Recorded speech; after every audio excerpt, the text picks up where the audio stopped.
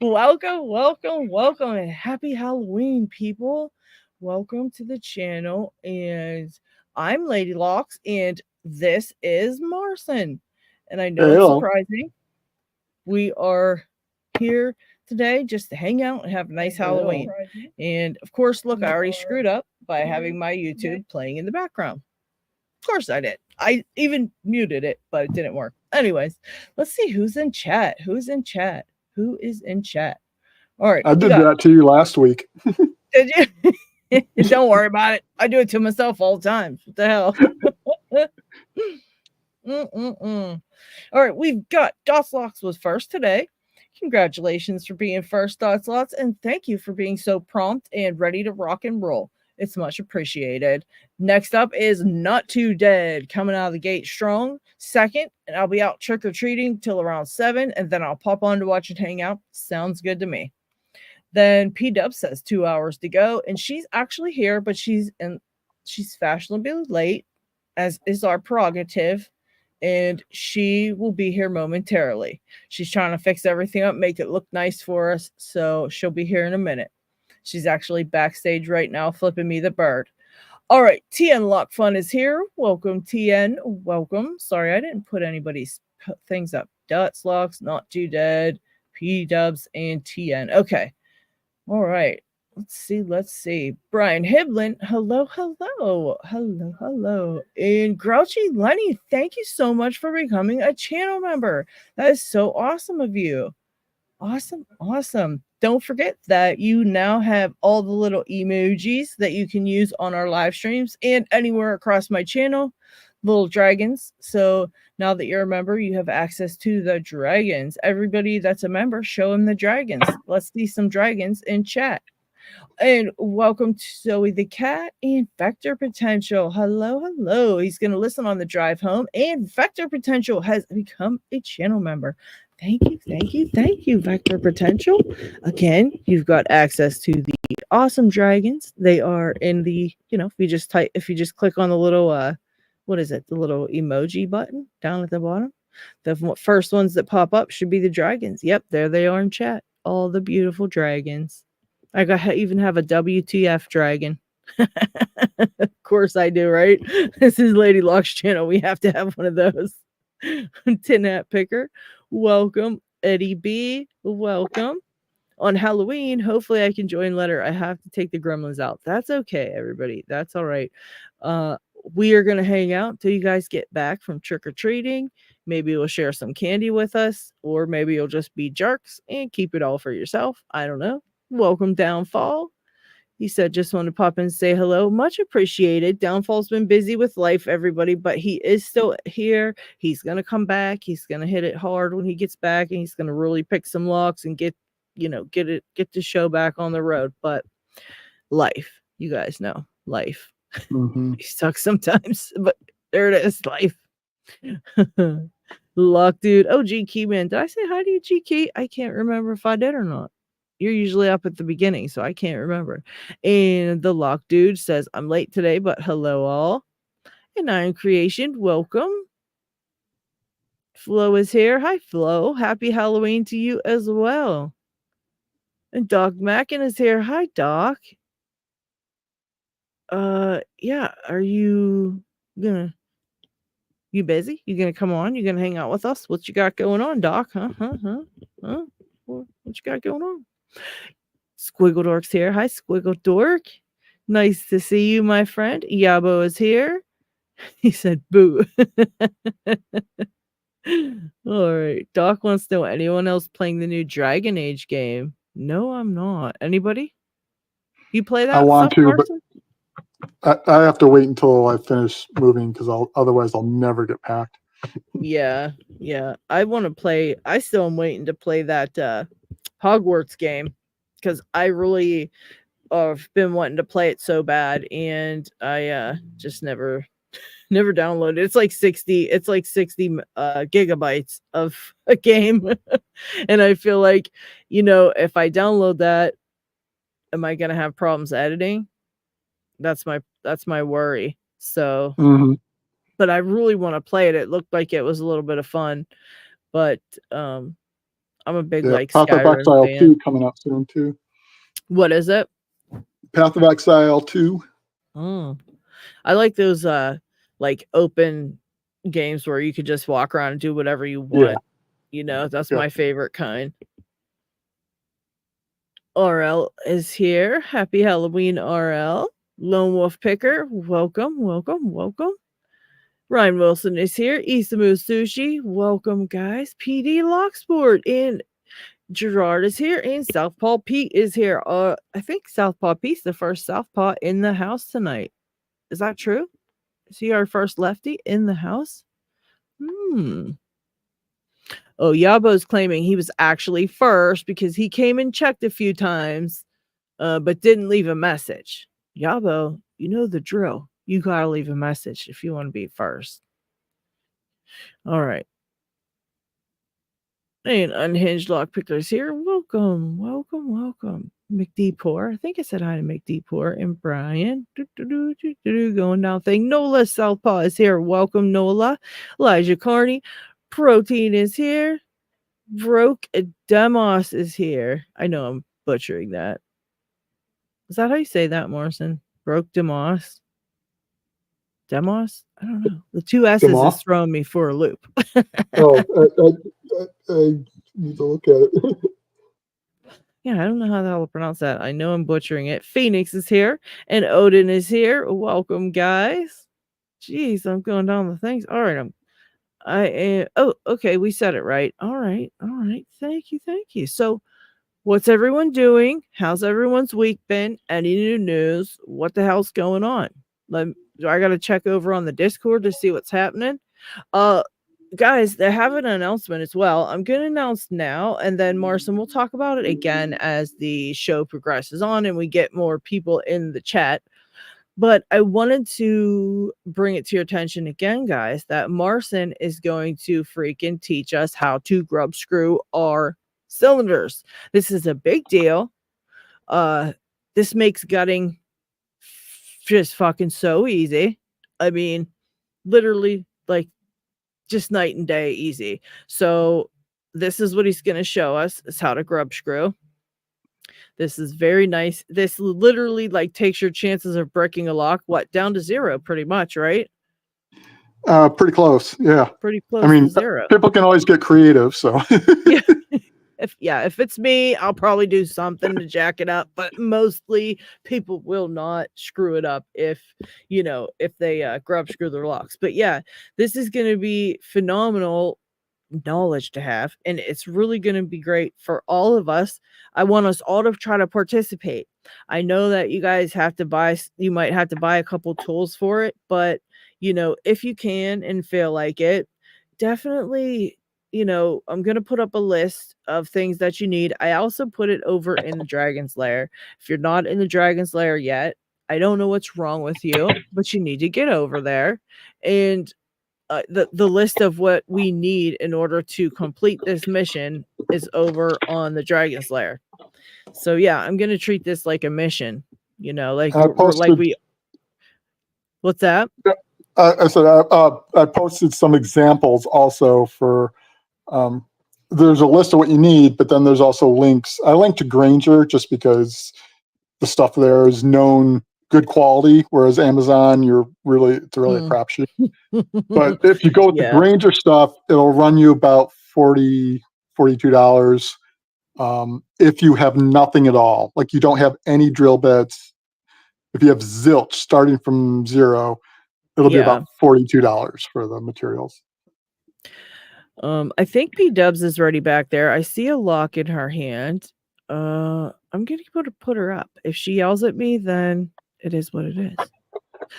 P Dubs, I have to tell you, you have one small thing blocked the one side of your camera. So you're kind of like half on camera. It's like a purple something. Is there something purple up by the camera? That is the ice brick. Oh, shoot. Okay. Protecting the phone. It's melting pretty quick, but I'm using Lady Lox's pre-show idea, which was to hook that sucker on with a clamp. So I've got it attached to the camera. Is it All out right. of view? Oh, that's There better. it is Yeah, there. there you go. Let me take the Alright. Happy Halloween banner down because we've all said Happy Halloween. I don't want it to block It's P-dubs. melting pretty quick. Yeah, that Got me stinks. got But me little cloth there ready man, to catch the drips, which is good. Hey, happy Halloween. So what sort of spooky sort of locks have you got for us this time, Lady Locks? I know Halloween is your kind of time of year. I love it. I love Halloween. I love fall. I love it so, so much. Yeah, I've got a couple of cool locks to pick today, but mostly I wanted to go over this mission that Marson is putting us on because this is basically Oh, like I was thinking about it and how I said like we should do little challenges over on the server. This is kind of like one of hmm those challenges. It's very Locksport related as well. So I want to try to get as many people to participate as possible. Also, even if you're freaking brand new, you can still do this and it's really really good. Like it's a big giant piece of knowledge to put in your pocket, seriously. And yeah. I so appreciate you for doing this, Marson, because Well, this is sure. like this feels like I just so like, it feels like it was so out of my reach to figure out how to do this, even though I know it's not that difficult. But I'm always like, oh, I can't do it. I have no idea what tools to get. I have no idea what to use. And, I'm not about to go searching and, this, that, and the next. So I'm really excited about this. So, yeah, this is basically like a challenge, guys. I know that some of you may not have the tools and you might not even have the money to get the rest of the tools. So, totally get it. I'm not trying to, like, say anything like that because I get it. Trust me. And trust me. But But the video that will come from that tutorial, hands-on, live tutorial, will be something that you'll want to save in your reference library in a playlist because you will come back to that video. yeah, and I think it would be cool if a bunch of the audience is kind of watching and following along and see how many of us can actually freaking get it done. So, Marston's going to literally walk us through exactly how to do it. He's made a list of tools you need. He has a shopping list from Granger. I wonder, do you think if they're in the US, they'll get the tools if they would order it right now, Marston? Or is it like one of those that takes. Well, the nice thing is Granger will ship to a local store. So if you have a local store, the local store will get it within a day or two, and you can go Ah, pick it up if you want okay. to. So you don't even have to pay shipping on it Oh, if wow. you've got a Okay. local store. Yeah, and guys, you can always get this stuff wherever. I mean, if you just are Yeah, getting it for this Amazon if you one need little it. project, yeah, it's not like you have to go to Granger and do all this not this other No. stuff, but it is a good place if you want to get the right stuff and like to have like the good stuff and the right stuff, get The it one there. warning But I would say, not getting the Grub screws themselves from Amazon, just because the ones I got were undersized. They were claimed to be 3.5 millimeter. I measured them. I put them into the hole and they fell in. That's They not ranged anywhere from like 3.2 to 3.4 millimeter, but none of them were 3.5. that's ridiculous. So they're Okay. useless because they're random. Yeah. They're not even, it's not even like they're 3.25 or something that I could Yeah, something all use uniform. consistently. Right. But no, That's they're all over the stupid. place. That kind of ticks me off. All right. yeah, that's bad. That's real bad. You need to give them. Yeah, you Yeah. need to let Amazon know they've got to take that product off their Yeah. list Yeah, because So, I it's that's mean, not fit pretty for that's what happens. purpose. The Chinese manufactured stuff. That's what happens. It's right. basically Amazon has Isn't that become quality control? Alibaba. So, Oh, dude, it um, Yeah, has. they're It's like dumping AliExpress. become ground. the US Temu is what I call it. Yeah, the It's AliExpress. ridiculous. And it's It like, all sorts of fake stuff, and yeah, I don't even know Yeah, but how double the to, price. yeah, and I don't know how to get around it either. Like just to type in like just it's too made in the late. US. It's like it's Yep, ruined for me anymore. it It's is. bad. Yep. Ryan hates But it. Dude, anyway, he hates it. He's like F yeah. Amazon. He's like, why do you get on there? Get out of that. I'm like But for a lock, what you're looking for is something that has these plugs in the top. okay. So it'll be um, like a Euro cylinder like Okay. this. Um, they'll even, you can, like this just Defiant rim cylinder. Okay. This one's already grubbed, but had the plugs in the top like this one. Okay. Scandi ovals sometimes already come Yes.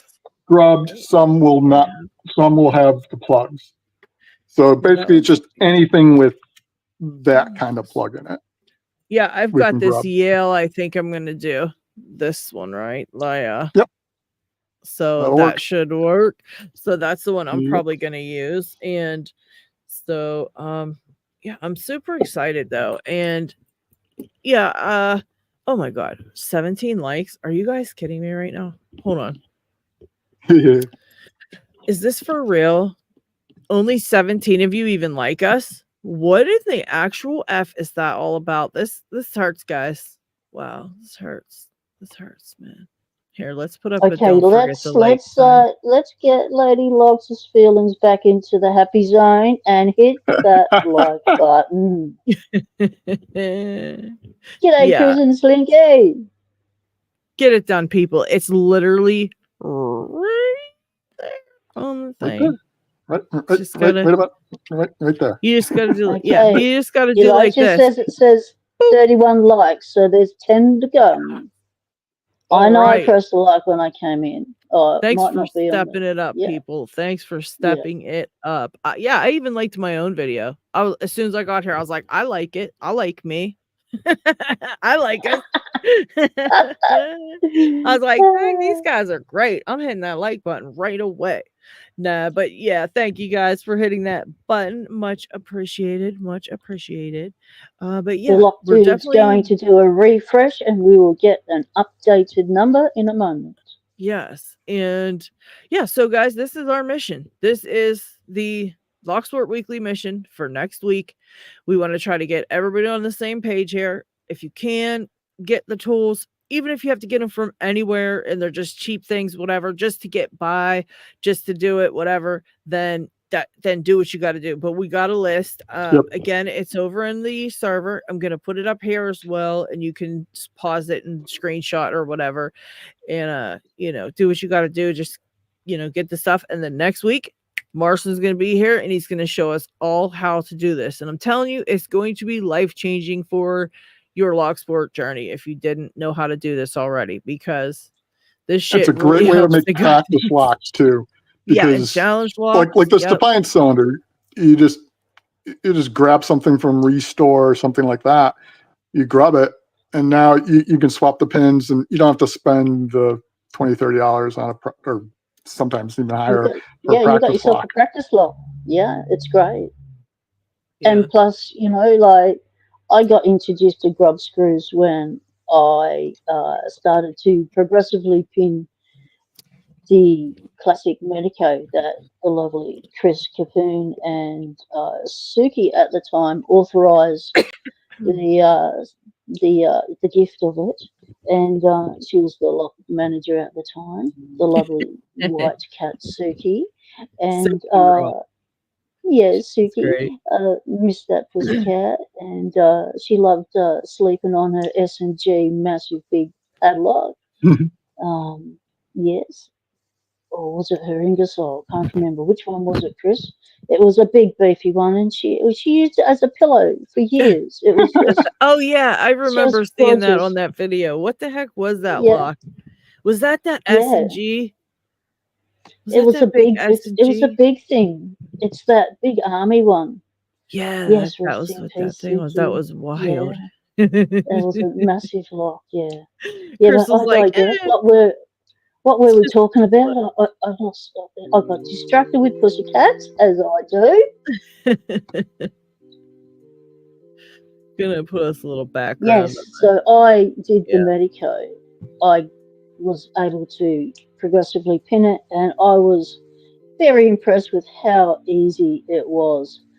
So much easier and less stressful too, as far as gutting goes, because you're not going to get nothing stuck in the Bible. You're not going to potentially, trash a spring. And game changer. And if you do mispin it, it's easy to fix. Yeah. Game changer. Really excited about learning this myself. When you said that, Marcin, I was like, oh my god. Chris And if says you have a it's a lock with a kick huge. cover like this that slides off, you can grub it. I would consider it a more advanced technique. So if this is all you have and you're willing to risk it, we can go ahead and try it. The main issue is the grub screws take up room where the spring would be. So where a kick cover would just slide on the top, you're not taking up any room for the springs. Whereas, like you kind of see it on this cutaway, the screws go down in. And on like a Euro cylinder, that's where the plugs would be. Right. So you're just replacing the plugs with those screws. Right. You're not changing anything, yeah. but in that you're going to change it a little bit. Yeah. Right. So you're in not this really case, going I to be did affecting spring pressure. tap it slightly, and it's grabbing on these rails. So basically, I'm letting the screw only go very short way into it and relying on the rails on the side to grip the screw. But you have to be kind of careful with that, and that's more advanced. But it is possible. Yeah. But in general, I don't recommend grubbing standard kicks. Okay. Yeah. Yeah. So try to avoid that, guys. If you have something else, try something else first, and you know, do what you got to do with it. But if that's all you've got, you know what? Fuck it. That's all you got. It's better to try make it work. Yeah, you it's better to practice and it you on adapt. something. Yeah.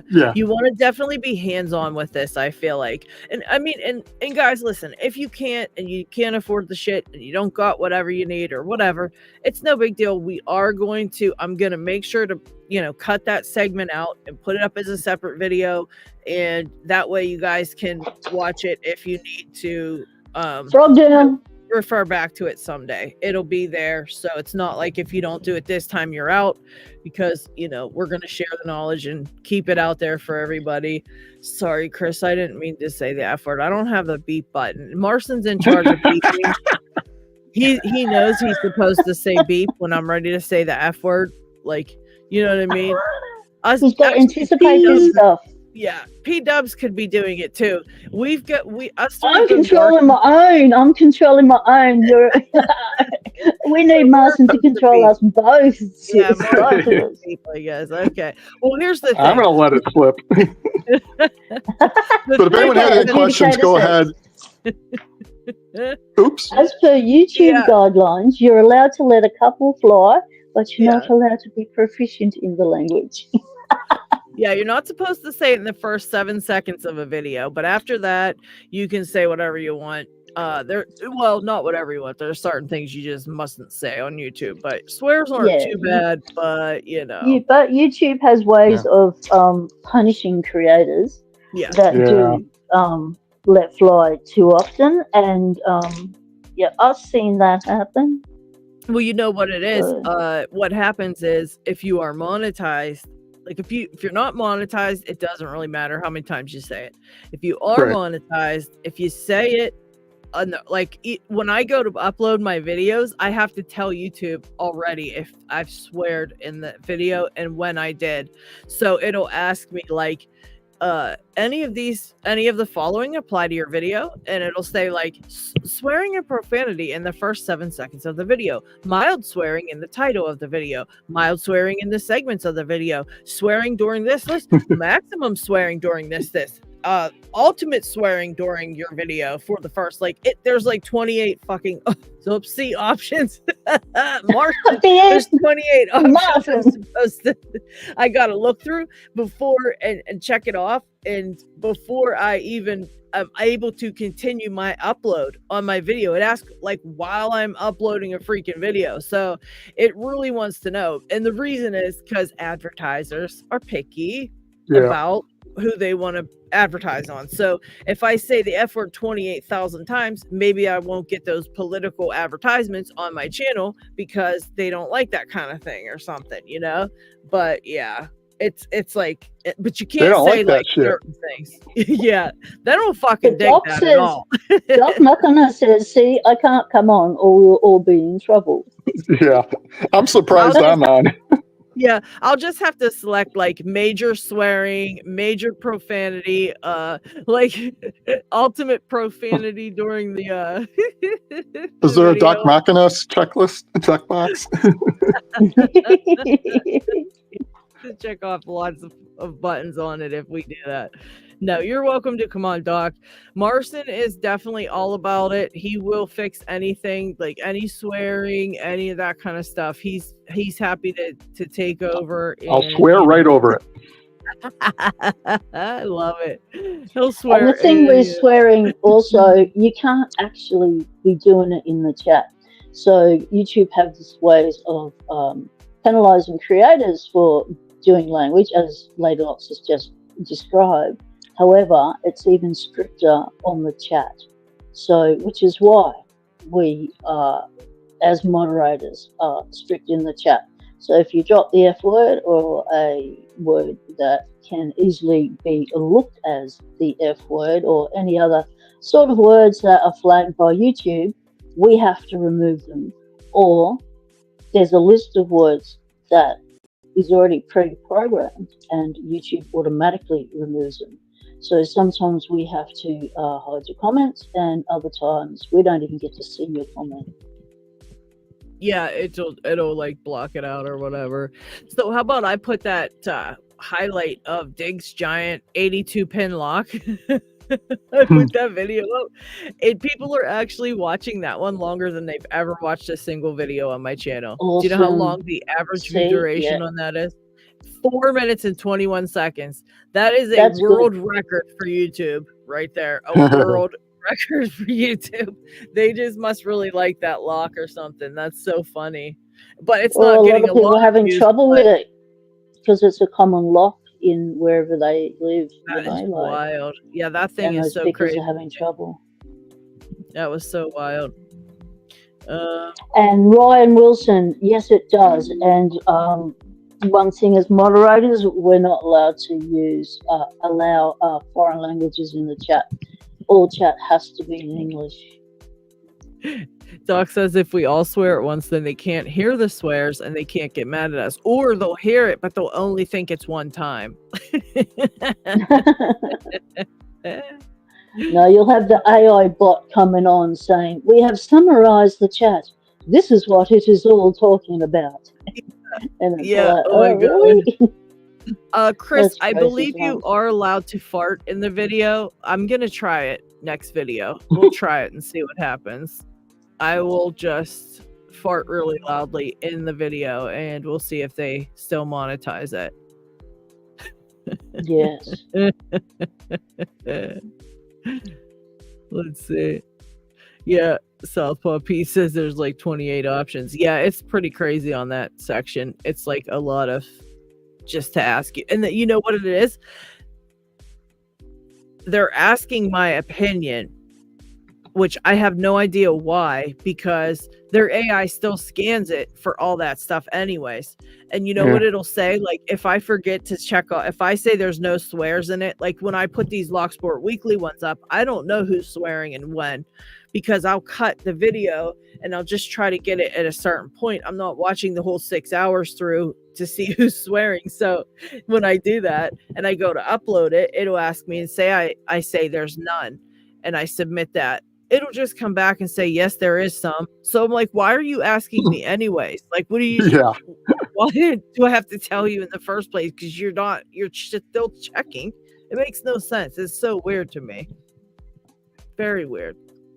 And what they consider swear words, we may not consider swear words. Yep. Yeah.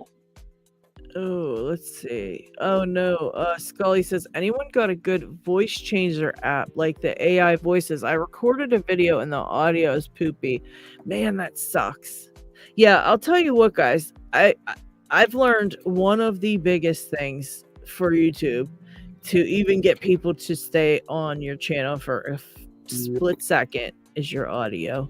It's really important. It's half of what they're what the video is, right? Because we get on there and we're consuming that with our eyes and our ears. So it's both. And so the other half, like your ears, if it sounds really bad, people literally will be like, oh, I can't listen to this, and they'll change it, you know? So yeah, that sucks, Scully. I do not know of a voice changer app. Does anybody else know? Voice mod. No, Okay. and I don't know if I would recommend that, because that may end up in the same issue where people don't like hearing that, because it's in the uncanny valley kind of stuff where it sounds like it should be a person, but you can tell it's not a person. Yeah. And I if it was me, I would not watch the video if it had that kind of stuff on it, because I can't listen to that. Yeah. You know what though? It's so funny. The editing thing that I have, what it can actually do, well, it claims, I've never tried it, but what it can actually do is if I have to give it like a list of words, it'll ask me a list of words and I'll have to say the words. And once I do all that, it can make the AI, I can make it say everything in my voice, and it's not even me. That is creepy. So it would be me talking, but it wouldn't be me talking. Like it would be the AI pretending to be me. It's very weird, but I know it does it, but I've never tried. I should try it one time, but I think you can just put in like a typed paragraph and it'll read it for you, or you say like make me a video about whatever, and it'll actually make it itself and then pretend to freaking be me, which is wild to me. But yeah, Scully, they've gotten a lot better than they used to be. That's true. It's crazy. Holy shit. Scully, could you, with your editing stuff, could you remove the sound that's on your video and do a narration overlay, voiceover? That I would recommend. Fix That's up a better your option. audio. Yeah. Rather than go for a artificial voice, would that be an option with your? Do you have those capabilities, Scott? Yeah, I think that's what you should try, Scully. If you can mute your voice, just mute the original video, and then do not get Lady Lock started on AI. No one in the chat start Lady Lock's on AI. You know what she's like. she'll tear that AI shit a new one. Yeah, I don't want to even go there. Put it in a robot body, even better. Yeah, they actually want me to go ahead and give them a sample of my voice so they can pretend to be me later. Okay, they're gonna be doing some crazy shit, and then your guys are gonna think it's me, and it's gonna be freaking AI. What do they want to do next? It's creepy. Don't even get me started. They're trying to take me over. You see how that happens? They're like, it's really easy. Just give us some samples and we'll make an AI just like you. And that's the first step. Get off. You're making an AI, thing that can be me, It's like, no, you're copying. Yeah, we don't need Lady Locks anymore. Yeah, you don't need more of me. Trust me. Trust and believe. You do not need more of Lady Locks. Only Ryan. But DaVinci Resolve is a great, professionals use it to edit movies. And you can download for free, and it's fully capable. It'll do 4K. It's amazing. And it has Resolve. Awesome. It has great audio editing in it. And it's not super convoluted. It's not like learning Blender where it makes your brain hurt. I found it really intuitive. That's awesome. And it really improved my videos. That's really cool. Yeah. If there's a free version, Scully, I would Lady Lock, your audio's dropped down. Sorry. Yeah, that's better. Yeah, if there's a free version, Scully, I would 100% give that a try, and just like I said, mute the original audio, and then you can record your audio, like watch the video while you're saying what you gotta say, and just like do an overlay, voice overlay on it. It'll probably just be better off. But yeah, it says he doesn't have a good mic, so hard to overcome that. Because if you overdub on a bad mic, it's still a bad audio. Yeah, that's true. Yeah, bad mic is You know what? If you check on Amazon though, they do have some pretty, I mean, it's not like the 100% best, but I used quite a few of the different ones from Amazon uh as I was, doing my videoing, and my audio went from like complete trash to that's not bad to finally like really good. But that middle area, that was about when I got some stuff from Amazon, like just a little mic thing from Amazon will make 100% difference. It might not be like, the best, but for 15-20 bucks, like, you can't beat that for a while till you can get a mic, because like actual mics are like $150 and more. It gets up there really bad. There's some pretty decent mics for not too much money. The one I use, I'm just using the phone one right now, but yeah, the one I use for Zoom and whatnot, it's not that much money and it's pretty decent. And the thing to look for is you might want to see about using some noise cancellation software. Yeah, W3OY, right? W3OY, right? G'day, mate. Uses CapCut on the phone to edit. Has an AI voice cleaner that they use to clean up the audio. Works 95% of the time. Oh, that's cool. 95% of the time. That's try going to that. be easier than trying to make an AI logo. And trying to do an overlay. I would try that first, Scully. If you could try it on CapCut and see if you can clean it up.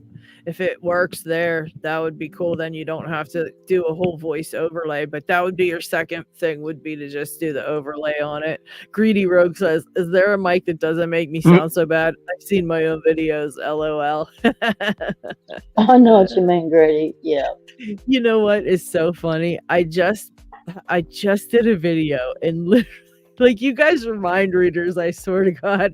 I just did a video. I finished editing and uploaded it, but it's not I have it scheduled to come out, and literally I was like, none of us like ourselves. I was like, you have to, like, if you're doing on camera, practice and watch yourself back a bunch of times, because we all really do not like our own stuff. It is so funny how we just like, we hate it. I don't think I've met anyone who's like, I love my own videos. Like, everybody's like, oh God, that's terrible. Yes, Southpaw Pete says, hate my own voice.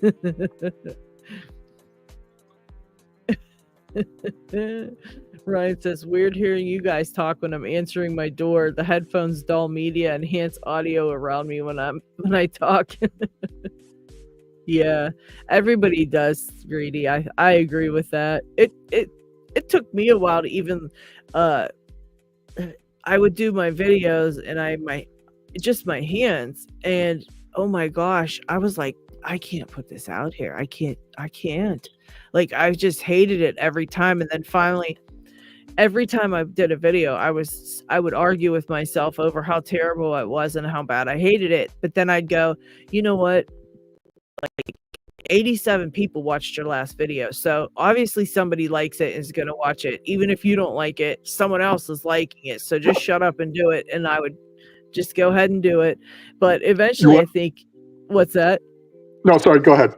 I was just going to say, eventually I think, like, you get kind of used to it. You're just like, whatever. At that point, you're like, Yeah, I'm like, I watch my videos back once when I've filmed it and go, okay, did the sound work? Did I get the lock in the shot? Did I get my point across that I wanted to make? Did I share the information I wanted to share? Did I achieve what I wanted to achieve in the video?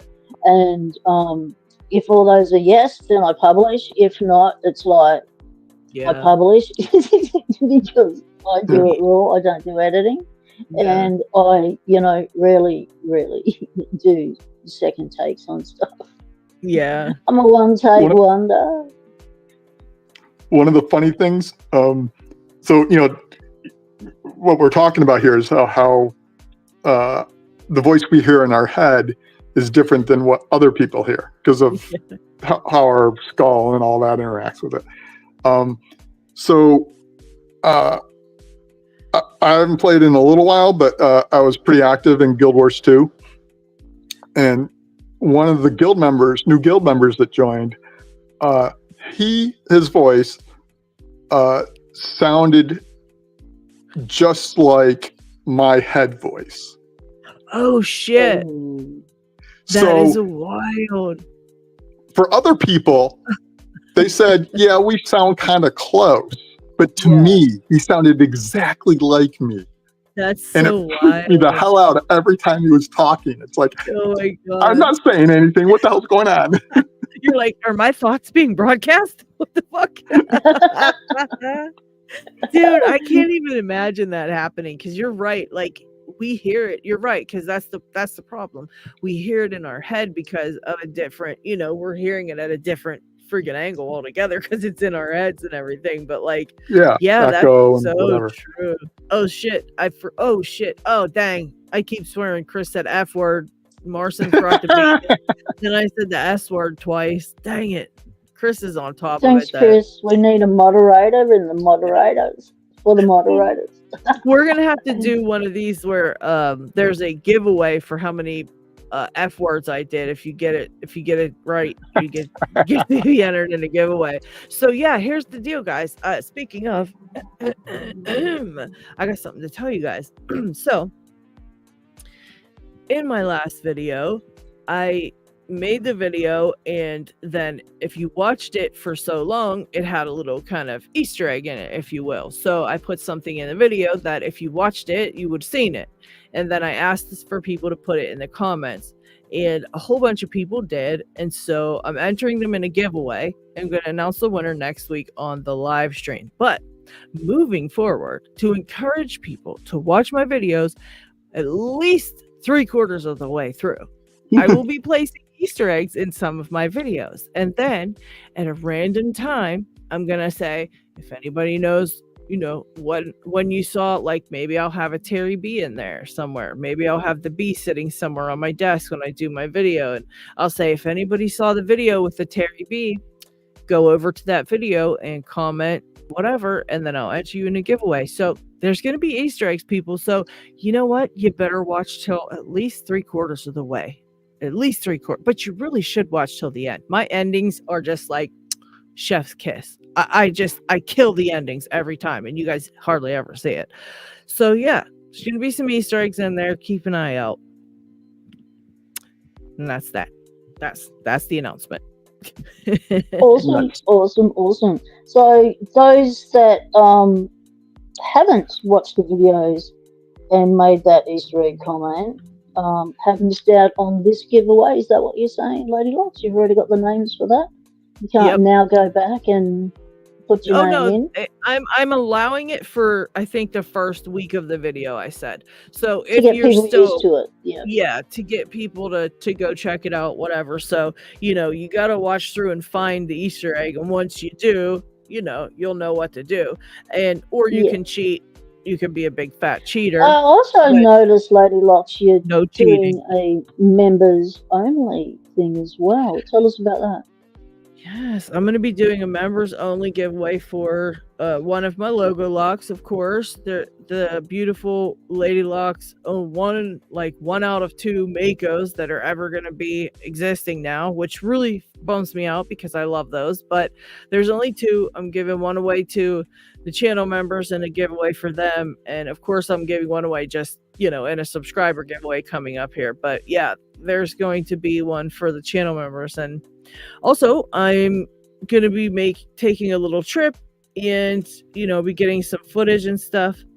But I was saying, if I get to see LPL and get to see McNally, if any of my channel members had any questions that they wanted to ask to get answered from them guys, I was going to do a little, pin them down and try to get some answers, do some little interview, So if you're a channel member and you have a question, go check out the video that I posted for you guys over there.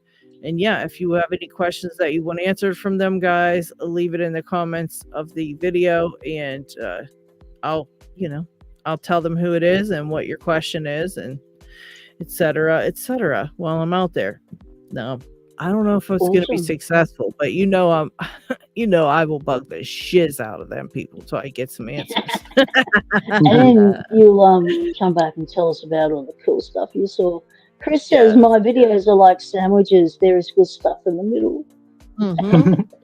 Yeah. That's the thing, guys. Honestly, YouTube kind of really, is hard for Locksporters, and this is why you see tons of us. And some people have like such high subscriber counts, but no views on their videos. They'll have like 3,000 subscribers, and when they put out a video, 25 people watch. And the problem is that we're trying to watch everybody's videos, and like I said, I keep saying, like, we try to like watch 10 videos in a 4-minute period.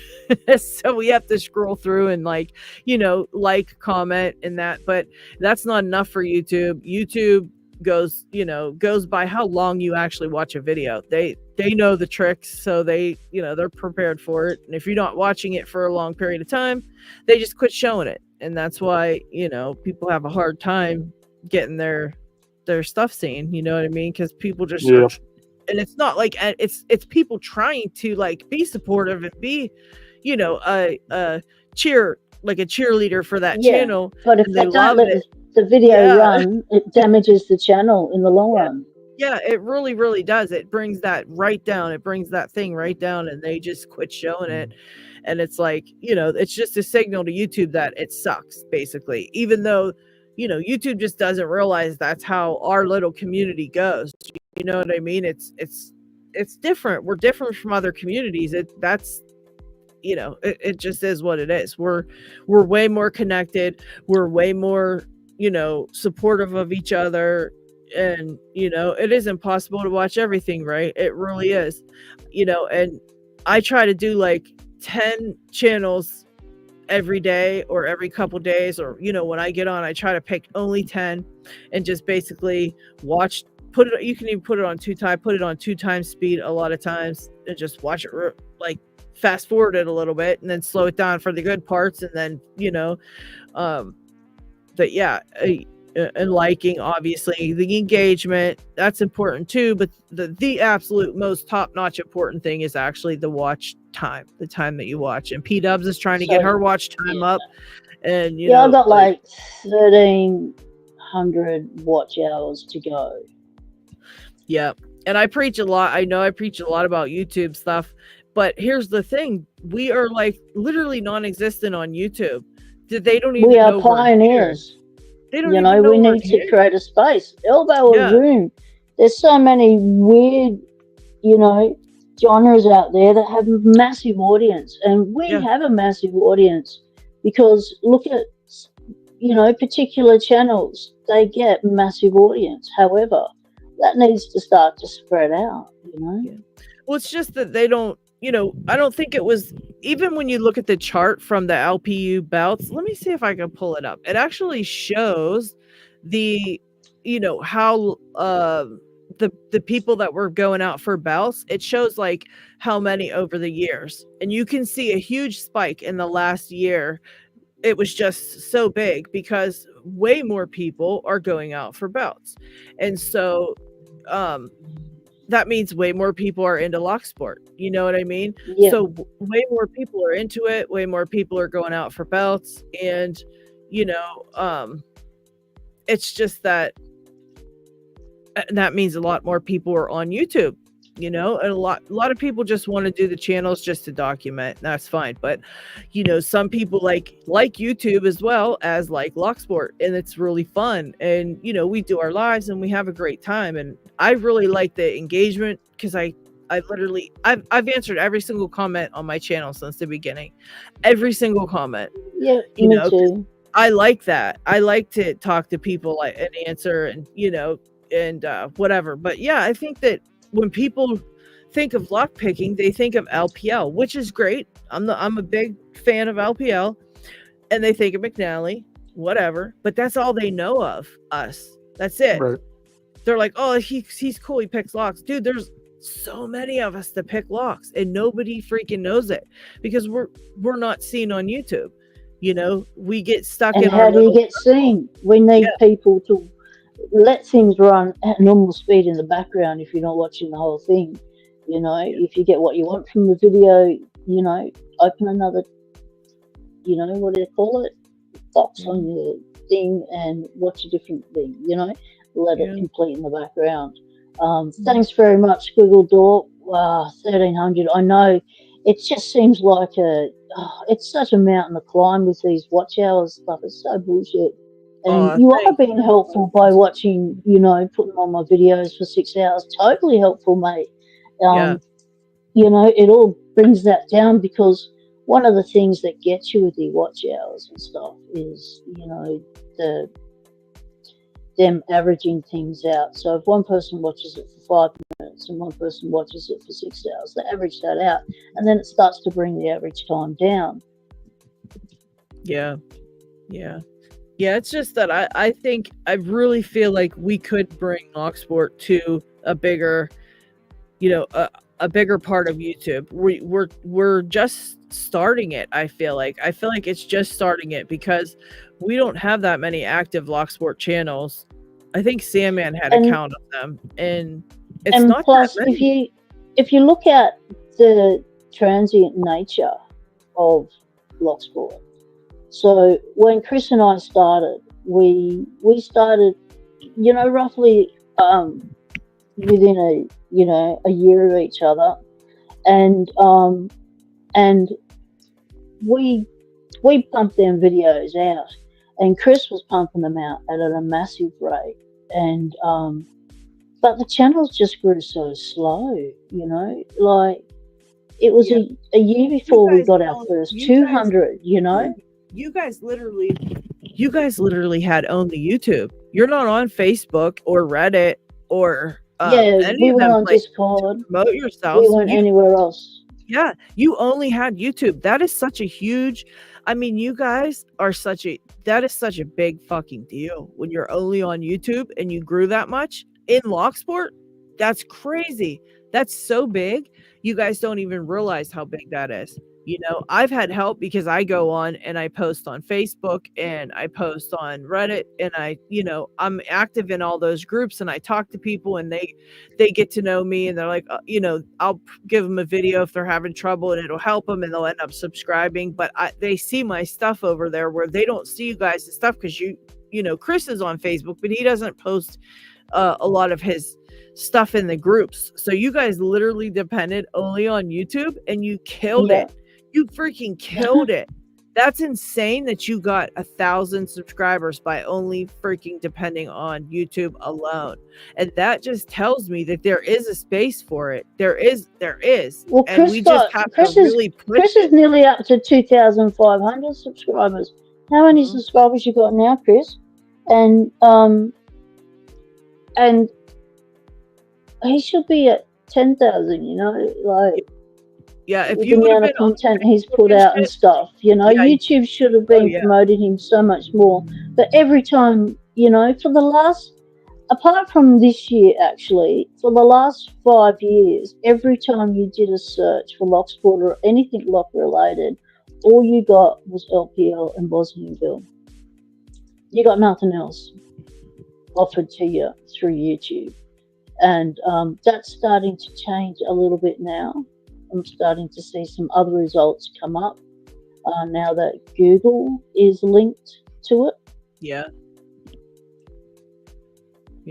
It's crazy. It's crazy. But you guys are like, honestly, like these huge pioneers. I mean, I don't think a lot of people realize just what big of a deal that is. I mean, that's huge what you guys did. Chris has got 2,039 subscribers. Wow. So should have a heap more than that, because you hit 2,000 ages ago. Like, why hasn't your channel grown once you hit 2,000? Once you got 2,000 subscribers, you would think that, you know, your channel would continue to grow at a steady rate. Yeah, it's hard. It's hard to just grow with just YouTube. It's insane. And that's welcome, Alan. Hello. But yeah, I started that second channel, and I just wanted to see, you know, what how it would even grow. And I'm going to be honest, if none of you guys went over and subscribed, I'd have like 3 subscribers to it, because it's ridiculous to grow on YouTube. So that you guys, the fact that you guys freaking did what you did within Locksport, because Locksport's such a joke on YouTube, it's insane. It's insane. Lady Locks, we have a lock disaster on our hands in the chat. The lock dude has stuffed it greatly in the gutting. Yeah, he's coming on. He's sin. coming the on. cardinal sin is to forget the shim in Locksport gutting. Oh, dude, mate, I thought you were a little bit more switched on than that. Come on. We've all done it and we continue to do it. But hey, come on. You know, we all know to shim it. Shim it. We've even made songs about shimming it.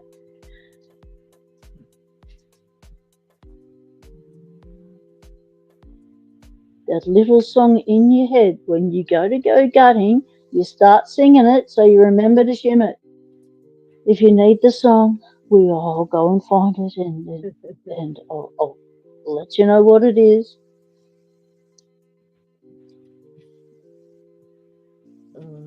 RL said he has a new logo an idea for a new logo lock brand. Oh. Audio, Lady Locks. Oh, I really want to know now. I'm sorry, I'm checking Discord because I keep missing Discord stuff, and I don't want to miss everything.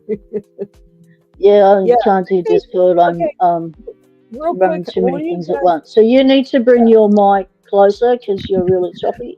What do you guys think about Mick D. Poor putting some guitar videos on his channel? Would you guys be into watching it? Oh, Frogs Down. I think I would. I'd love to watch some guitars. I love guitar. Yeah, he said, because I know he definitely is. He's been playing for a really long time, and he enjoys that as well as lock picking. And I mean, look at his. He sends us guitar picks with a sticker on it. You know what I mean?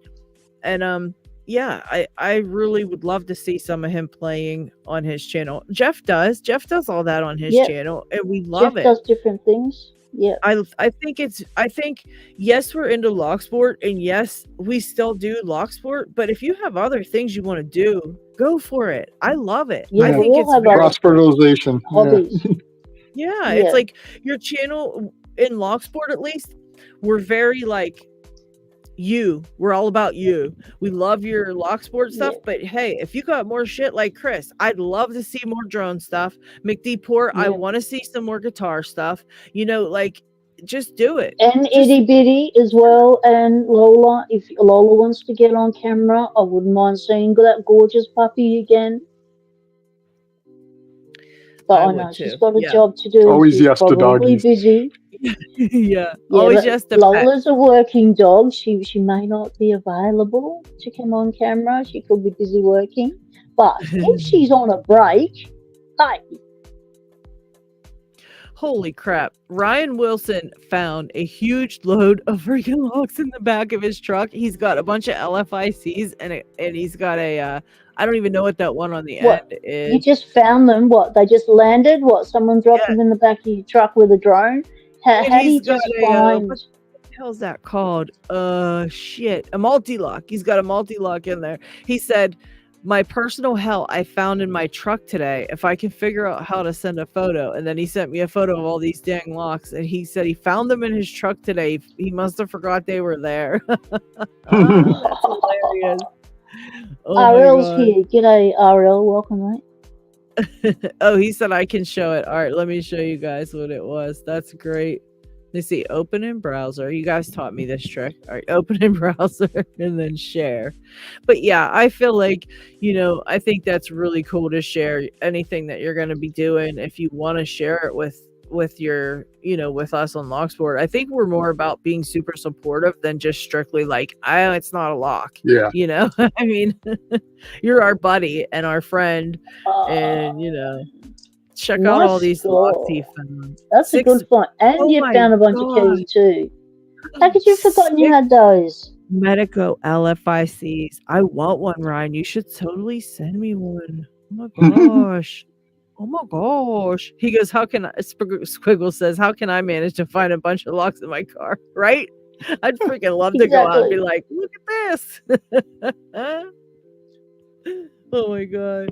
That's great. Ryan, you're gonna have a blast with that. You are gonna have a blast. And Chris, no, a no on butt cracks. I don't know what we were talking about there. Oh yes. Okay, Ryan said yes, you can show it. And then Chris said a yes on animals and a no on butt cracks. All right. We went from one Okay, glad extreme we to the got next. context Yeah. for that. Thanks, Yeah. Hey. Lady Locks, because that was well, all I saw was that comment, and I thought, how far back in chat do I have to go to find out what that relates to? GP Ryder, welcome in there. You just came in time for the butt crack joke, but we're good. What Yeah, if it's welcome. pet butt cracks? Oh my god, I Ooh. saw a TikTok of this guy who has one of those really puffy poodles. He like really fluffy, and he gets it, and he actually shaves the dog's, like cuts its hair himself, and he makes her a butt. He makes her this big booty on the back with a butt crack on Oh it. no. It's freaking I should have screenshotted it. Damn it, I should have screenshotted I that. can picture it. Oh my god, it was so funny. He goes, people get offended by my dog's booty, and then it showed him shaving like all of her hair off, and then she had this big booty on the back. It was so funny. And like the dog don't know, you know, he don't know he's like that.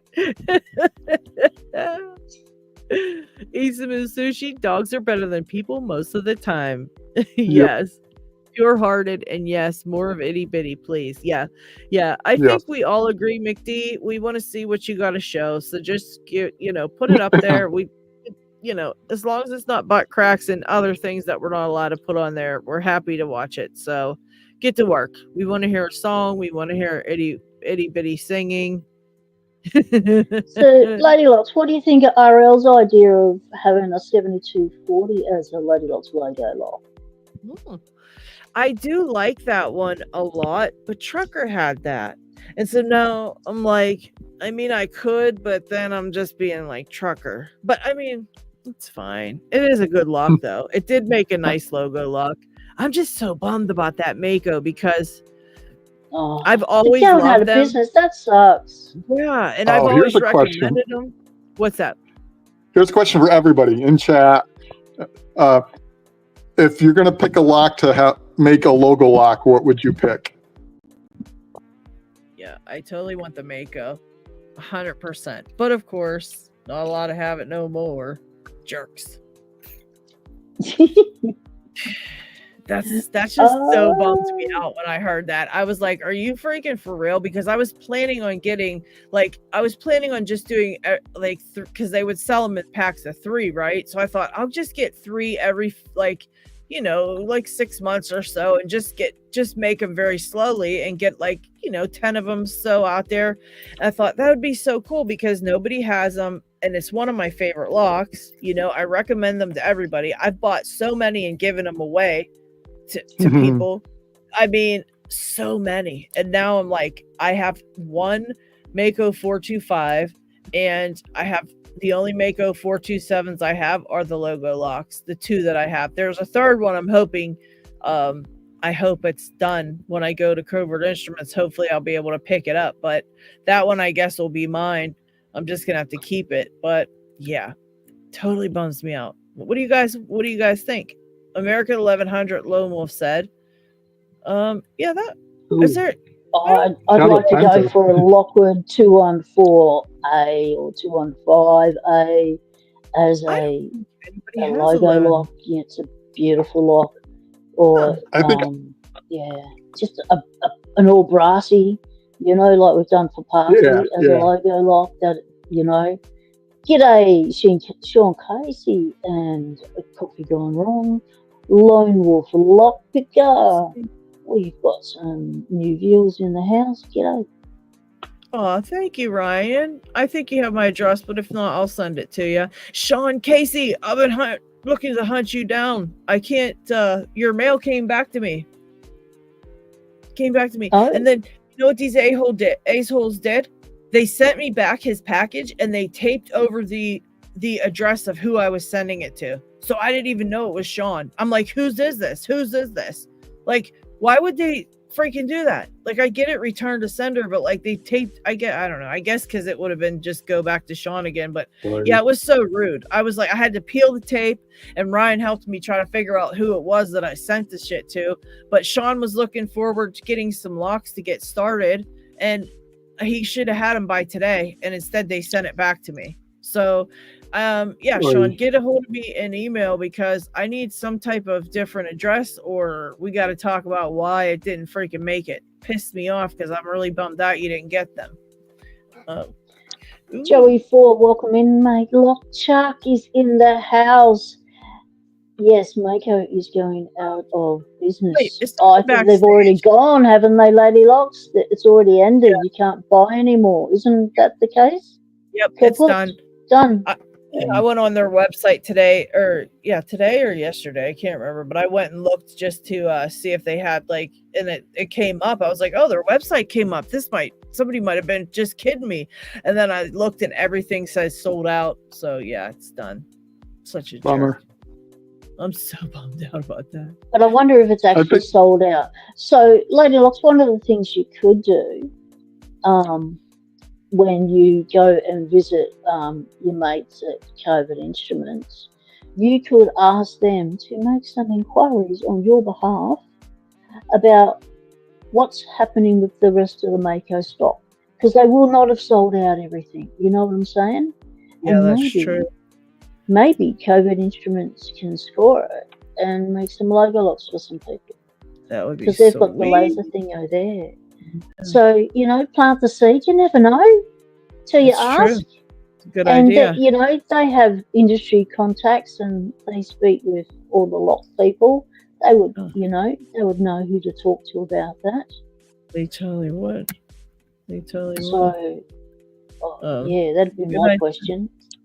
What were you I'd saying? like to do a gig AP extra because I'm an asshole, but I think it'd probably have to be the goal ask just because of how many times I've promoted it. Yeah, that's a good It's so small though. My logo would be that big. You know what, Morrison? It would actually work for yours because it's so clear. It can actually be shrunk down so small that you'd still recognize it. Yeah, I did use my stamp for it. There it is. Dude, I'd have that on every one of my locks just to be like, it's mine. And then if somebody has it, they'd know it was yours right away. Mine. Yeah. I love that. Or Cat from Red Dwarf. This is mine. Squiggle says a Kaba Penta padlock. Got one from a group I like that one. I've never seen one, but a Kaba Penta sounds like, I think that's what I have 17 of in my drawer here. Coffee Gun a puck lock. Yeah, Coffee's idea of the puck is a good one. Yeah. Lots of room. And I like the American 1100 idea too. I'm thinking, I don't know that I've seen anybody's logo on an American 1100. Have any of you guys seen that yet? I mean, for as popular as those blocks are, you'd think there's somebody. I thought so. Didn't you Band-Aid do some, or were those all pack locks? I'm so stupid. Yeah, your Band-Aid may have, but I'm so stupid. Look at this. Can't remember. Oh, nice. They did put one on the 1100. That was not even me trying to promote myself. I totally just fucking forgot about that. That's funny. I'm like, Lady Locks. Oh my god. Chris Capoon is not feeling the best. So we are sending you some healing energy, Chris, and I hope you're feeling better soon, mate. I'm going to post 2 videos on my Pocket Watch channel in my short section just for you, Chris, to put a smile on your face. So when you see those videos, you will know that they're for you.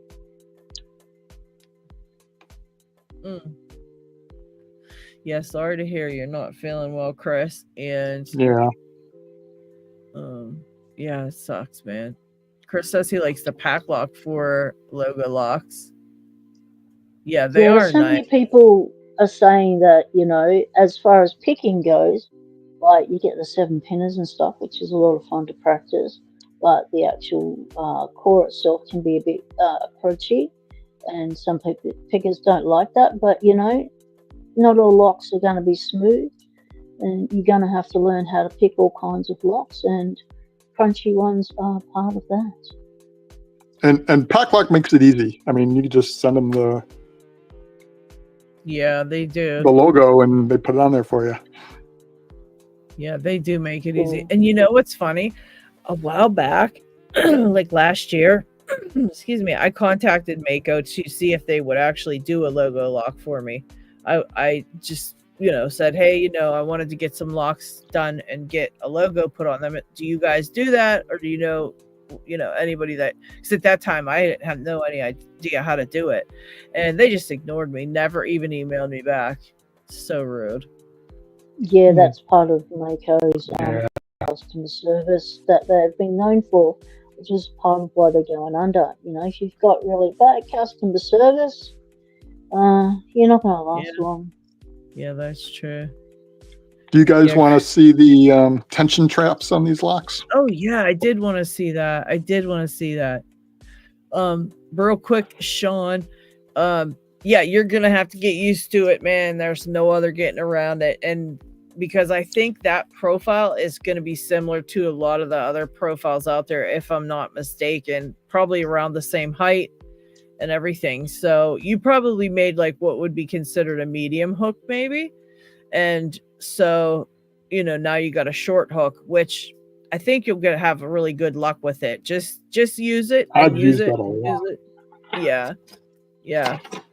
But I would just say get some practice with it and you'll get the hang of it. Every time you switch tools or switch tensioners or switch anything, when you're new, it all feels weird, awkward, and freaking annoying because you're finally getting the hang of it and you feel like, yes, and then you switch a tool and it's like you're a noob again from the very beginning and everything's flying out and everything's not working. But the more you just hold them in your hands and use them to pick with and try different things, you'll eventually that too will become like, because the reality of it is we need short, medium, and long hooks for a reason. We need them to pick things, and so you have to get used to using all of them because you're going to need them over the course of your picking anyway. So oh, an iron worker. Okay, my brother's an iron worker. Very, very cool. Nice. Yeah, I mean, if the hook you made is working, I wouldn't adjust it at all. I would let it go. Yeah. But you can always make another one because that's probably like a medium, and you need that anyway. So you're gonna need it. Yeah. Let's see what Marston's got to show us, man. He's gonna show us what did you say was tensioning something or other here? Traps. Oh yeah. I want to see about those because I have well, Steve is making me a cutaway of that. What is that thing? A Chubb Cruiser or something like that? And so this is a detector. I believe Chubb made the first one. There's also TANN, TANN. This is a WLN. Both of these were from the UK's Ministry of Defence. They were decommissioned. There was a group buy. This one was pretty tarnished and whatnot. So I cleaned up. I left the back side with the texture and all that because I didn't want to lose any of the text stamping. But I polished up the front side pretty smooth. Still needs a little more work to get a really good polish on it, but I'm going to wait until after I move. But this is the WLN detector. This is the Mercy 14 lever. So I've never seen that one on the right before. Never seen one like that. It's a dual levers. I showed this one earlier. I've made a clear plastic cover for it now, though. So really easy to see the 14 levers. You got the various fault gates. So this is a really interesting design. Let me see if I can get it so it's not the light. The glare gets makes it a little hard to see. But oh yeah. So the levers, let's see.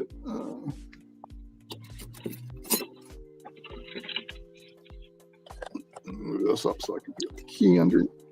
So this is actually the front here, and it would normally have this cover on it. So key goes in. I love the sneak peek in there. And you can see the various levers here. Oh yeah. Oh And my it god. moves the one pack first, and That's then a it lot of moves freaking levers. Jesus. the other pack. And then once those both packs are engaged, it moves the bolt back. How would you even go about picking something like that? It's pretty tricky. You do pick one lever, or one pack than the other, from what I remember. And when you tension it, you kind of force the packs together, so you lock up one pack while you're picking the other one. Because it has this has a bunch of different security features. I believe there's a lead plate in there, and the lead plate has etchings on it that if you try to use radiology to see the levers, you just see the squiggles in the lead plate. The lead plate's going to block a lot of it, and what does get through ends up being all jumbled because of the etchings. The levers themselves, so normally you have a pretty wide surface area the key engages with on the lever there. Okay. But these are really reduced, so they're really shortened like this. And if I remember right, that's because on something like this, you can see the wear marks where the different depths of the bitting engage. So like the taller bitting is going to engage it immediately and go along the whole length of it, whereas a shorter one, it might not engage until the key is turned a fair bit of distance, if I remember that right. And then for this, it's so reduced, and you'll see that there's these lips that stick up. So that's where the key bitting engages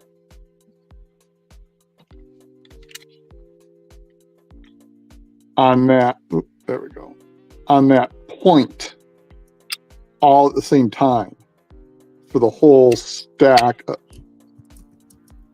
And you can see it here, it's like hitting that point every single, I don't know what you would call it, but the bitting of the key hits that every lever at the same time. So you can't put a scope in and look at the levers to see which one you should be picking first, or how far. Plus, so the stacks rotate. Well, just look at one half. So like this stack of levers rotates on this pin. This pin doesn't go all the way to the base. It's not locked in. It's locked into this arm. This arm is on this pin that's locked into the base. So it's wild. That thing is so crazy. Well, while I'm pushing this, you can see it. So oh yeah, and you can see how this pin slides within the box. It's not locked in there. So what happens is, do you see this right here? How the arm is sticking out, and you see this notch here? That notch is in the bolt. Oh yeah. So when I push the bolt, I'm tensioning it. It rotates down and locks the bolt. What? And it doesn't have to go all the way down. So just this little difference of tension from here to there. Now it's locked. Yeah. Wow. And So this requires really fine tension control because of that. Yeah. Oh my gosh. So the security, this is a black level tier 5. Oh, that's right. That's right. So, Okay. yeah, there's so many security features on this. It's just Yeah. insane. That's so crazy. And So that's one type of tensioning trap. when were these used and what for? Do you know? Like, are they still used, or what were they used for? I'm pretty sure they're still used. Like this was retired. This one's dated. Where's the plate? I think it was 89. Wow. Yeah, 1989. It's like perfect condition for 89. Holy cow. You got a good one. So in the group buy, it was this one. The ones that a scapegoat was able to get a hold of. He got several of these, a bunch of these, and he also got the Manifoil, the super difficult dial combination locks. Oh, gosh. So I was watching an episode of Slow Horses. It takes place in the UK. It's a spy series on Apple TV with Gary Oldman. What's that called? What is it Slow called? Horses. Oh, okay. It's really good. Gary I'm Oldman. thinking of checking it out. I need a new show to watch. I'm like, really? So I'm watching it, and I see this row of cabinets, and it's got a row of manifolds all across the top of the cabinets. I'm like, those are the cabinets. That's where my lock's from. And my fiance just looks at me like, okay. Yeah, that's so funny. Everybody who doesn't pick locks thinks like they give you that look like, we know the look you mean. They're just like, what are you? Yep. Okay, whatever. Meanwhile, it's like the biggest deal. Sweet. Yeah, it's like the biggest deal in Locksport, and everybody else is like, okay, and but basically they're file cabinets. They look like regular file cabinets. They have these plates that will anchor into the base and then slide up and then lock into the top. And what they do is they go down, they're about this wide, and they cover the entire front where the handles are. So it locks all the drawers into the file cabinet. Wow. And so you have to open one of these or one of the manifolds in order to get the plate off, and then you can open the drawers. And that's where they would store the top secret documents. This one's a bit different in that instead of being a momentary trap like this one's a detector. So this will tell you if someone tried to pick it. Okay. Let's see, here we go. So,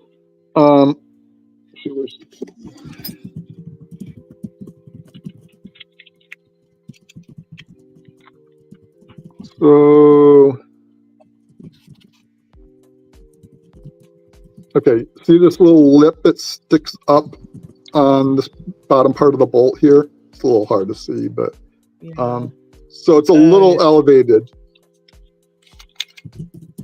because the flat line is about here, and then there's a tooth that sticks up about there.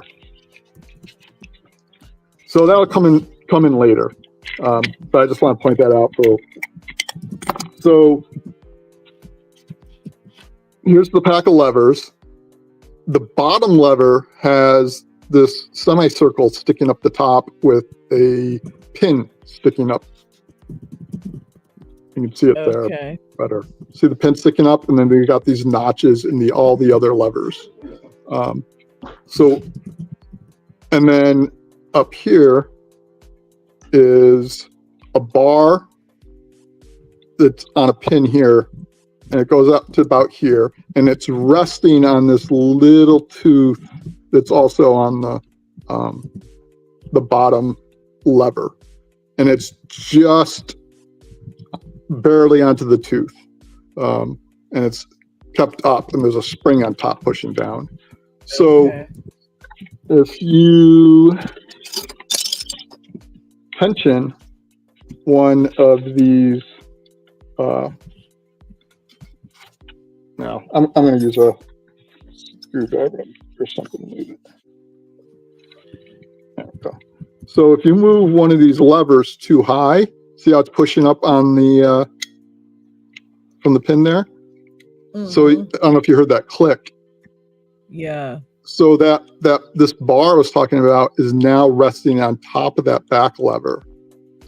And it's now blocking the gate. So if I use the key and try to open it, it pushes all the other levers up properly. But can you see that the bottom lever? It's blocking the pin. So now I can't, it won't open at all, even with the key. Wow. What the hell? So to reset it, I have to go all the way around the backside. And then what that does is that tooth I was talking about earlier, if you can see it there, it's got a ramp on it and it pushes up on this bar and there it goes. It pops up. That's so loud. And now it's setting back up. Now it's setting up on the top, on that back lever, like it used on that tooth there. So it used to be sitting down there. Now it's up on top. So now all the gates are open and you can use the key to open it. But Wow.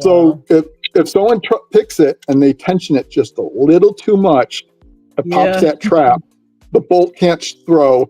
And even if you use the key, it'll just stick. And it's like, okay, now you know the key doesn't work.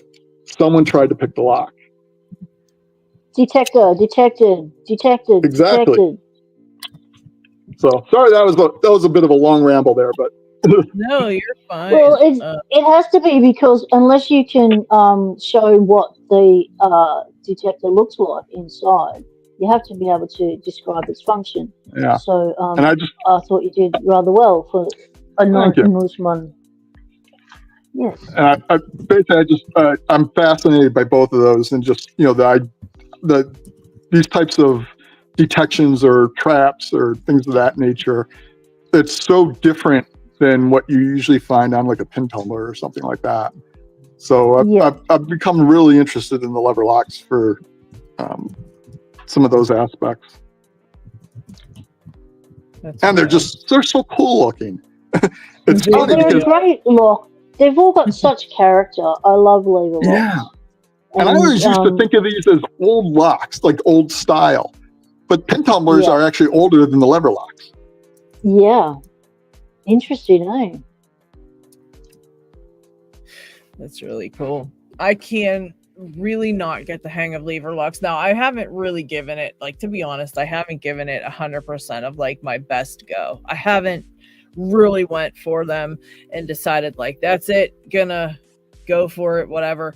I've just kind of passed them over, and I've tried a couple and they're frustrating to me. And so, instead of, I don't know, I just don't feel them too much. I'm like, I don't feel them, and so I guess what ones have you tried? I've tried actually the ones that Nick's Picks has sent me. I've got I think this is I don't know. Nick's Picks that is a mortise lock. Yeah. I'm guessing is that a green they probably? Call them sash locks or mortise locks. And G'day, Stop Kicking. Nick didn't say, but he said it's on his video. He gave me the videos. He's so freaking awesome. Let me tell you, he sent me 3 of the locks, 3 of his locks. This is just 2 of them, but he sent me 3 altogether. And with each one, he put a tag on them to tell me which video I could go refer to check out how to pick them. Yeah, I mean, this was like the best thing anybody, like, he's just so thoughtful, That was such a good idea to send me to tag it with the video so I could understand, like, basically get a lesson on how to pick them, And I did pick this baby one. He didn't really say what they were. This one just says 400 on it, but it's a little baby guy. I managed to pick this one. But in his video, he picks it back to the locked position. And I can't do it. I don't know what I'm supposed to do or what the hell to do. I don't know if I got a tension in the same direction, tension in the opposite direction. I'm super confused about it. And so, yeah. It would be the opposite, yeah. Okay, so tension in the opposite direction too? Yeah, because you're throwing the bolt. So, throwing the bolt that way, you're tensioning this way. And to throw the bolt that way, you got to tension that way. But I just thought PD Locksport said we used to have a Mercy at a secure cabinet at work, and the key was kept in another safe with a manifold Mark IV on it. Wow. So that's what I was hearing that they often did. They kept the keys locked in another one.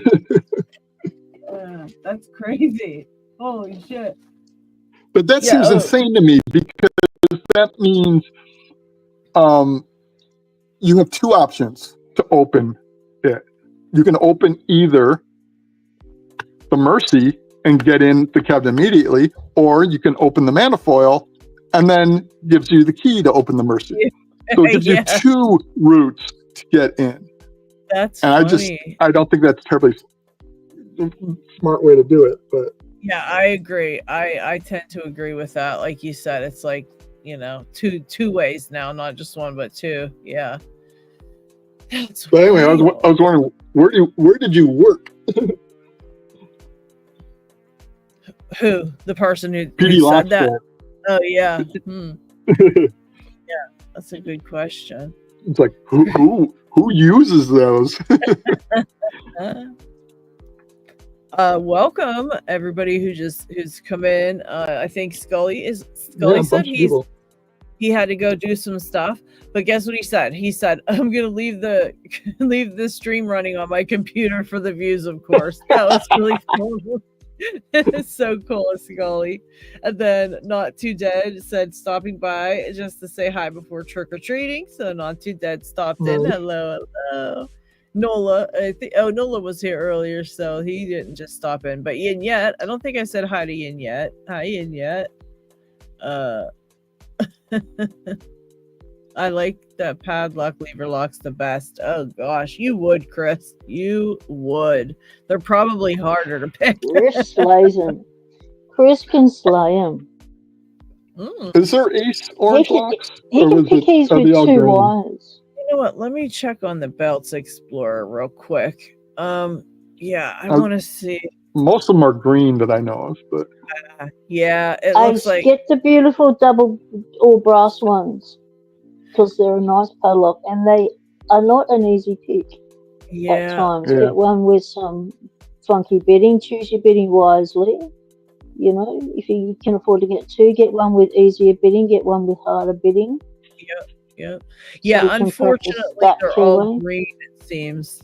The only one that's orange is the Ace tubular lock, but you don't want to get into that. No.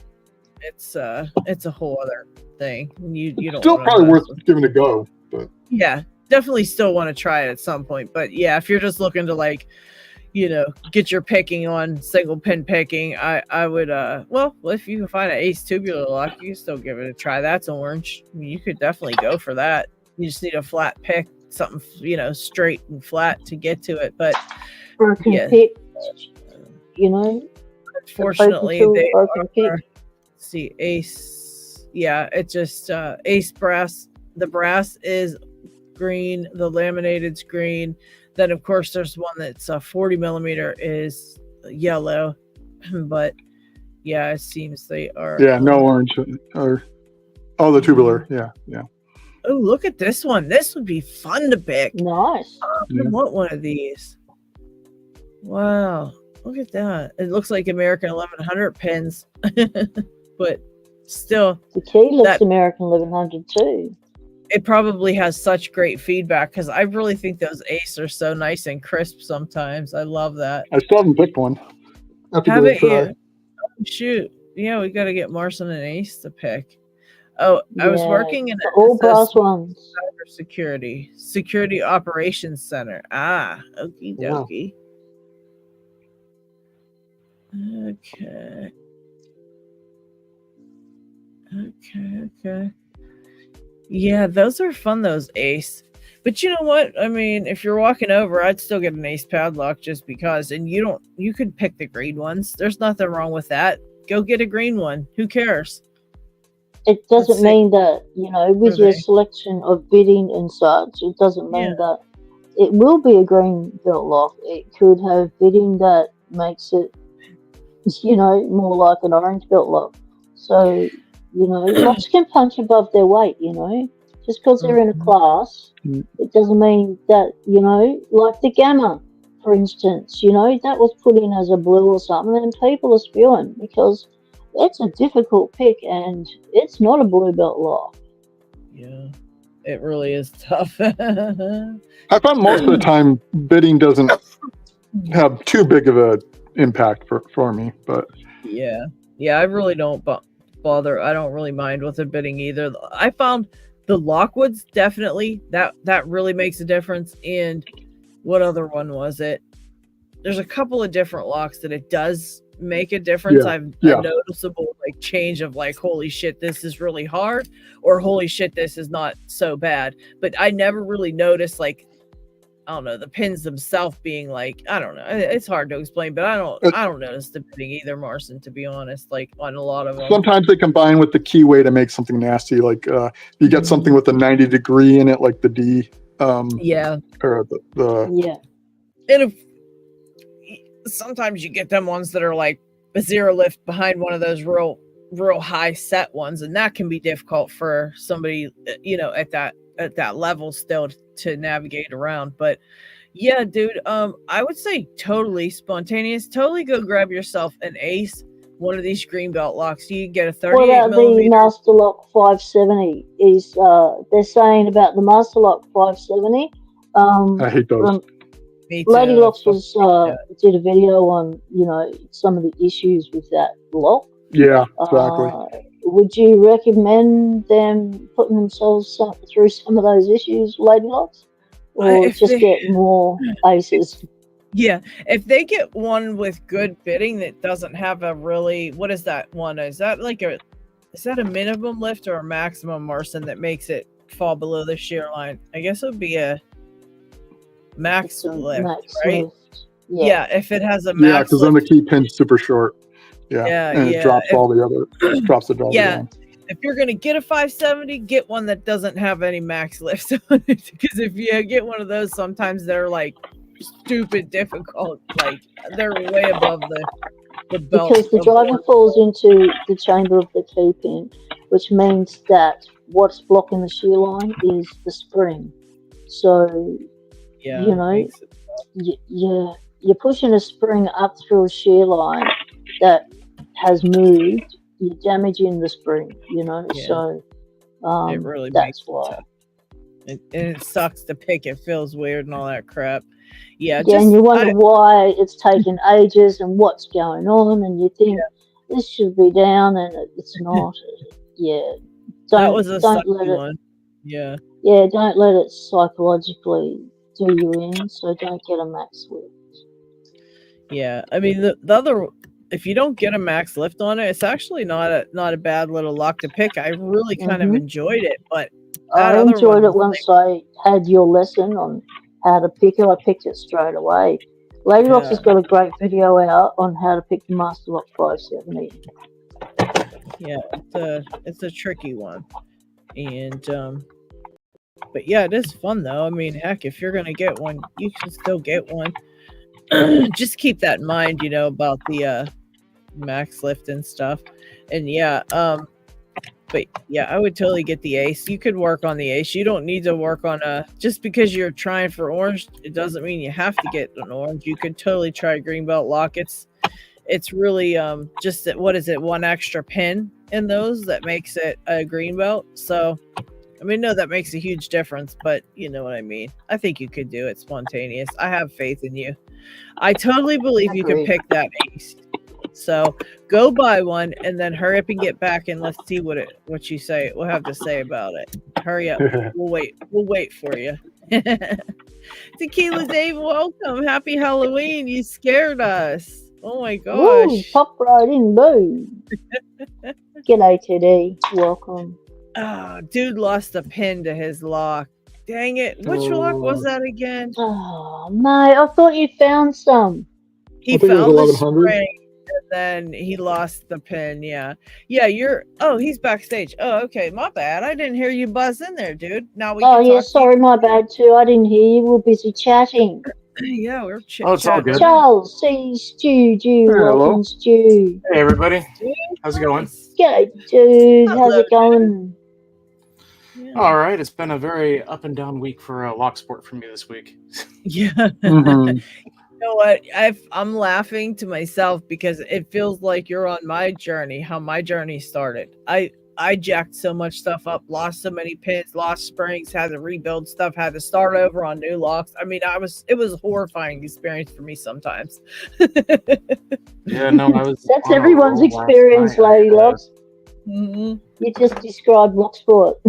Yeah, pretty much. It can be pretty horrifying experience. So welcome to the very club. rewarding. But Yeah. very rewarding when you get that open and when you find that spring and pin that went pating. It's very exciting. Spontaneous said, "Lock dude, props to the lock dude. Props to the dude." Thanks, Spontaneous. Now, I Yes. started progressive pinning this with the pins that I could. And I got started giving the 3 pins just really quick. Yeah. And so I gutted it, popped in a 4th pin, and when I was doing that, I realized that the 5th spring that I was missing was just interlocked with that 4th spring. Oh shit, yep. that's a So I put the cool. 4th pin stack in, and I got that a few times last night, and I stopped at like 2 o'clock in the morning because I had to wake up at 6, and I figured I should probably stop. Oof. And I thought, you know what? I'll pick it open tomorrow, and when I pick it open, I'll get it, pop in that 5th pin stack, and go for green. yeah. And I lost the Yeah. pin. Mhm.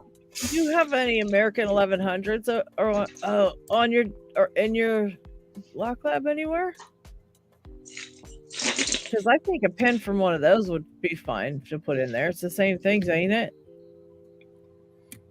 I mean, it's either it's either to be a what do you call it, a serrated or a spool pin for that lock, right? Wouldn't that? That one, well, all the key pins, which is what it was, is a have little serrations up top.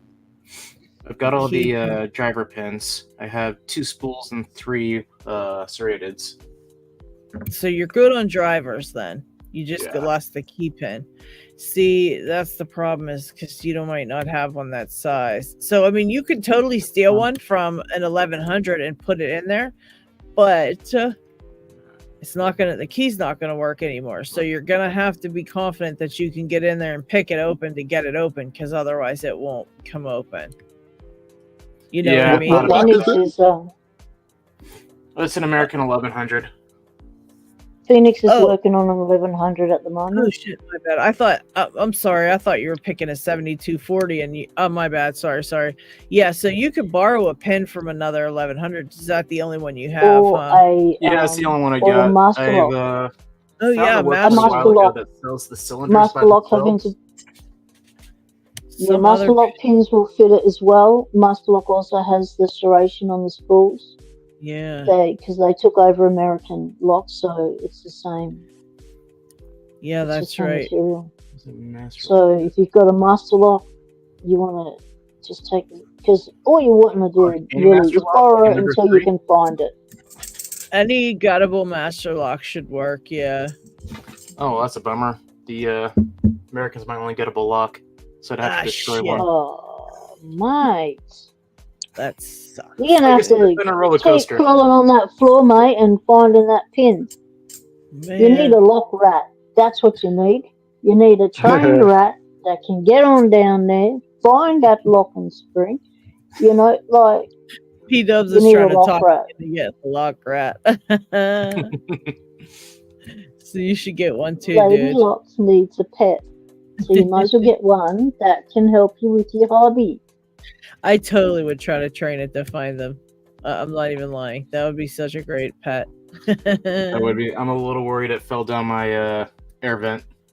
Ah. Oh, Nola Oh, wants to know, no. you're in the US, right, dude? I think you Yeah. are. Didn't I send you stuff? Yeah, dude's in the US. Yeah, I'm over I'm sure one in of us has Washington. a pen. Somebody has a pen they can send you. It's just the point that you gotta wait for it because it sucks.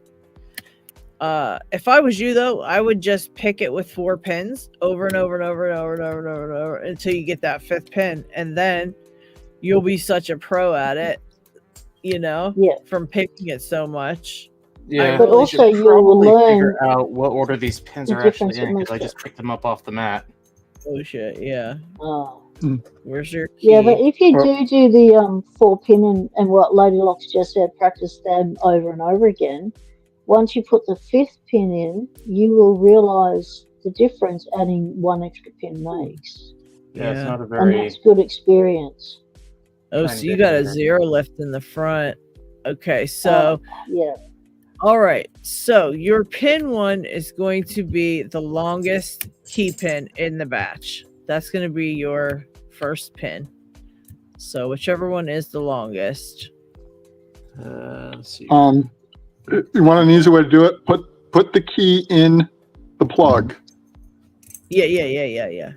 and then when you put the pins in, you'll see whether they are right at the shear line or not.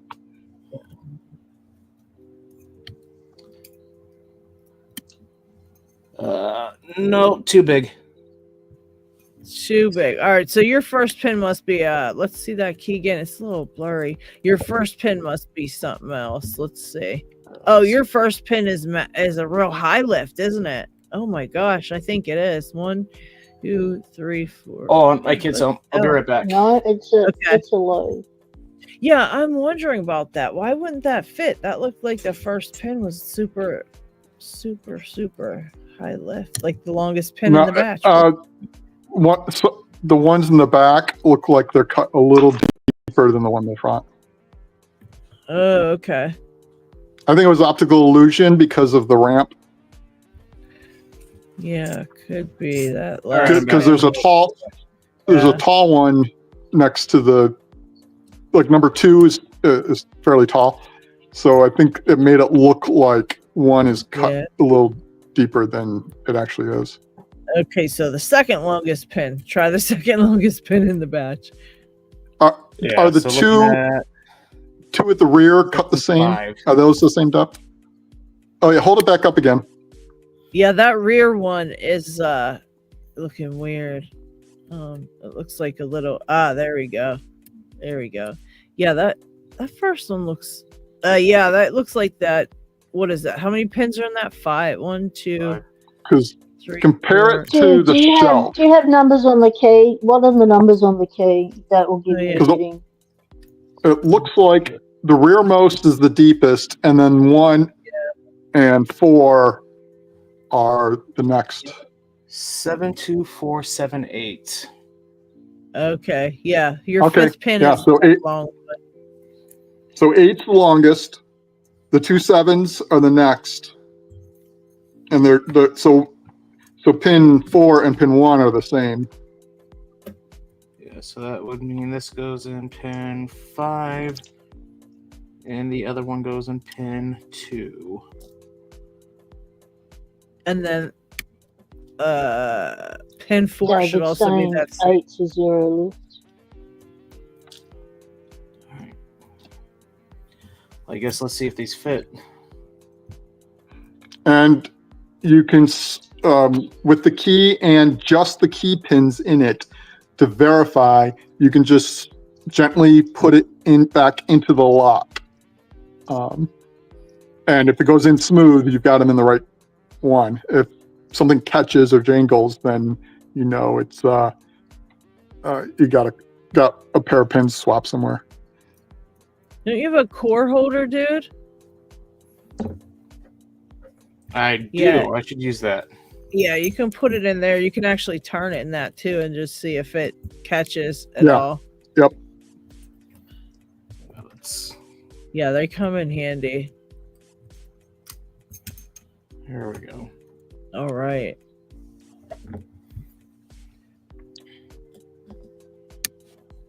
Is the key pushed all the way in? Yes, it is. go. Let's swap these around so I stop covering the cylinder for you guys. That fourth one, it looks a little low. Oh, maybe not. It was just how it was sitting.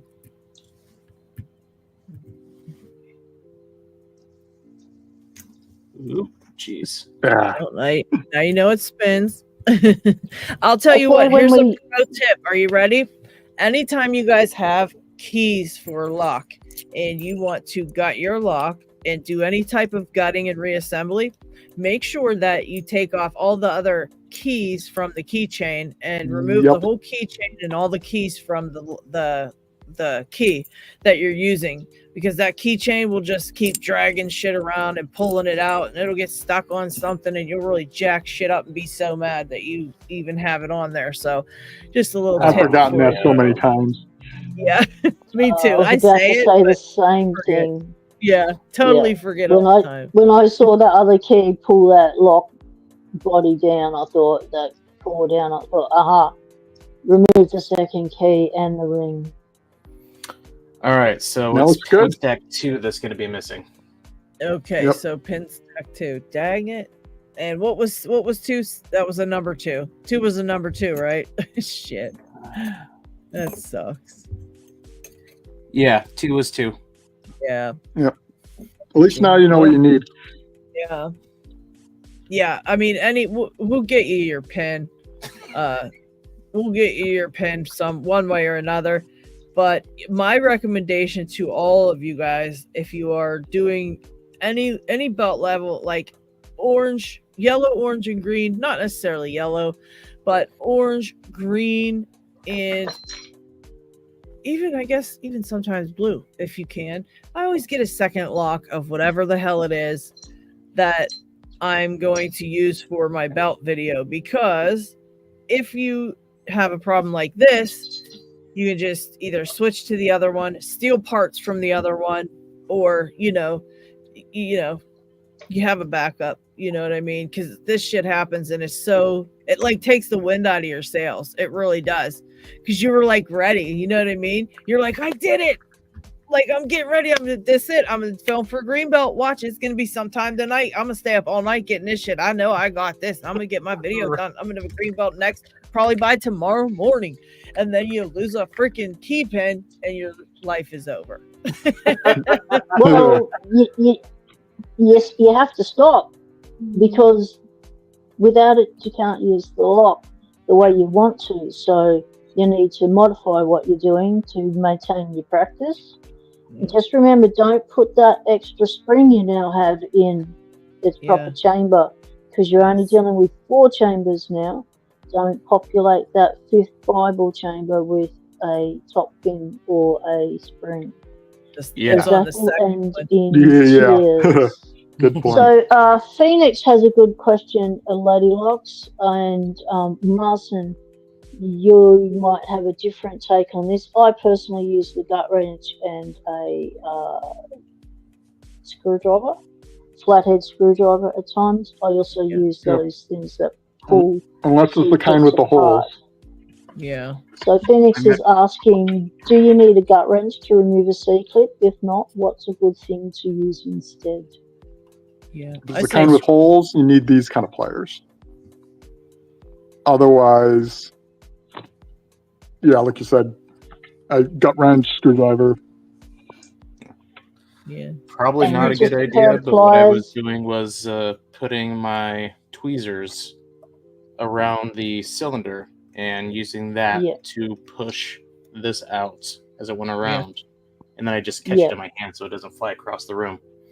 If you have the Reaper set and you have a small lock like the 1100 or the Abus 7240 that you're gutting and you need to remove the clip, the C-clip, the cutout on the picks is like a clamp remover. You can push it right on the clamp and it'll push the clamp right off. It's friggin' amazing.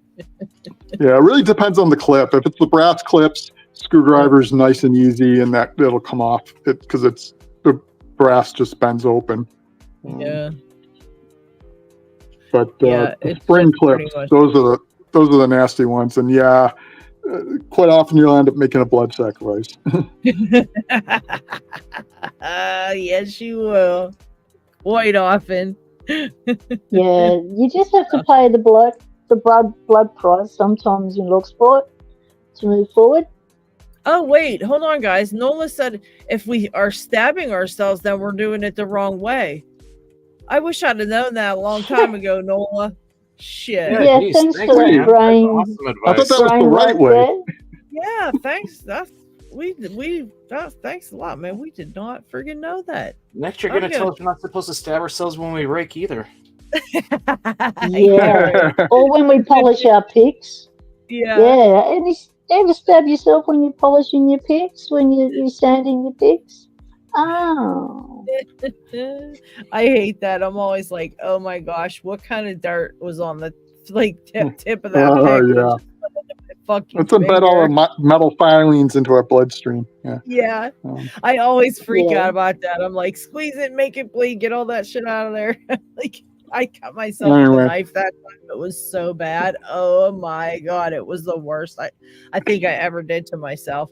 And I was like, whoosh, right into my thumb, and I was like, it was so, the knife was so sharp, and it happened like so quickly. I didn't even feel it happening. I just started seeing blood, and I was like, oh my god. It was bad that time. Let's see. I gotta head out. Oh, okay. Thank you, Marcy. Thanks for hanging out, and Sure. thanks for running this show with me. I appreciate it. Yeah, I really, really appreciate it. Next week, be here or be square. Actually, our motto is be here or you're shit out of luck, because we're gonna learn some stuff, and Marston's gonna teach us how to grub screw our locks. We got the list. I'll put it up on the screen here. You guys can screenshot it, and it's also right on over on the Discord server. So make sure you check out the list, get all you need. And Marston's feel free to DM me if you got any questions. So, and there will also be the drawing of the Pocket Women Locksport Hangout giveaway of how many times were the frogs down during my previous live stream. Nice. So I love it. During that, I think it was a 6-hour live stream. You had to be there, otherwise you missed out, mate. It was quality content, exciting, riveting stuff. So the frogs kept going down. We started a frog head count, and we have a number now. And that number, if you guess correctly, or you know correctly because you were there, you counted every time the frogs went down, and then you can win yourself something pretty good. Oh, that's pretty cool. Yeah. Bye, everyone. Thank you, Marston. Take care. Bye, Marston. Marston is a fantabulous co-pilot, I gotta say. He really brings so much knowledge and just so much skill to the table. I absolutely appreciate you, Marston, and I just appreciate you coming on and helping us out. Really, really, really love having you. And Marston's so good on live. He's such a pro, and it's not easy doing lives. And he is such a freaking pro. He was like a natural at it from the beginning. His first time on, his videos. His videos are really well done too. Yeah, he's quite he just has that charisma. Quite natural on camera. Yes. Yeah. He's got that like charisma about him. Love it. Loving it, Marston. Loving it, Marston. Thank you. Oh, welcome, Eastland from 44 Delta. What's that? I said it's nice when one of us sounds good on camera, because I sure don't. You sound fine on camera. You sound fine right now. You just think you don't sound fine on camera. We all think that. We had this conversation. Yeah. Yeah, my inside voice is different from the voice that I hear when I talk, and the voice that I hear back on videos is horrendous. Oh, no, it's not. I much prefer my inside voice. G'day, Eric. G'day, Malcolm, Multi. Welcome in. I am so annoyed right now. I got it mostly reassembled. Ridiculous. Thank you, Yinette. Appreciate that. I've got a couple others coming out. Yeah, on the thank pocket you watch as well. for. Let me see. Eastlands from 44 Delta is here. He's got some Hey. new stuff going on over there. I saw, so I'm gonna check it out. We're gonna take a friggin' look. And you know what? As soon as I type a 4 in my search, 44 Delta comes up. So that should tell you something. I know he had some what's new shit. Didn't you email some cool stuff there? New item activity. What do we got? Oh yeah, he's got all those freaking handles. He's got the Moki handles. Oh wow. Okay, he's got the Moki handles. He's got the handles for the other ones. Yeah, Actually, Eric's got some custom handles that I ordered from him that I should be getting here, and hopefully by next week. Oh yeah, that's pretty cool. I'm excited for those. Yeah, he's got it all over on 44 Delta. Let's just do a small 44 Delta commercial for Eric. Let's try to make it pro, P-dubs. Ready?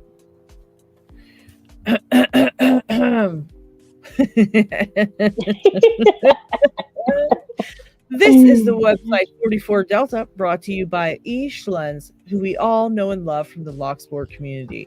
He is now 3D printing all kinds of amazing tools for Locksport. If you are looking for a vise, a core holder, a pick handle, a picking tool tray, a pinning tray, it's all right here. He prints it all out, and his shipping is very reasonable. And he also gets you your shit on time. He probably already knows what you're going to order before you even order it. The guy's so fast on shipping, it's insane. I wished for something and it showed up 2 days later. I couldn't believe it. Check this little tinning travel pinning tray out. This thing's pretty cool. Someone should buy this. Oh shit, I forgot to mention he uses Shop Pay, which is one of my favorite features. Oh my god. You do not want to get in on Shop Pay. Oh shit, 10% off for military first responders now too. Are you kidding me? What? Yes, he has it all, people. Go over and check out 44 Delta if you need any type of Locksport kind of whatevers, man. He's got it all. It's crazy. And these chuck vices are a problem for me. I need everyone in every color. I'm ridiculous.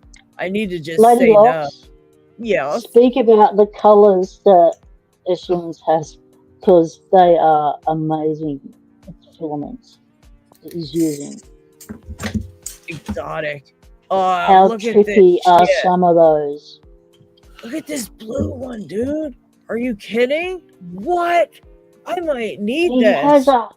He has one with a holographic or iridescent, or what would you call that? Yes, the holographic thing he does on Yes. it's really cool. Oh, look at the alien friggin' green, Eric. Oh my god. Why did you show up? Now I'm going to be buying another fucking vice. I just know Again, it. I have a this feeling. is the teal and black, I believe. Oh, I'm loving that. Look at that purple and black. Yeah, that Yeah, I purple went through looking at all his colors after Lady Locke sent me this one. And this is the color that I would have chosen. And this is the color that I ordered my pick handles over at Eastlands at. Oh, So, that's like, awesome. Fantastic job, Lady Locke. You're awesome. Oh, thank you very much. Look at this one too. Oh man, Eric's got it all. I am in love. Look at these colors. Oh god. Eric, that was off the cuff, mate. Oh my. Wait. Eric, do I see designs on this ball joint in this picture here? You're trying to hide it because it's not on the big picture. Do I see freaking designs on there? I see it. You're not hiding that shit from me. I need that, man. What is that? How'd you do that? Can I get some? What happened there? Did you guys see that? It was snuck in there. Look, right here. I can't even show you, but right on that little ball thingy, look at the little circles around it. Do you see them? Anybody? I can't make it bigger, but I can't see him. Is that there. not Let like me the see. 3 little dot menu sign or something? Let me see if I can make the whole screen bigger. Because Eric, you just got busted. Oh my god. Okay, hang on here. Eric says you're seeing things, Lady Locks. There's been no designs. Oh no, it's on there. Look at that. Oh, No, that seeing looks things. Mm-hmm. good. Dude Eric, sees it. you can Look pull at all that the off. circles. Them circles right there. I see them. I see them. What are the circles about, Eric? Yeah, what is that? It's so cool.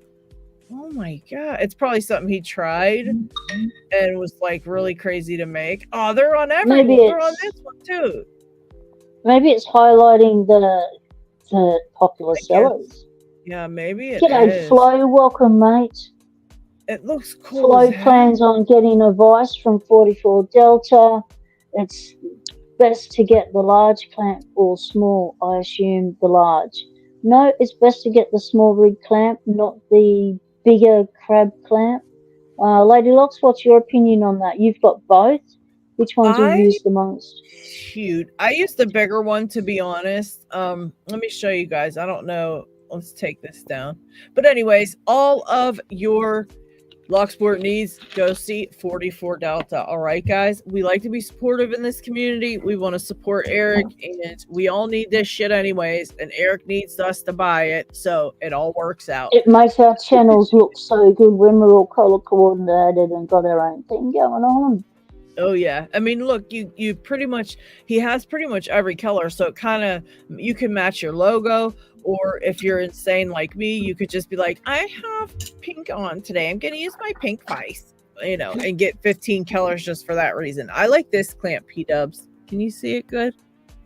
Okay, yep, it's the biggest sea crab clamp. I kind of like this one better just the BBC? because... Did you just say that, fucking woman? The big black clamp. Now, P-dubs, we like to keep it clean over here. Let's not even try that. Oh yeah, and Eric has a really cool logo lock coming up, and yes, I got a sneak peek, and it is really freaking cool. Of course, I'm gonna have to get one, so you know, Eric, you know, you can always send your logo locks my way.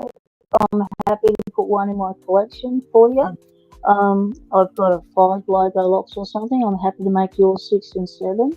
And I'm also happy to give away some of your logo locks and your gear on Locksport Hangout. You just tell Lady Locks you want some giveaways going on Locksport Hangout, and when Lady Locks is on with me, we will do the giveaways for you. Oh yeah. You can always do that. Yeah. Yeah, if you want to promote your new stuff, just we can do it on all the lives.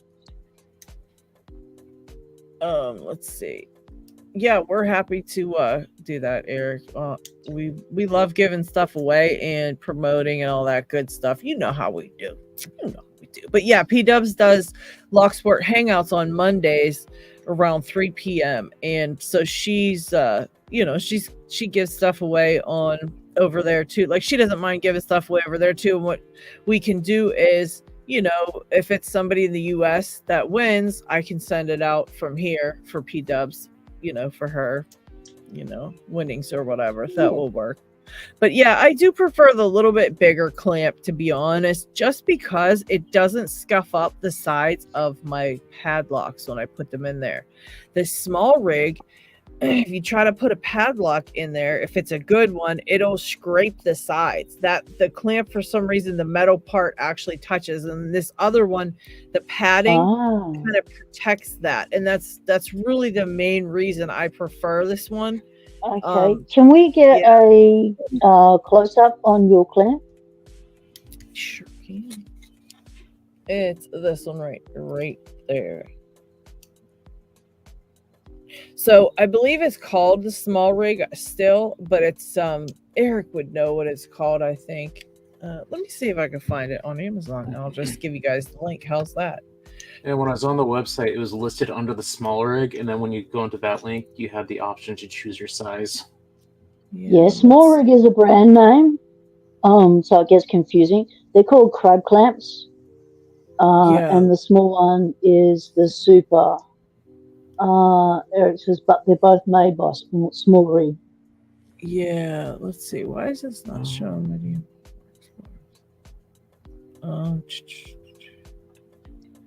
Yeah, let's see what we got here.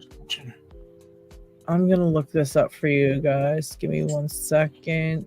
Oh my gosh, this contact's bothering the shit out of me. Okay. Yeah, that's what Lady Locks is looking up now. That's the one. I'm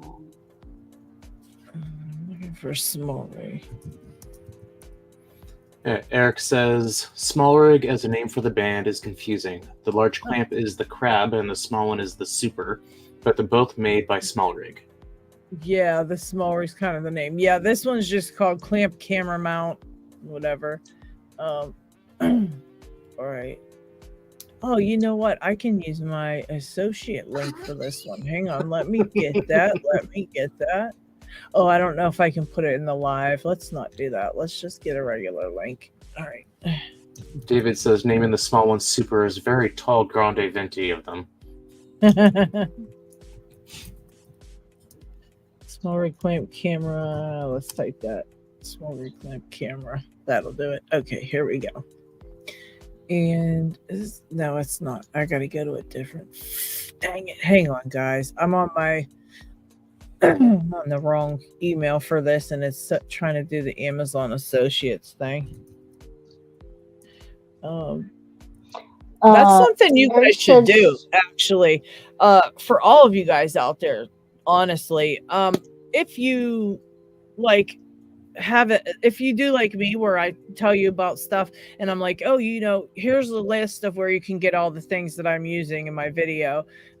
I've done that a couple times in my intro to Locksport and things like that. I show my Vice and all the things, and I give everybody links so that you guys can find everything with a click. Here's the deal, though.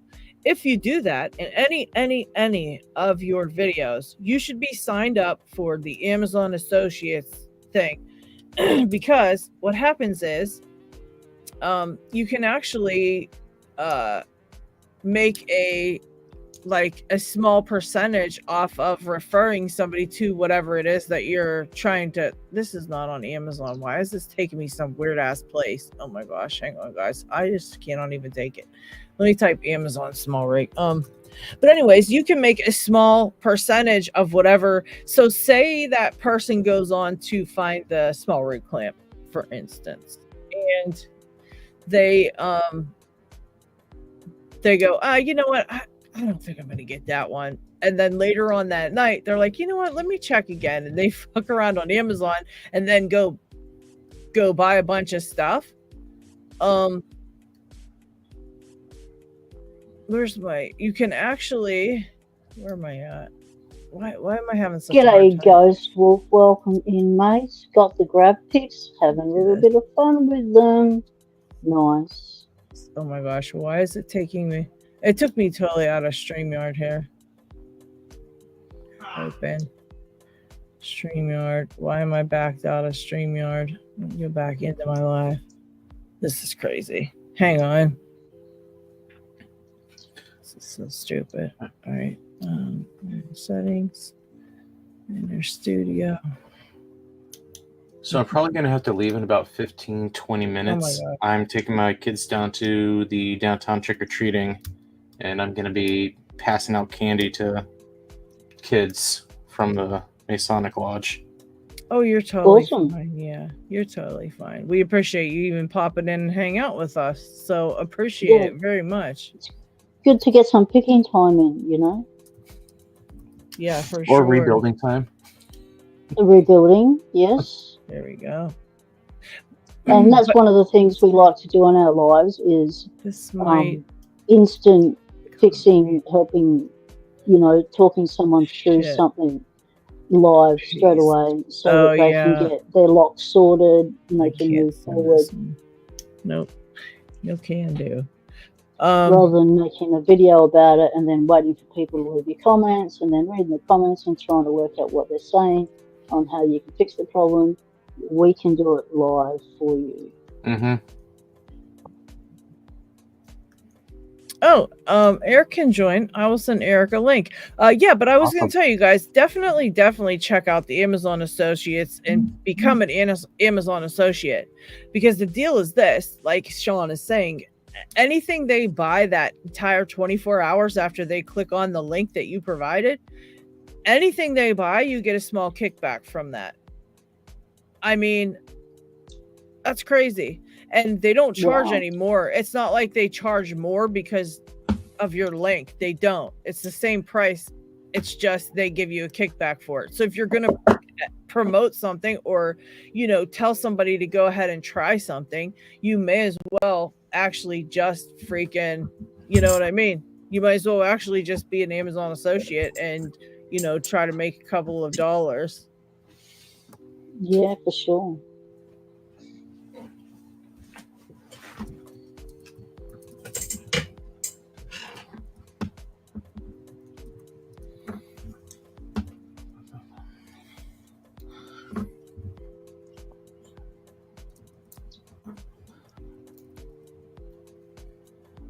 What you looking for? You still looking for the crab?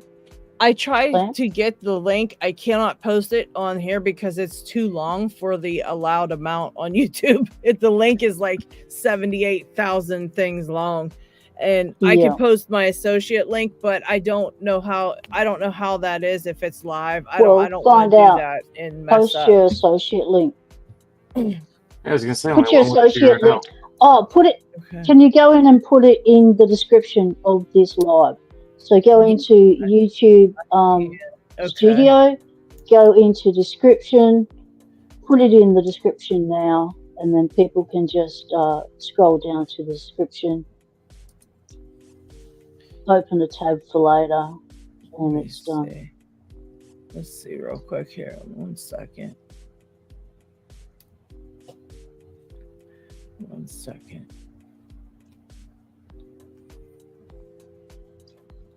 And we go with small rig because, you know, it's just qualities or metal stuff.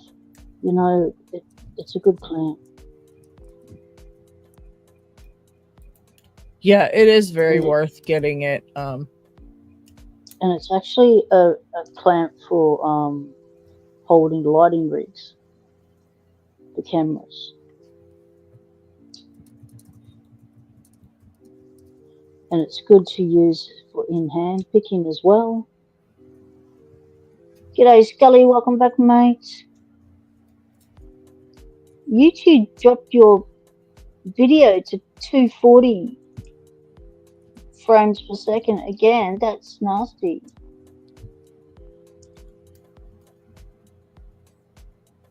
Do you have a bad internet connection? I don't know, but they're sending the video to their PC now, so I don't know what YouTube's doing with the quality of the streams. So if the picture is a little bit blurry or something, check the frame rate. Go into settings. It'll come up with a heap of numbers, and make sure that you're on 720 because that's what StreamYard allows you to stream in. So that's the one we're on.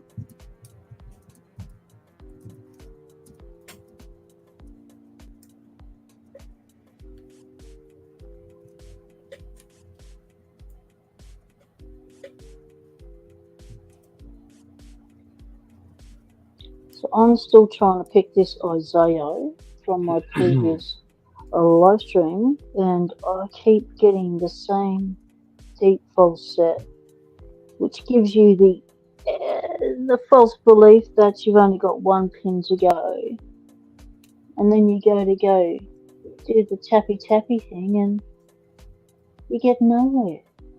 I don't understand this lock at all. My whole damn right eye is so irritating me right now. I'm ready to get. Oh my god, it's driving me batty, guys. It's like, oh my gosh. Can you go sort it? Yeah, I'm gonna have to take it out and do a different one. I'm gonna have to get a Because different it's contact gonna lens. distract you. Yeah, it's making me like completely insane. I am going to let you two guys pilot the ship while I go handle this stupid contact. Worries. If you don't mind, I am so sorry, but this is driving me nuts. So, okay, I'll be right back. Yeah, I know what you mean, Flo, about, you know, picking in hand, but some locks are heavy and make it awkward to hold. Yeah, I usually freehand it up in the air and pick. However,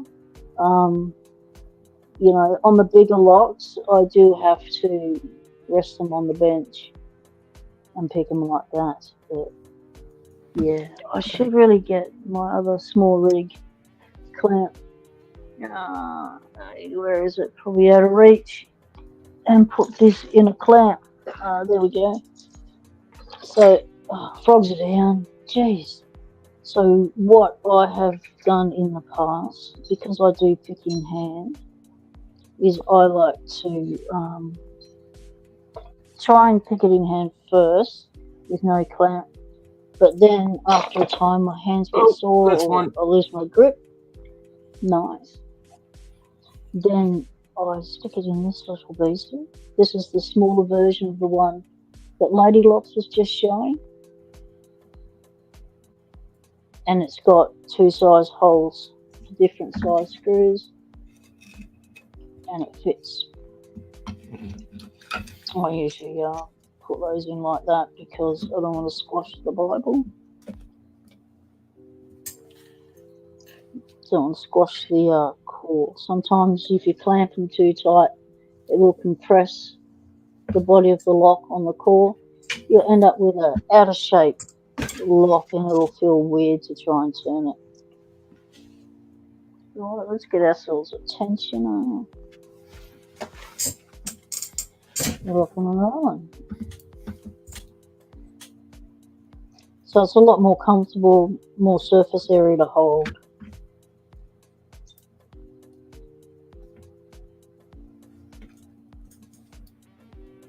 And you just play around with configurations and what feels comfortable in the hand.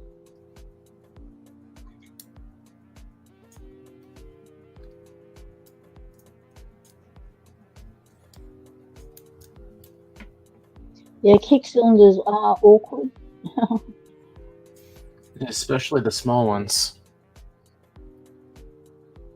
The mini kicks, like, I'll be right back. I'm gonna go see if we can't grab one really quick. Yeah, I wouldn't want to try to pick an American 1100 or a Master Lock 410 in hand with just the core without a body of a lock around it. That'd be small and awkward, but doable. But you know, why would you want to make life difficult for yourself? And this Isaiah is, I've been told it's got tape and pins, which is why it requires lots of little tappy nudges. Why I keep falling into deep false sets. Because if you think of a taper, it's wide at one side, goes up and becomes thinner. So each time that thin part moves up through the chamber, it will give you a different kind of false set each time. So you got to do tappy tappy.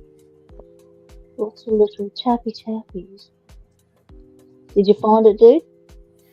Oh, I found a small cylinder, but when they start getting tiny like this guy, let's try to just zoom.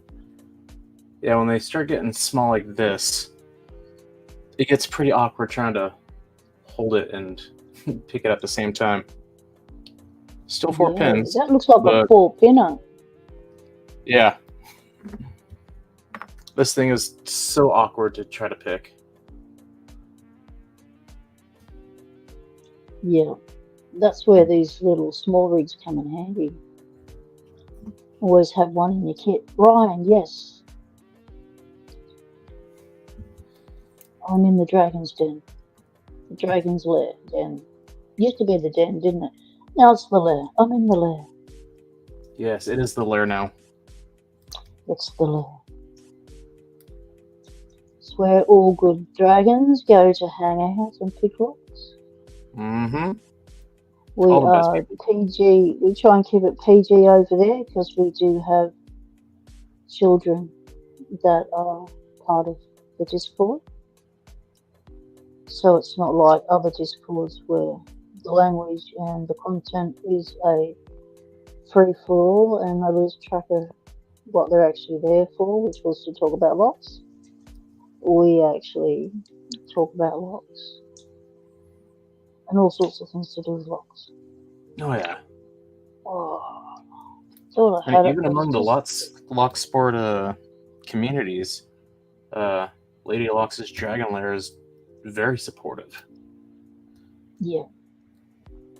Like, all of Locksport seems to be a really supportive community anyway. It's a great place to be. But I feel like Oh, Lady totally. Lox is especially so. Yeah.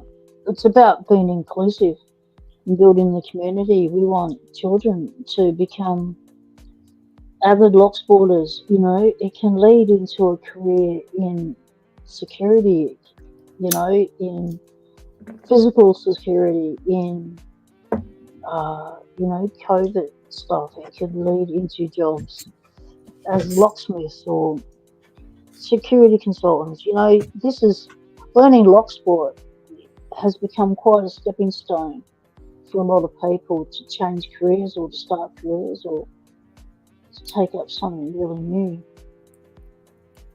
And, Mm-hmm. you know, you can't foster that sort of passion and desire to do that sort of stuff with lock sport unless you know, a happy place to do it. And picking locks, lock sport's all about having fun. If you're not having fun, you're doing it wrong and go, you know, rack off.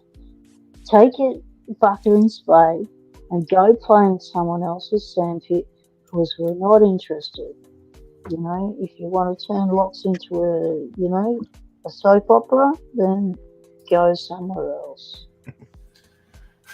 David Romano says, or, and hear me out on this one, it could lead to absolute financial ruin from lock purchases. No, because Obviously not. locks retain their value and they do go up in value. I know that over the last 6 years, lock prices have actually doubled in some cases. A lot of locks have gone up by 60% in that 6 years. Since COVID, the price of locks has shot through the roof, right? So it's a financial investment. There you go. Sounds If like you it's more can safer than sell, locks. yeah, well, if you need, you know, $100 for a bill or something, and you've got a lock there worth $120, and you've got two of them, you know, you can always sell one and pay that bill. It's an investment. It's money without, you know, like it's like putting your money in a bank because the thief is not going to be able to get in there and take it. It's safer than a bank because it's not online. They can't tap into it and redirect your locks somewhere else, can they? No. And Unless you what else blow up can't your they do? investment. Yes. The money in locks is locked in. No one can steal it out of it. I think it is a wonderful investment, David. Oh, and I've dropped the frogs again. Frogs are down. And that was today's episode of Investment Advice by Pocket Woman. The lock investment advice. Buy locks. Buy a lock. Buy locks are a nice lock. Did you see that little beastie I spotted at the lock wall here in Townsville? That beautiful brass buy lock. It was only a little one, right? Like I reckon it must have been. It's smaller than a. Oh, yeah, it is smaller than a 214 40 millimeter Lockwood Lotto. It is smaller than that, but it's a beauty. And I know where the locksmith is that sells them. So Nice. I'm going to go around. I'd love to have one, but if it's over, you know, which it will be, if it's over $30, it's way out of my budget. But, you know, we'll Hey, see how Eric, we it sounds go. like Lady Luck sent you a link, probably through Discord. Oh, she's back. Yes, Yeah, Eric. those locks on that lock wall you keep showing on your YouTube page, are those new locks that keep popping up, or do you just like to take walks along the wall and post locks that you see that you like? Right, at the moment, I'm away from my home state. I'm at the top of Australia in a place called Townsville, and they have a memorial / love lock wall and it's at the front of the Jessamine Barracks, which was the original World War One barracks here in Townsville, and has now been turned into community stuff, the buildings and stuff. But at the front, they've created these lovely Indigenous gardens to go through, and they have put a rock wall as a retaining wall, but it's held in by, like fencing material, wire, squared wire, and people are putting their locks on that. And it's probably 30 meters to the beach, like it's that close to the beach. It's right on the waterfront, and people are buying locks, getting them engraved, putting them on there as memorial locks. Some are memorial locks to the soldiers, to the Defence Force personnel. Other locks are memorial locks for people's anniversaries, birthdays, deaths, dogs, pets. Like I have read so many different ones. So what I'm doing at the moment is I'm going up there every few days. It's a bit of a trek for me to get up there, and I'm filming the locks I find. And what I'm finding interesting is seeing all the different makes and models and metals they're made out of, and seeing how well they actually do survive the weather. Surprisingly, I've been finding some of these marine grade locks are not coping with the salt air at all. All right, kids are home. I gotta go. All right, dude. Yeah, we can hear him. Yeah. Lolly time. They're not going to let you. He was like, "All right, the kids are back." Yeah. Bye, dude. Thanks for hanging out. Bye. All right. Maybe once I get things figured out more, I'll have my face up here in between locks. Sounds good. Take care, dude. There's Eric. Let me know when you're ready, Eric. I think he's ready. I'm gonna put him up. Boom. Hi. Hello. How are you? Good. I was trying to get my my phone to good. I was trying to get my phone to, oh man, hold on one second. Okay. Got feedback. It's always fun. David Romano says he wishes people who place love locks would use exclusively brass shackle. I highly agree. That gorgeous little bilock I saw. I wish it had a brass shackle, a full brass bilock. Nice. And the gorgeous patina on that was just, the depth of it was gorgeous. Yeah. So I'm doing a short series on all the locks that I come across, I find interesting for whatever reason, and and releasing those. So I'm trying to release 2 shorts every couple of days. All right. Sorry about that. I had some feedback going on that was really, really annoying. Hey, everybody. Hello. Welcome. How are you? Good. I was trying to get my streaming going from my phone, but I was having some technical issues. And I've got these really expensive Bose headphones that are super, super buggy. Like I have to restart them 6 times before they actually start up and connect. So anyway, that's so annoying. No picking on camera today, unfortunately. That's okay. We're just happy to have you. You can pick in the background while you chat. That's what I do. Good. I actually have not in earnest picked a lock in a couple months. Been too busy with this little store. Well, this is the perfect opportunity to pick up a lock, and just sit down, pick and chat with us. So take 5 minutes, go get yourself pick some locks sorted. Lady Ox and I will just be chatting away while you get ready. No worries. You've got to have a lock in your hand. Yeah, agreed. Yeah. I can't remember what I'm supposed to say here. I wanted to link that small rig into the description, and I can't remember what I'm supposed to say for the Amazon associate thing. I was supposed to say something like, as an Amazon associate, I make a small something at no charge to you. I can't remember. I should write it down somewhere because I always forget, and then I end up having to look for it again and again. Just flick to someone else's channel that you know does it and see what they've written and copy it. Yeah, I'm going to my other video because I have it on my other video, but I just always forget what the hell to say. I hate that. People should know that, you know, I do sell them, but like you can get the clamp itself way cheaper if you just go to Amazon. You'll save a couple bucks. Oh, really? Okay. Yeah. I sell them purely out of convenience. Like if somebody's looking for a complete solution just in one package, then I sell it. But you can get it cheaper from Amazon. Okay. There we go. And you have the bolt as well that goes up if you're selling a complete unit. Yeah, exactly. Heard that some people have had trouble finding the bolt, and yeah, try to make it as easy as possible for people to just, you know, have a complete solution and be up and running right away. But yeah, that bolt actually is something I get from Amazon too. You just have to buy it in a pack of 25.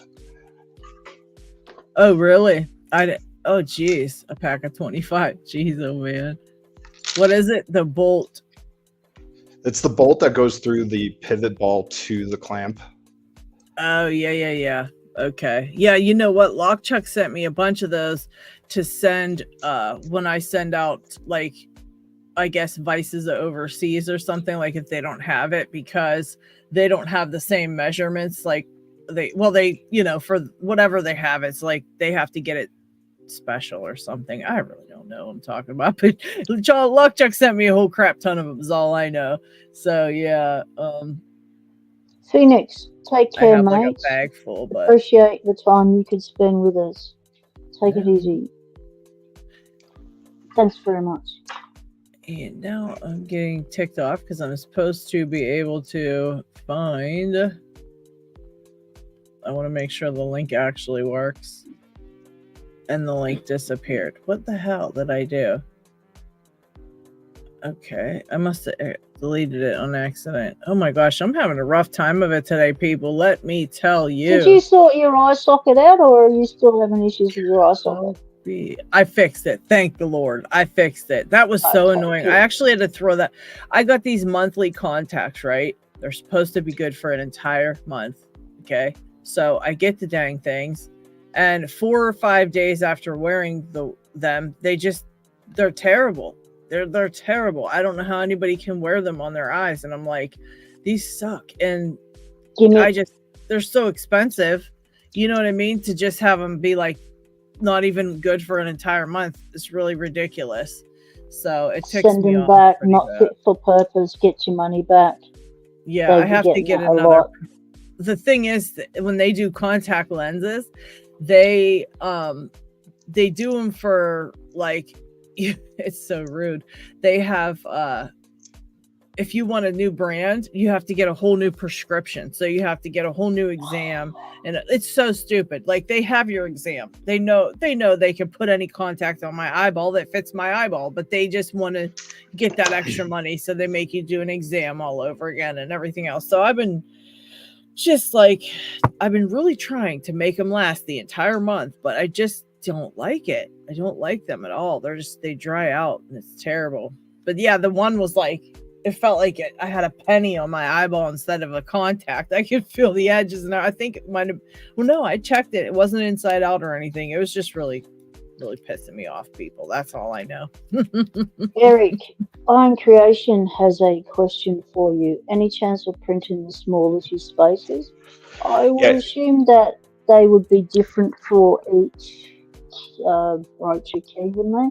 Like they might be referring to some leashy spacers or cutting jigs that I've seen on Thingiverse. If they're the ones that I'm specifically thinking about, they have a non-commercial license, which basically means I cannot print those for resale. What are they? Leashy spacers. So, if you have a leashy cutting tool, you can get these like spacers, these jigs that let you cut the different size bitting. Yeah. So if it's a different one though, you know, and it's if it's a commercial license, I can do that. Yeah. Iron Creation, are you talking about the ones I use, like this one, or are you talking about the ones that are actually used on the Lishy key cutter? Which Good one? question. Which spaces are you referring to, mate? Because echelons would be able to do this. There's no commercial do thingy on. Yeah, and even if there was, I could recreate my own version of that with a different design and so what avoid this any does, licensing issues. This turns a 6-pin leashy into a 5-pin leashy, so you don't have to buy 2 leashies for the one lock. So this is a Lockwood LW5. It does 6-pin Lockwoods and 5-pin Lockwoods, and that space is what enables it to do it without putting pressure on the other part of the leashy. So echelons, you'd be able to do that, mate, yeah? Yeah, I could definitely do that. Kith, what's up, buddy? Yeah, he said any idea on the Apex yet, but nope, nothing yet. No word yet. We know that the what do you call it's out, that what the hell's that thing called? Is it Gravity? Something. Yeah, Gravity is out. That's pretty cool. Well, we know that Lockpicking Lawyer's previous video, or the one before that, showed the actual pick case and all the picks and tensioners in it, and it was the Apex pick that he used to pick that lock. So we know that they have the prototypes and everything complete. We know that they are ready for production or going in production. So it's just a matter of time, people. Very and exciting. because it's COVID instruments, if they're not happy with any part of the manufacturing process, it will be scrapped and redone. That Gravity pick, the mechanism on it is so right up my alley. They know their demographic is definitely like something I would be interested in because I would just fiddle with it. Yeah, that's definitely really freaking cool. I saw a post over on the Reddit, over on the subreddit. Somebody was like, why is everybody like hating on Covert Instruments here on the Reddit? And a lot of people chimed in and was just like, that's really not how it is anymore. Like, it's not, nobody really hates them anymore and this and that. But people were arguing like about this new thing about Gravity. Like, there were some people like saying stuff about it. And my opinion on it is like, you know what? An entire company is like doing its thing, and they make products we happen to use and like, okay? But that doesn't mean that entire company has to make any products that you think are stupid. Like, they're allowed to make whatever they want. And I mean, I don't know. I don't know why don't buy it if you don't like it. Yeah, that's my thought. I'm like, because you know what? A lot of people do like that kind of thing. And it just, if that's not you, then it's fine. Like, them, you know, there's plenty of other stuff to look at and check out. But like, to me, I feel like they heard the community, and I think that's pretty awesome, because everybody was bitching, you know, that, you know, they're out of touch and, you know, this, that, the next. And so they reached into the community and literally built a bridge from the community to their company, which no other like company, I don't know how many companies do that, but I don't think a lot, you know. Because now, I mean, honestly, if any single person has to say something to them, they're pretty freaking accessible, you know. And they are really accessible. I mean, yeah, they built a round table. There's some other companies that will that, like, they all follow Locksporters, right? But there's some that will come in on our lives and chat with us, and there's ones like Echelons that'll come on panel, but Covert Instruments, they're accessible. They come on our live streams. They come on our panel. Lockpicking Lawyer will come on and answer any question you've got and pick with us for 6 hours straight. Robert will do the same. He will come on and answer any questions at all about Covert Instruments. They are extremely transparent and accessible and community minded. Yeah. I Joey just the think, cat, look after yourself, mates. Lockpicking pastor, welcome in. Yeah, I just think that it's pretty cool that they did that. They reached to the community, they got involved. They made an entire roundtable to kind of get the opinions, and then the roundtable is made up of several people that from different kind of paths in lockpicking, and different type of people. Like it's not like all the same, it's like a kind of a variety of people that they pulled from the community to kind of get their opinions and get to know what we want and what we're looking for, so they could streamline stuff better for us. I mean, I think that's pretty cool. They heard it. They heard there was an issue. They fixed it. And what more do you ask for? Oh, there's Eric. I thought he'd come back on stage. Sorry, Eric. I thought you were back on stage with us already. My bad. No, it's okay. Accidentally dropped out. I was trying to connect so that I could participate in the chat from StreamYard, but it kicked me out. It does that. Lockpicking Pastor, thanks for stopping in, mate, for any amount of time. It's a good amount of time. Yeah, in terms of the people getting upset about the gravity pick, I guess there's like one side of it I could maybe see, which is if you're the type of company that doesn't come out with new products very often, and that's the thing you go to. Yeah, I could see maybe being frustrated by that, by not focusing on something that the community actually needs. But I think Covert Instruments does innovate quite frequently. They've got a lot of new products quite often, from what I've seen. Yeah. And yeah, again, that argument of like, if you don't like it, you don't have to buy it. I think that's valid.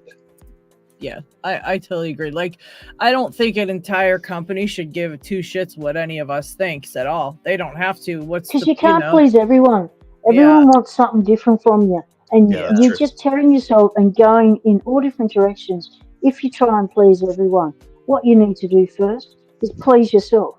Are you happy with what you're about to do, what product you're putting out? Does it make you happy to use that item? If it does, okay, chances are someone else is going to like it. And you build from there. Stuff what everyone's thinking. Look, when I was in business, the amount of people that would come to me and want this and want that. So I was doing live music, and it was like, nah. I'm going to set the baseline. This place is going to be set up so that I can attend it. If I'm happy in this space, then other people like me will be happy in this space.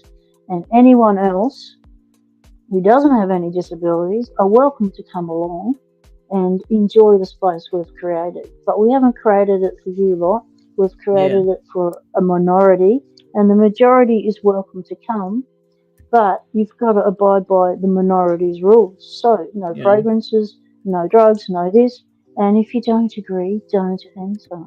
And I used to have a lot of people like, oh, can we have this? Can you put this musician on? Can you get this? Can you do that? It's like, yeah, I could do all of those things. However, that's not the direction I'm doing this, because I'm doing this for me. Because there is nothing in the community that I can attend. Yeah. Because it's not disabled accessible. Yeah. So I had to put it on myself. So no. Yeah. I feel like I'm kind of walking the line between the two, because I agree with everything you're saying, P-Dubs. At the same time, I'm trying to keep a toe in the water and understand where there's a need. Like, that helps me focus on what the next thing is, what the next problem is that I should try to solve and offer to the community. But it's tough to strike a balance of the two. And I do have a philosophy of, I think people who are in certain hobbies have a tendency to think similarly or be interested in the same things. I think that's kind of obvious and intuitive. So when it comes to miscellaneous stuff that I end up selling, like my logo locks, I'm coming at it from the perspective of, if I think this is interesting and cool, I'm willing to bet there's a decent percentage of other people who will find this interesting and cool as well. Yeah. Yeah. Exactly. Yeah. I and think the thing that's is also true. Like, I can say to you, like, Echelons, I really like, one of those torch followers that can go all the way through, and that I can use, a 3D, electronic follower. So that'd be really good. However, in doing that, I know in my 6 years of Locksport, when 3D printing first started as a Locksport, a tool that Locksporters could use to get equipment, there was a lot of prototypes that occurred. There was a lot of designing. And so I know that the 3D followers that are out there now, they still need tweaking. Oh yeah, for sure. I mean, so it's not the a pick matter handles. of saying, "Hey, look, this 3D thing's available. Print that and sell that." It's like, yeah, it may seem good on paper, but you've got to look at, okay, can this serve me practically? Like, I want to follow the game all the way through. I don't want to have to get another follower to push that out, turn that around, push that through so I can see what I'm doing inside a lock. Yeah. Yeah, that's something I worry, but also hope that people understand about the things I design and sell. They are, I do my best to test them and make sure they are of the utmost quality before I release them. But there's nothing I can do other than wait for people to get their hands on it to see if there are any bigger trends or different opinions from a larger group of people that I just couldn't have foreseen. That kind of goes hand in hand with, I think, the hobby of 3D printing in general, but also definitely crossing over into this retail space even more so. Yeah. Yeah, I love that. We definitely needed something for that. We definitely needed somebody to fill that spot, Bobby Keys was printing us stuff, and he kind of went, he's got problems he's dealing with life and his wife and things like that, and he can't do it anymore. But yet here we all are, and we need this shit, and not all of us has a 3D printer, or the money to buy the stuff that's like, all the desire to learn how to use one, and all the computer stuff and all the setup, and to me it seems like a bloody nightmare. I prefer to get someone else to do it for me. It's like, actually maybe I'm unique. I mean, you're gonna say it's fun and it's easy. It's fun. It is really fun. Like CAD design is super fun. It's like one of the things I enjoy the most. Dude, I would be so lost in that. I would love to fish out of water stuff all day. I would 3D print it all. I would figure it out because I just think that is so cool. And I would have just like, me, Eric, you already know. I'm like, I'd run it all day. And then I'd be like, I really, that one, I like the color, but I want to try the blue. And then I'd be like, yeah, there's something I mean, this is a good stage for me to say this, because I say it to a lot of people who ask me about, I'm interested in getting a 3D printer. Should I do it? What I tell everybody is, first of all, yes, if you want to do it, it's super fun. But if you're going to go into it and only download and print things that other people make, the novelty of it is going to wear off very, very quickly, and it's going to be an appliance that catches dust over time. Yeah. And it's not a tool. If you transition into learning CAD and learning to design your own things, suddenly it actually becomes a really useful tool in everyday life or in your hobbies or anything. I can't even imagine. Yeah. I'd be making all kinds of weird shit. I can't even imagine. Lady Locks. Yeah. Sean Casey's asking, so the tip is catching on the side of the pin slots and not letting me reach properly. Yeah. Sounds like you need to change your pick to a rounded thin tip. Well, he made that one. He made that's it. The one you made it. Yeah, and he said like now he's seeing that. Well, I think what he's saying is like now that he got the FNG one, he's seeing that one's like actually hitting the things that needs hit, and he's realizing that his was like a bit wide, and it was hitting some pins and stuff. But you can file that down and just get it filed down so it's not hitting stuff, and it'll still work. You can still get use out of it if you file it a little bit. Yeah, sandpaper. Use sandpaper files. Going to take too much off too fast. Just use some. I would say above 400 grit, and then finish it with like 2000 or something. You can jump that much because it's about just creating that little bit of polish smoothness on the end of the pick so it slides and doesn't snag.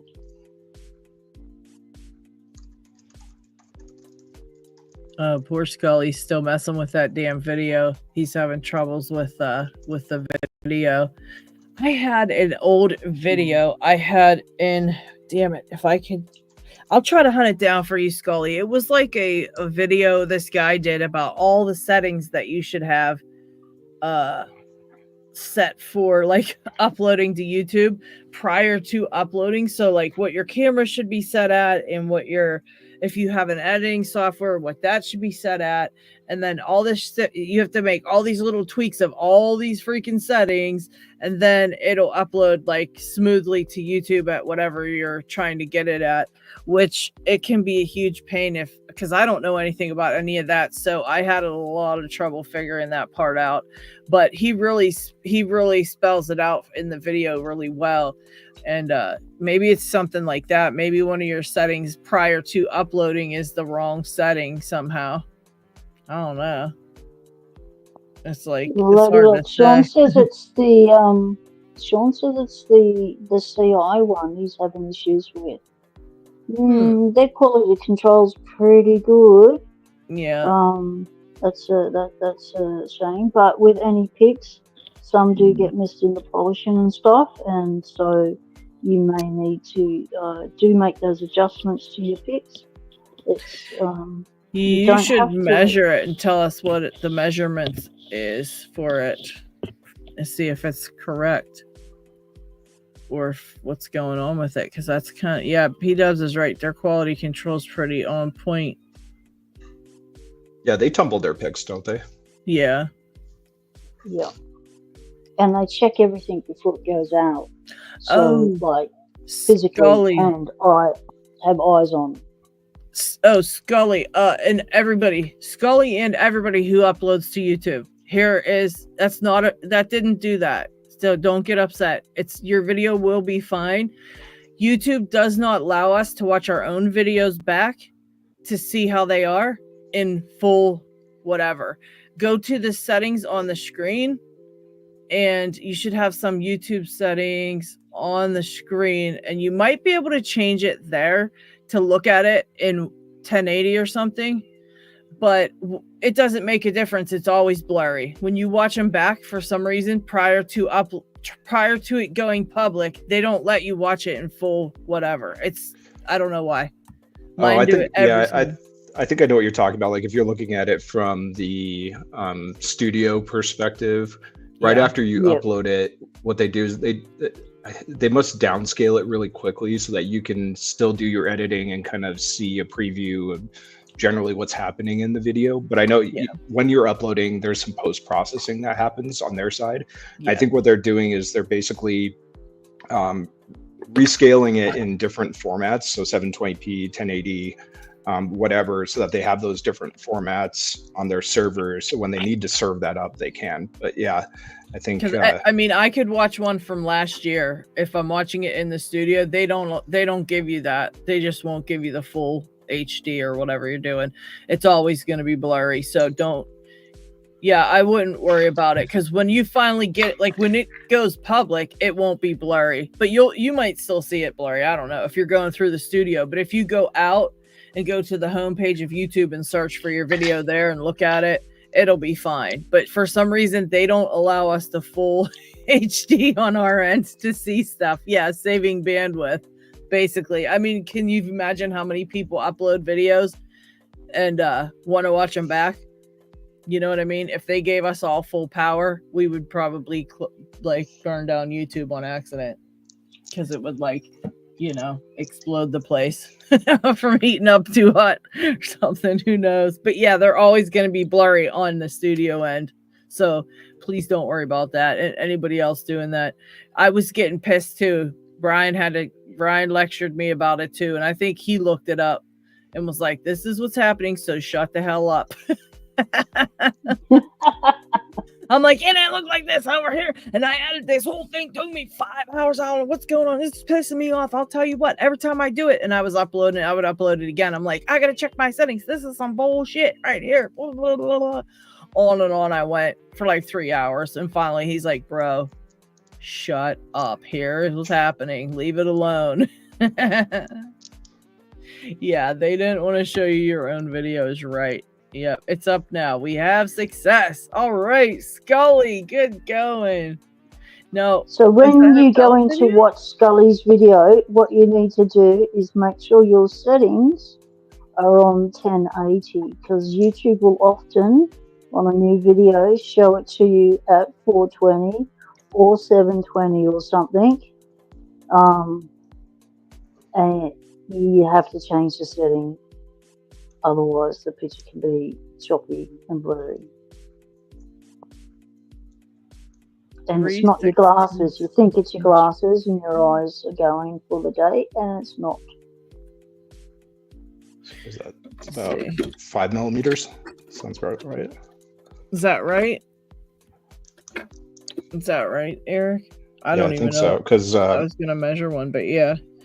8/16 would be about 12.5 millimeters. Another half below that be 6. And take a little bit off that. It's probably about 5 millimeters. And that sounds about right then, right? For the tip, I don't know. That actually sounds a little big. Yeah. It sounds really big. It's 4.7 millimeters.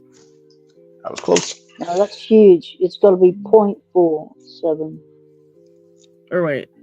Yeah, like I'm taking a measurement of one of my Jimmy Long's hooks, for example, and it's like 1.2. Yeah, the shank, like the neck, where it starts to neck down from the handle, I would expect that to be closer to 5 mils. Yeah, are you talking about? I'm talking about, like, I can't even show on this I can't even show with this camera. I'm talking about this, like the tip of your hook right here. The tip of it, like measure this right here. Right? An eighth. Let me get it right up. Right here. Measure this. An eighth sounds closer. This to this. Like this, in between my finger, the tip of the hook. Like this part, the shank part, like where am I at? I hate these cameras. This part right here will be fat, but this part is what you need to worry about. The actual, like, tip of the hook. The business end. Yeah, the business end. The tip of the homemade.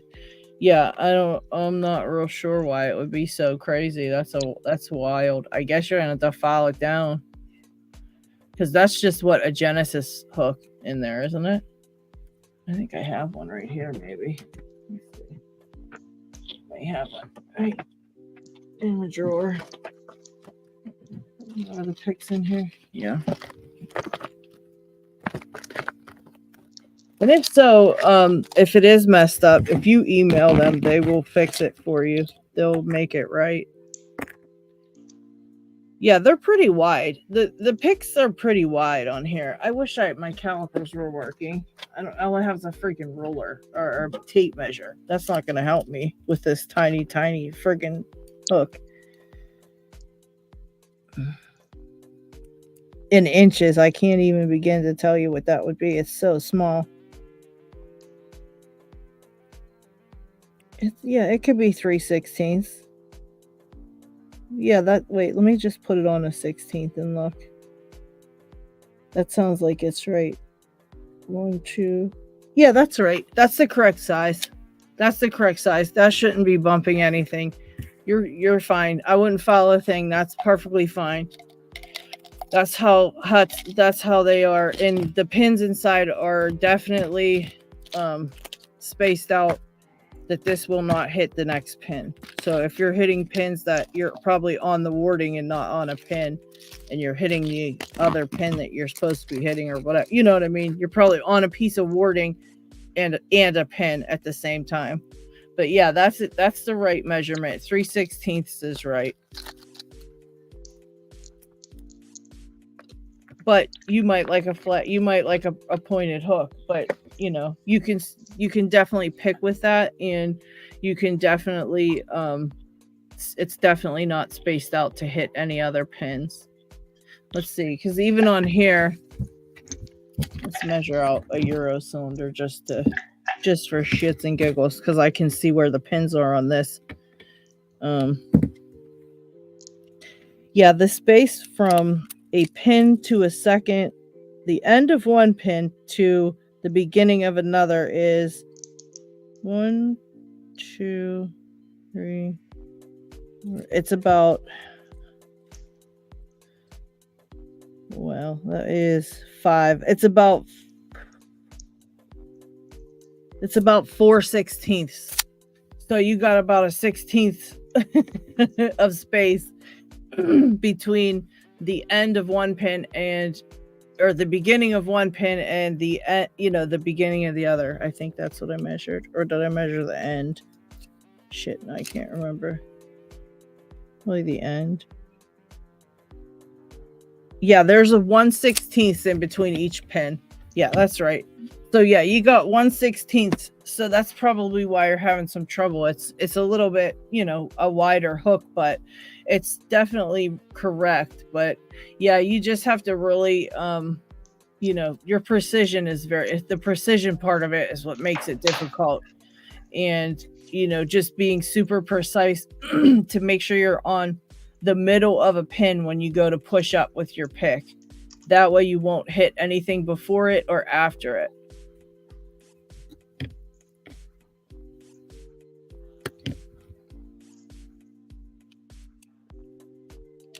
Yeah, I never actually measured that before. I just assumed they work and go and use them. I never measured it. That's wild. And Eric, I have that tool chest, that big tool chest with all the drawers. Did you ever see it before? Maybe. It's like, it's just a giant tool chest. Like, people having like big garages, they got the big tool chest. Yeah. I put your fucking magnet sweeper on the front of the top drawer. Couldn't get it out. No, it pulls the drawer open. I love it. That is how strong that thing is. I use it to open the drawer. I sit right here and I pull the drawer open with your magnet. It doesn't even come off. It doesn't even come off. I'd have to to pull it off. That's how badass that thing is. So props to you. Props to you. That was a fun project. A really good design too, mate. Thanks. Yeah, it was cool playing with those Hallbach arrays. You can do all kinds of different arrangements to get the magnetic flux to distribute in different ways. And there was actually one. That's what you did. There was crazy. There was one arrangement that I thought was going to be the winner, and basically what it does is it causes one side of that tool to have a much stronger flux density than the opposite side, like where the handle is. Okay. But in testing, what I found was that a slightly different arrangement, one that was more evenly spaced, like outward, like if you have the tool resting on a table, this different arrangement that has the magnetic flux evenly distributed outward works better. And the only way I can explain it in my mind is think about like if you're trying to shine light on something, in order to have that light envelop whatever it is that you're looking for. It's kind of the difference between like a laser light and a flashlight. Okay. With the Hallbach array I chose, you're kind of casting a wider net with the magnetic flux, and so it just ends up being more practical, more useful in a situation where you're trying to actually pick up springs with it from the carpet or from wherever. Yeah. Oh yeah, it's awesome. You did a hell of a job. Truly hell of a job. When I stuck it on there, I was like, where am I gonna put? I was like, I want to put this somewhere, but I don't want it near my computer at all. And I was like, how am I gonna keep it away from it? Because you know me, I'm like, oops. So the other takeaway, the other learning from that was, you go on Amazon and you search for N52 rated magnets. what you get, and this probably isn't a surprise to anybody, but they are not even close to N52. They are so weak in comparison. So I got these from a different source that actually, backs their magnets up with documentation and everything. They're properly rated, and yeah, there's a big difference. That's so rude. I can't stand them anymore. I really can't. And then if you have Prime Video, like I watch a lot of, I don't watch TV. I have like, Prime Video and Netflix and YouTube. That's my main sources of what I watch on TV. Yeah. So, but pisses me off because I pay for Amazon Prime. You still get the commercial at the beginning.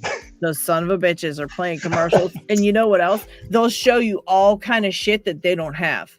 Like, they're like, you can watch this for $9.99. You could watch this for $8.99. You could rent this movie. You can go over here and sign up for Paramount Plus. You can go over here and sign up for Hallmark. You can go over, and it's like, then don't fucking show me this shit. Like, it pisses me off that bad. I'm like, don't show it to me if you're not giving it to me. I'm here to look at what you've got for me, and you're showing me shit you don't have for me. You know what I mean? Pay more for, yeah. Yeah, I'm like, I'm not paying anymore for this shit. You're crazy. And then, again, the commercials, that pisses me off. I'm like, are you really going to show me commercials right now? Who the hell? Like, oh my God, I really can't. They're just going so downhill. And unfortunately, they're the only ones that offer a lot of the things that, whatever, because I still buy things from Amazon. I still like to buy certain things. You can order, 6 packs of your water. You can order just, I got my contact lens solution from there. I get like so much shit just from Amazon. But it's my wife surprised me and brought me a box of coconut water from Amazon. It was cheaper with delivery, and delivery was like the next day or something. Mm-hmm. It was like, you're kidding me. You can actually buy my coconut water from Amazon. Yeah, it's insane. You can buy so much. But then again, like Eric was saying, you can also go to buy something and it's total and complete freaking garbage. And it's from, China. And it's not even like, it's not even like from good China. It's from like Temu China, Yeah. It's like that kind of cheap shit. Yeah. I look at all the shit they have over there, the technology, the gorgeous landscapes, the beautiful buildings and things they have. Like, they're so high tech and they got some bougie shit over there. And yet they send you trash. Like, you would never guess that they were, had half the stuff you can find some high quality stuff though. I'm expecting a new toy to arrive tomorrow that was I hope you get it. I hope it's the right thing. It's anybody who's kind of in the maker space will know what this is. It's called a Carvera. It's a CNC machine with automatic tool changing and all kinds of fancy features. So that's going to be my next new toy that hopefully I can make some cool stuff with. A CNC, so I'm thinking cutaways are coming our way from Michelin's, from Delta 44. I've considered that. Yeah, cutaways would be fun. I have some tools that I want to try to make first. And actually that magnet sweeper, the spring sweeper we were just talking about, I think that'd be really cool to do in aluminum. Oh, yeah, wouldn't it just? All shiny. Yeah, for sure. So you going to keep us in suspense with your tool ideas, and we're going to find out with prototypes and stuff? Or I'm going to keep you in suspense only because they're half-baked ideas. So I don't want to talk about anything that's never going to see the light of day. And honestly, I have a lot to learn about machining metal. This is a very new thing for me. But so you've not worked with metal before? Not like that, no. I've in other ways, but no, never anything with machining metal. Well, you're on a steep learning curve, mate. It's going to go straight up past the shackle pop. You're on a heavy shackle pop learning curve, aren't you? Yeah, I kind of am attracted to those kinds of challenges in life. That's really cool. I'd love to be able to use a CNC machine and do all sorts of stuff that I'd love to be able to do. I've never worked with metal. Would really be interested. I watch a lot of channels on YouTube that do CNC stuff. I'm just fascinated with it. It's super However, cool. For me to actually get a CNC and learn the computer stuff and all the machining and how to do all the setup. It's like, no, it's the same as doing 3D printing. I'm not going to learn it. I'm at that age where I'm happy with what's in my brain. The new stuff I'm taking is, and it's all got to do with locks. So anything else, I'll leave it to the younger generation to handle it my way. Now, Eric, are you gonna put that like your journey with that on your channel? Are you gonna do like something like that? I don't know. I've actually been toying with the idea of doing a channel just for 44 Delta, because it's quite often the case. Like today, I had to put kind of a PSA out. And it's something I would like to talk about on camera, but I kind of like my own private channel to be more for actually lockpicking. Yeah. So I'm toying with that idea. I could see maybe doing those types of videos on that. Yeah, I think you should definitely put something up on YouTube for it. If you're going to be doing that and, you're starting into another project, or even when you get, like you said, you're trying to design certain things, you could show that. Like Bobby Keys did a channel for his 3D printing and it got pretty big. People are interested in that kind of stuff. And, especially if you're going to be designing things like out of the blue, because that's really cool. People like to see that. And even if you don't show the designs but the final product or something, and whatever it is, you know what I mean? I think that a lot of people would watch that. I would. I mean, I'd check it out. Yeah, I think the biggest challenge there is just time. Like time is that's true. Yeah. in high demand, and there's not much of it, especially when you have a 1-year-old. Yeah. Oh shit. Yeah. Never mind. Oh mate. Jeez. They take what are you even doing awake? You should be asleep by now. Yeah, exactly. Appreciate you spending some of your sleepy time with us. What time is it for you? I'm in the mountain time zone, so it's 5:20 right now. Oh, okay. So not bad, not bad. So the dinners are done, bath time's done, getting ready. Yeah, you're going to have to do story time next, mate. Yep. Yes, no wonder you only had an hour to spare. Yes. Yeah, exactly. Yes. Yeah, I would like to see that. I encourage everybody to do that kind of stuff. Like if you're working on other things and, but yeah, the time thing, that's a big factor. It does take a lot of time. It takes a lot of time. But separating your channels is a good idea. I did that a few years in to Locksport. I separated my Locksport channel from my Anything Else I Did channel, created an Anything Else I Did channel, Pocket Watch, and I also created a third channel for my other hobby, coin collecting, and that's called Pocket Change. Oh, so, P-Dubs, we need to talk because numismatics is one of my other hobbies. Ah, okay, cool. So yeah, I got Pocket Watch, Pocket Win, Pocket Change. Do you see the theme, nice. People? Yes. Pocket of the world. I'm gonna try to pop my hands only up here and show Sean how to work with the wave rake, because he's having troubles with the wave rake. So let's see if I can't figure it out. Yeah, I use a wave rake quite a lot. That is my main rake, and I like the quince rake from Warlock Tools, but I've also used the little worm thing from Sparrows when I first started. I made my own little worm, and that thing got me into so many things. I loved it, and then I lost it, and then was given commercial stuff. So I've been using commercial stuff since then, but I do really miss my baby wave rake I made.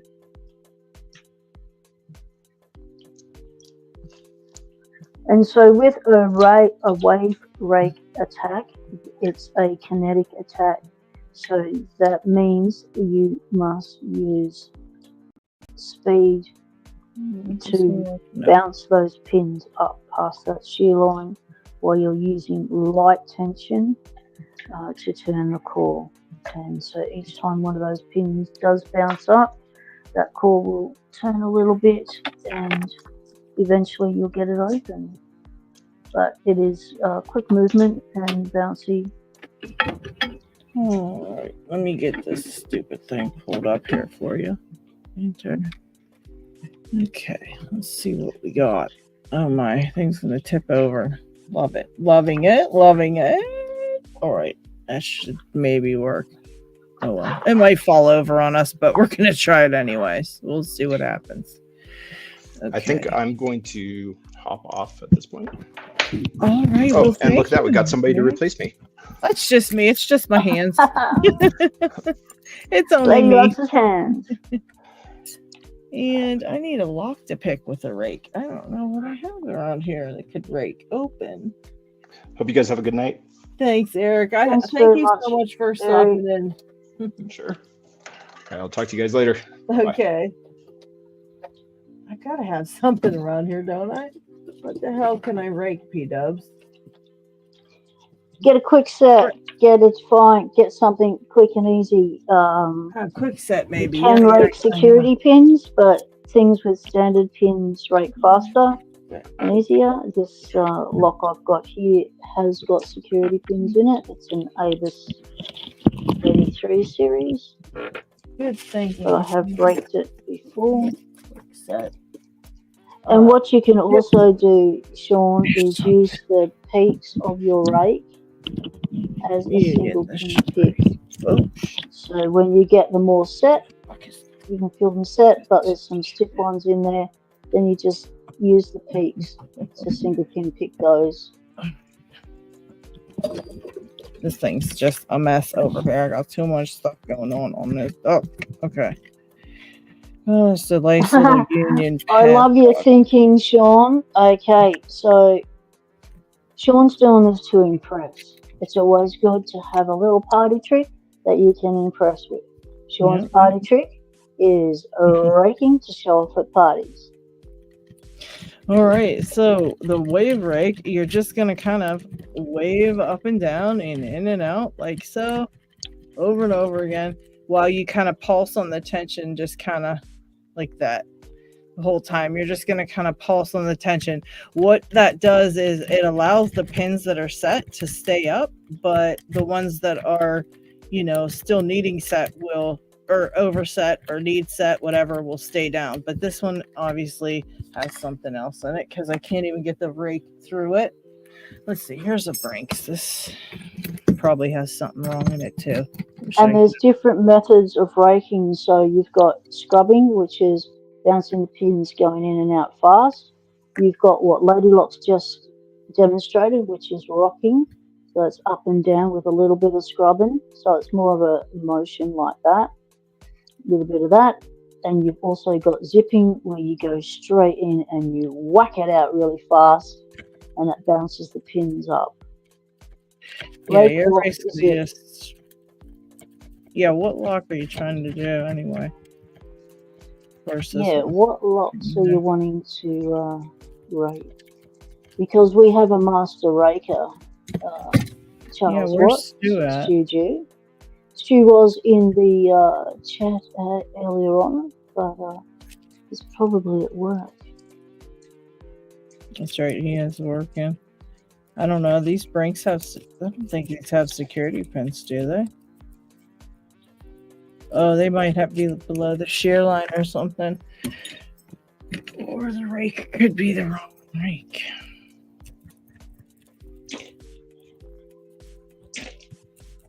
Yeah, I'm not a good raker, but I can rake certain locks, but some of them... Let me get my laminated ones. A lot of those can be raked. And a lot of the time we use top of the keyway for raking because we want to give that pick enough room to do its movements. Paracentric is in the house. All right. Yes, Christina Palmer's rake set is awesome, I have heard. This one again, I can't even get the pick in it with the tensioner and the lock. Oh, that's a Chinesian tight little keyway. That's a small keyway, Lady Lux. That's wild. I like the single peak rake more than these ones. Yeah.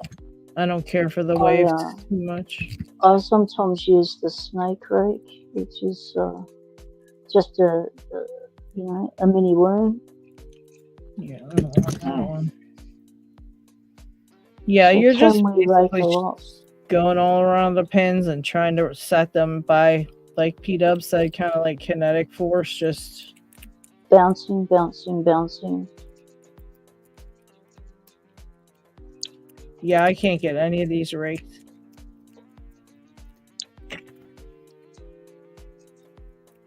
Paracentric, welcome. Dig, welcome. Bigfoot425, welcome, welcome. And J. Gabriel, welcome to the show. This should be, I think this is J. Gabriel's first day of freedom. Congratulations, Jay has left a toxic work environment for a happier work life. This Congrats, is awesome. Jay. I bet you're feeling happy today.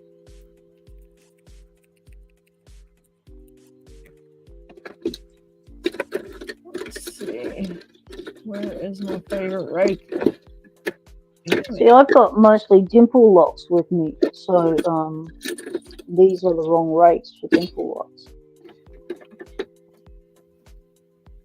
I don't know where I put my rakes at. I only have one of those. Oh no, Paracentric's had a busy day. He's just about to pump himself full of anti-inflammatories.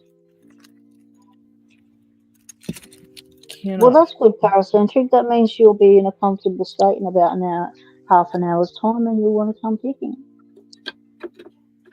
No. Yeah, I can't. Hugs, J. Gabriel. Hugs to you.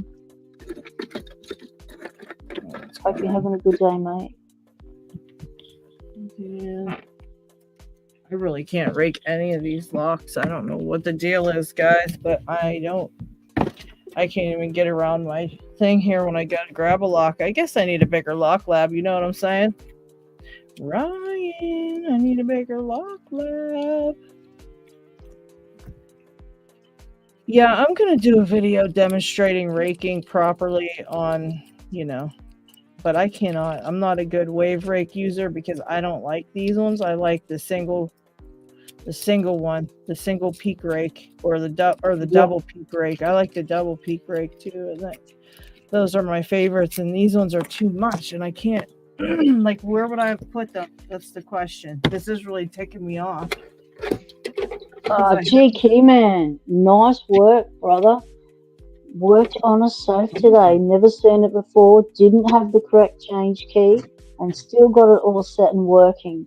Was a bank safe bolt by Mosler. 2 locks. Awesome. GK man. Did you film it? Do we have video of you finally?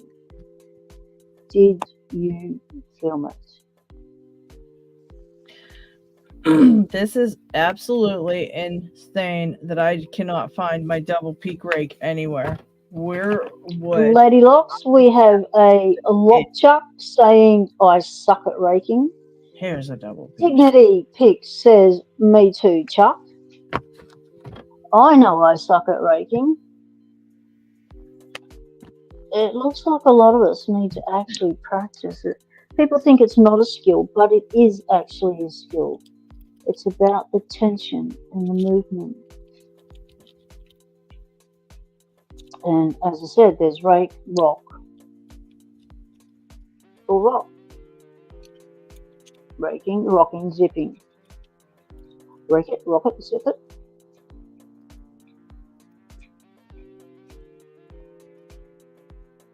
Yeah, none of us are good at it.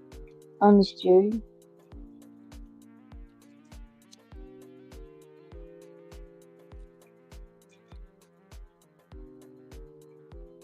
Yep. Unit raked a lock yesterday so fast, they couldn't believe it. Actually did it 2 times. Yep. Wrong rotation direction. Cool. It's always good to There see you people go. open locks together. Finally, We one did it. success raking. But that was with the double peak rake. I think he's got the wave rake that comes with the FNG, which, you know, it's the same principles. But again, like P-Dub says, you gotta have the right locks. They can't have security pins. Well, even you can rake some security pins, but a lot of them you cannot. So, and it just depends on the bidding of the lock too, because if you get something with crazy bidding and you're not, you know, able to get it with your rake, then that's what it is. But yeah, that is it, guys. It sucks. I know that when I go on lockouts and stuff, I do raking. Yeah, It's the only time I do raking, and I hope I can do it at the time because, you know. But, yeah. You know, I'm working on crap locks, so I have an advantage because people are just installing crap locks these days, and it makes it easy. You know. Yeah, this is not working out on most of these because I'm not a raker, but P-Dubs has told you what the different kinds are. You can just kind of like you can do zipping, which is when you just kind of put it in and then you zip it out like this and catch it in the right way, and you catch. And that's usually done with a single hook. Yeah, that's not usually done with a rake. A single hook in there for your zipping. So you go right to the back of the lock, go behind the last pin, and then rip that thing out really fast. At the same time, light tension. To be able to grab those pins. Yeah. But that's zipping. And then scrubbing's just basically like in and out of the lock. Like scrubbing's like back and forth, like you're scrubbing something like that. And then, but it's more of a oval sort of a motion with the scrubbing. So you're going in this sort of a way. So it's not so much in and out like that. It's more of this motion. Yeah. So there is some raking, which and then your rocking is just really do. Back and forward. I don't really do that a lot. I should definitely practice more. I've been getting really into figuring out bypassing and stuff. And look at this. Sean is already like we're struggling to get a lock open, right? And Sean's right. Yeah, got that. Cracked it, lady loves. Pocket winner. Yeah, we're good. I've already got it open twice. Move on. He's already cracked it. So he's good. See, all we have to do is explain stuff and people get things. We're just that good. You ain't kidding. You ain't kidding, P-Dubs. You ain't kidding. But yeah, that was a fun little lesson about raking. I need to learn more of it, and you can find out more about raking at C Stu Do's channel because he does tons of raking. Oh my gosh, he's really good at it. He rakes every lock he comes across, even if it's something that it doesn't seem like it can be raked. He finds a way and he does it. Paracentric says the Christina Palmer page usually visually shows 8 different raking techniques. You know there was 8. Me ice brick's unfrozen. I may have to go replenish my ice brick. I only brought 2 in with me, so we will have to see.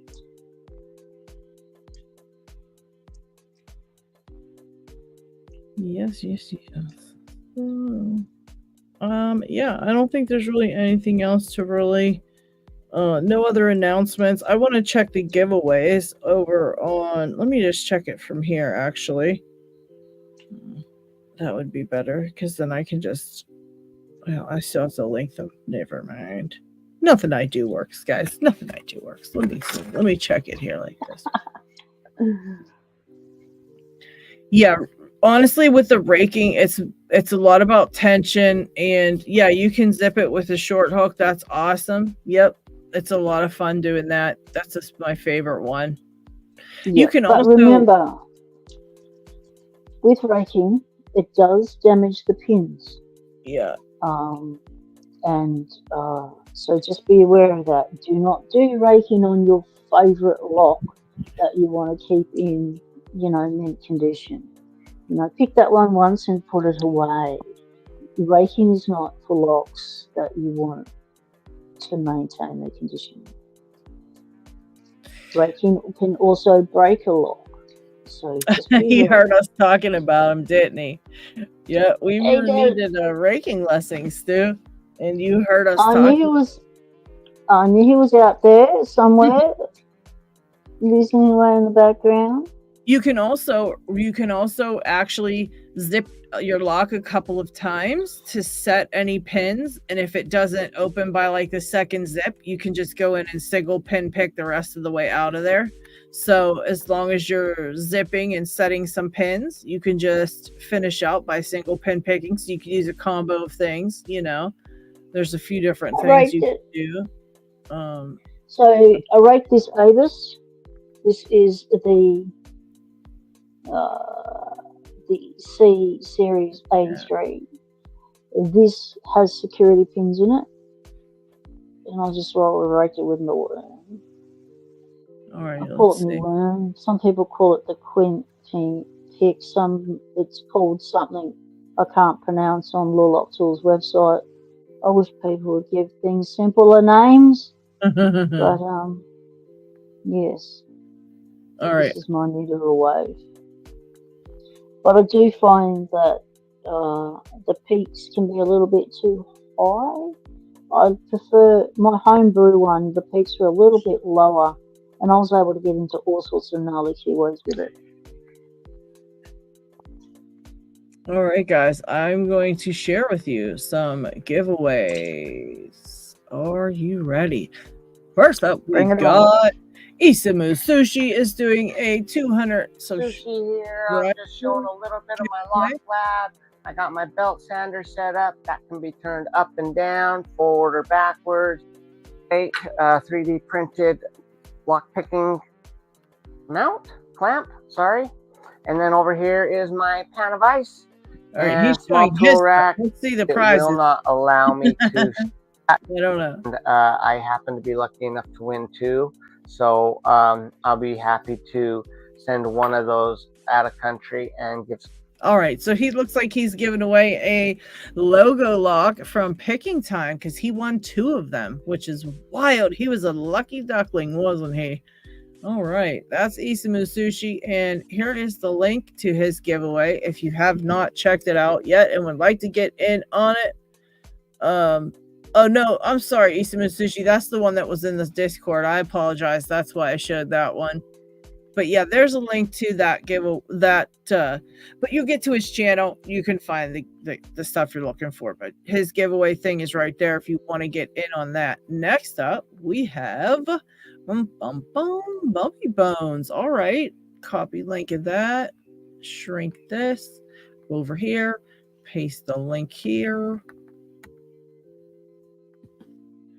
Enter, and all right, we've got Bumpy Bones 150 giveaway. Hello beauties, and welcome back to the Bumpy Bones Locksport channel. Now I wanted to give everybody a quick update on my 150 subscriber giveaway. This is crazy. Look at these locks. Is this what he's giving away? Bumpy Bones, are you giving all this away? Holy shit.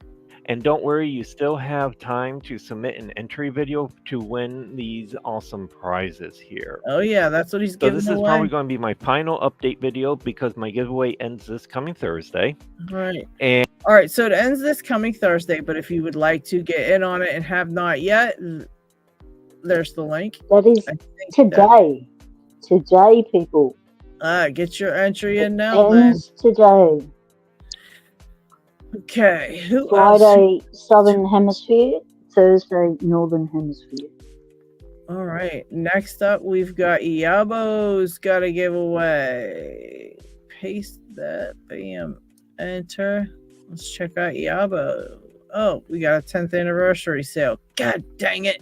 All right. Let me get through this jerk of a commercial. Man, they're killing me. They don't even let you skip them. And this, people, is why you should monetize your channel. Yep. Because it doesn't matter. Making us do ads Hello. anyway. Yep. Doesn't matter. This is a video about what my favorite locks are. So this is one of my favorite locks.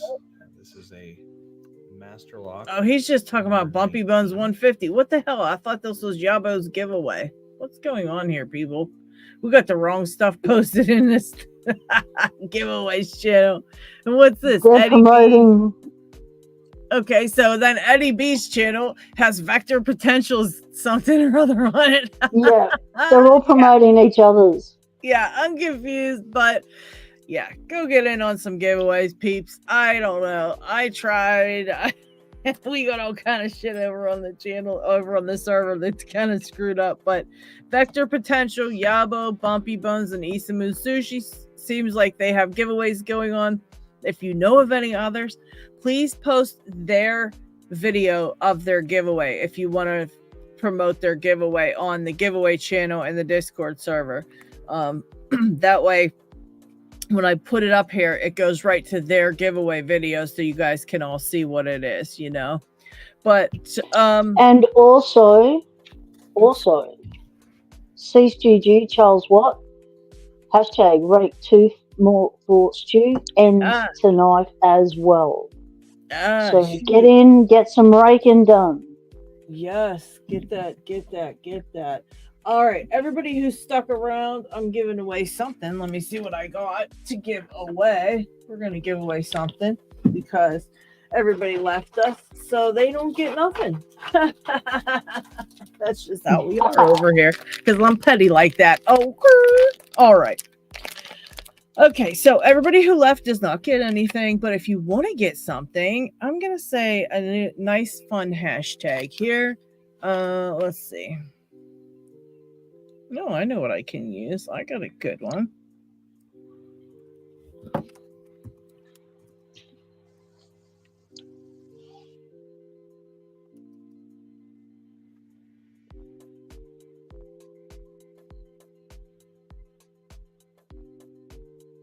All right.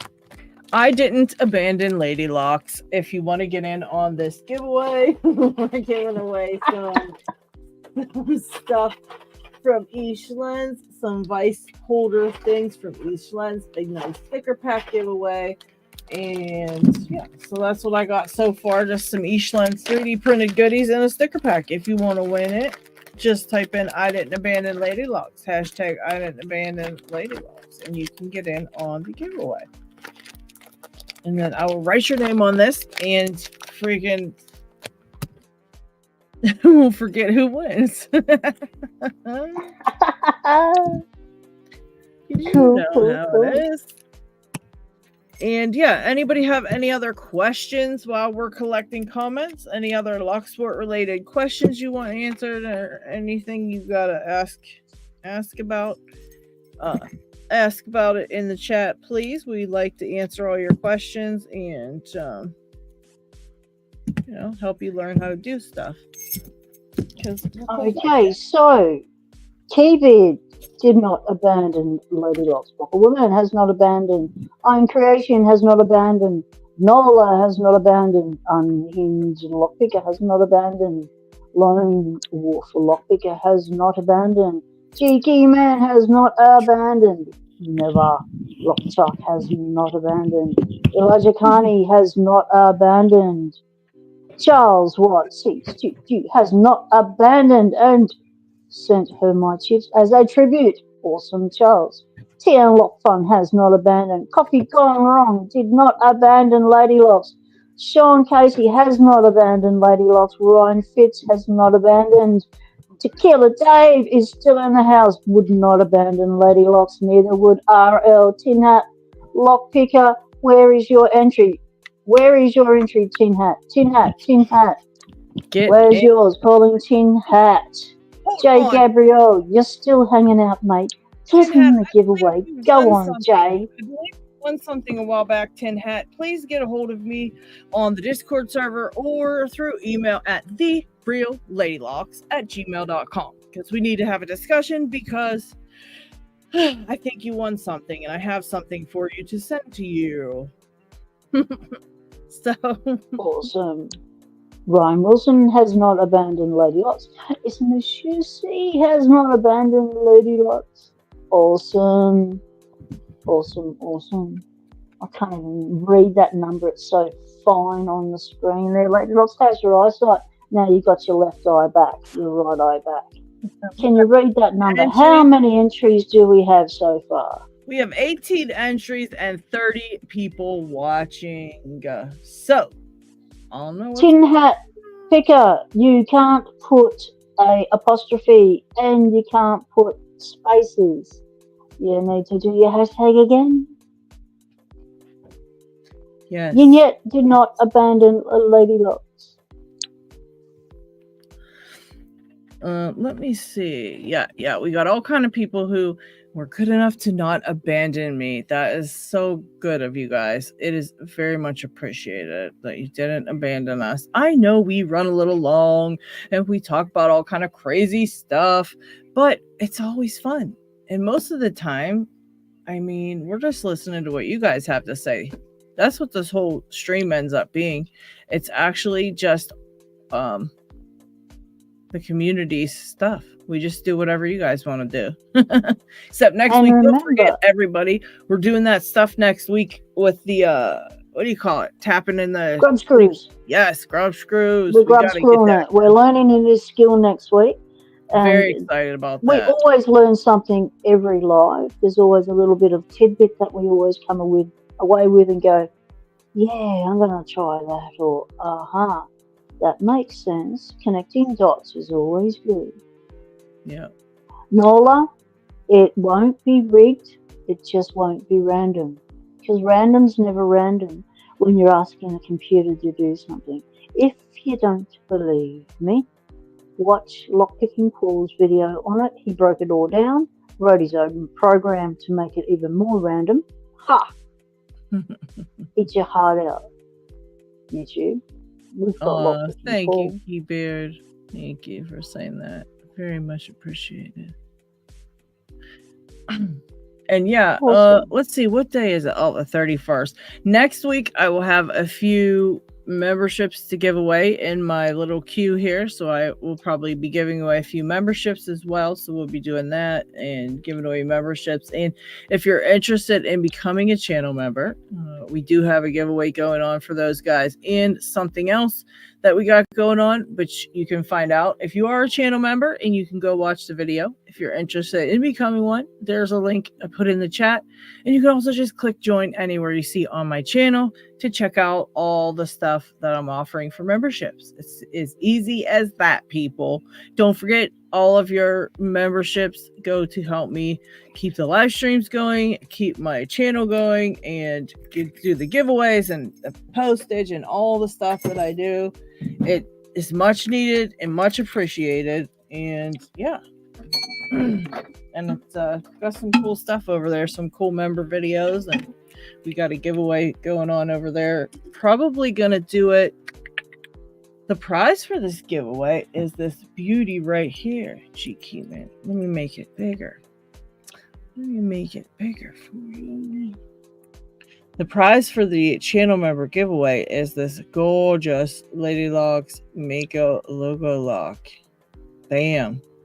Look how nice that did. I so want to win that. So want to win that. Yeah. And if I win it, yes, I will take all the flack that says it's rigged.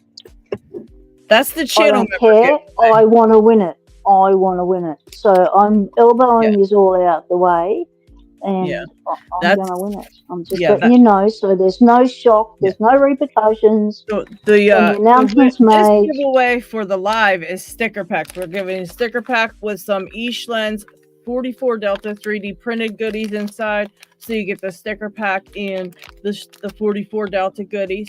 But yeah, that's for the channel member giveaway going on. And I'm gonna do the giveaway at the end of next month, so that anybody who wants to join up, for a membership can join up and they can get in on it. Or, the people that are currently members that way they can everybody gets in on it. So I'm gonna do it like probably right around this time next month. Thanksgiving. We'll do Thanksgiving. Boom. That's a good date. And we'll draw a winner then. And it's just, you don't have to do anything special, just be a channel member and that's it. But Lockchuck, you can just bring it to me tomorrow.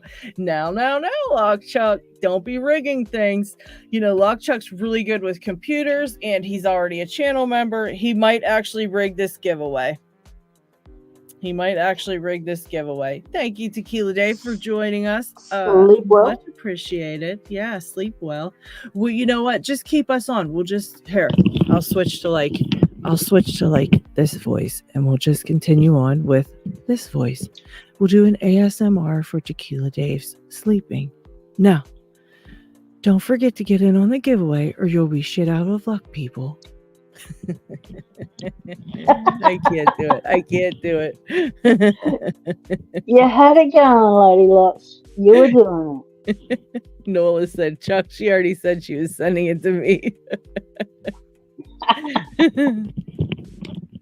Well, I already told you, boys. It's mine. It's coming my way. And RL, don't worry, you'll be included in the giveaway for the channel member stuff, so don't worry about that. Not a single logo lock in my collection. It's embarrassing. Oh, Stu, you should not have admitted that. You should not have don't admitted let that out the bag, mate. Yeah, you shouldn't have Now said you all that. know. You're We all know. logoless. Yeah, we know what Stu's kind of picker logoless. he is now. Yeah, Stu. Wow. Yeah. I just assumed that. I assumed because he went through a phase of winning a lot of stuff. Yeah. I assumed he had won a logo lock somewhere along the line. Yeah. Yep. Oh my. But, however, Stu, you have made up for it because you have a hell of a picker tip collection that not everyone even can get close to. That's true. You got a good collection. You've made up for it, mate. I want to find out, Sean. I want to look at the email real quick while we're all doing this here. Oh, okay. Okay, Sean. I got you. All right. I will resend it to you. And let's see. I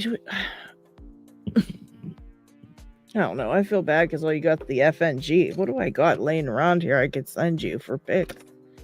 That sucks. See, I don't like Lockchuck. Can you believe I have not a single extra friggin' pic? This is embarrassment. I'm an embarrassment right now. I just don't even have a single extra pic that I can send that I have in my collection right now. Wait, what's this? Hold on. Maybe I do. I have a couple here. All right. This might work. Oh no, son of a beep. All right, look. I'll send this to you, Sean. Please text me or remind me next week. All right. And remind me next week, and we'll see about getting you a couple other picks for your collection. But please don't forget, or I'll forget. I'm telling you right now, it'll be right gone. I just won't remember. So where's please the sticky notes or email. Look, this P-Dub. I'll show you them. I got them sticking to the side of my thing. I got a bunch in front of me. I got sticky over here. Oh, sticky over here. A sticky over here. A sticky, 2 stickies here. It's a mess of stickies. And you need a sticky board. Yeah, you need a sticky board. Them anymore. I'm feeling like they're just crowding me now. They're like, you know what I mean? Yeah, so, they gotta go. So I don't know. Here it is. I'm just gonna be truthful. You've got it. It's on you. If you win shit, or I say I got something for you, if you don't keep on me, it's all your fault. I'm not taking the blame for it. I forget. There's too much to keep hold of. All I try to do is remember everybody's names across 18 platforms, and I have a hard time. Yeah, but it's 3 different names across 18 platforms, because everyone uses different names for different platforms. Yeah. Yeah. Oh, it's on. I've got competition. You lads, you come on, bring it. We're doing this, boys. Fight between Chuck Nola and P Dubs. Oh crap! It's about to be on. All right. I'm winning that lot, people. I'm telling you. I'm only telling you now. I'm only foreshadowing now, so that you can already do your grieving before the draws happen, so you won't spend the rest of your week upset. You know what's coming.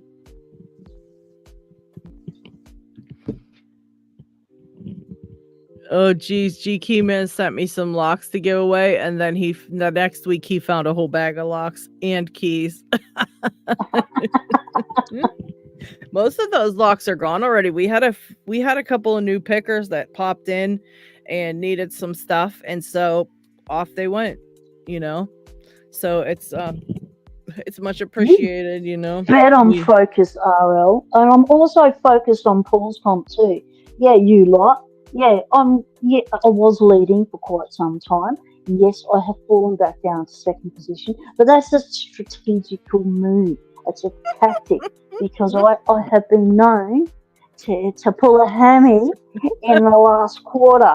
So I figure I'm just going to sit on the bench and I'll get called up at the last moment in the last quarter. I'll come and kick the winning goal, and I'm taking that double prize, big prize home. People, I'm telling you, foreshadowing. I'm bringing back my winning streak. That's all I'm saying, people. I'm bringing it back. Up frogs are down. All right. Yeah, I don't know. They're just Nola said he's gonna win. Lockchuck thinks. I mean, I was gonna take it with me to show them, but I think Lockchuck will try to steal it out of my bag. Oh yeah, so I was going to say you might not come home with it. I think he's gonna try to steal it out of my bag. I would just take a photo of it, and you can. Better idea. They can drool over the photo instead. Oh gosh. But yeah, very, very cool. Yeah, I think I sent them out. Yeah, I think I sent them out to I think they're in Sean's package, maybe. I don't know.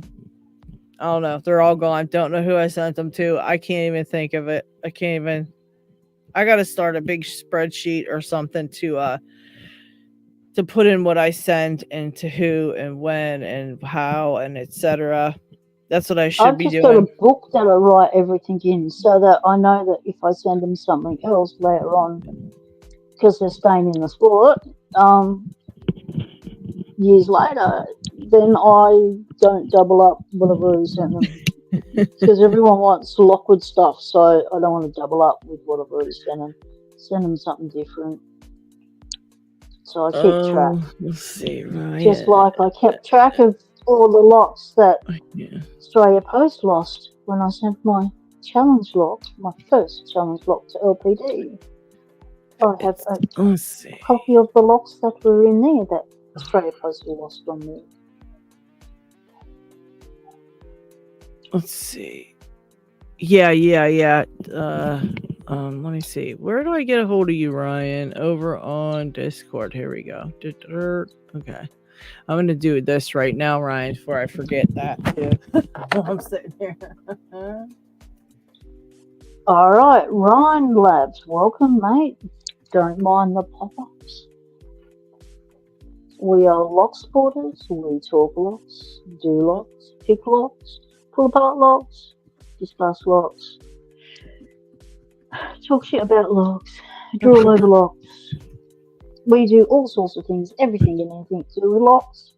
Some are locksmiths, some are locksporters, some are lock collectors, some are lock enthusiasts. If you're in the locks, puzzles, hi Ryan. This is the place. Hello, Ryan. Yeah, what's Ryan Labs? What do you do over there? I'll have to check that out. Let's see. Yeah, welcome. We're just Locksport with like everything to do with locks. Just crazy like that.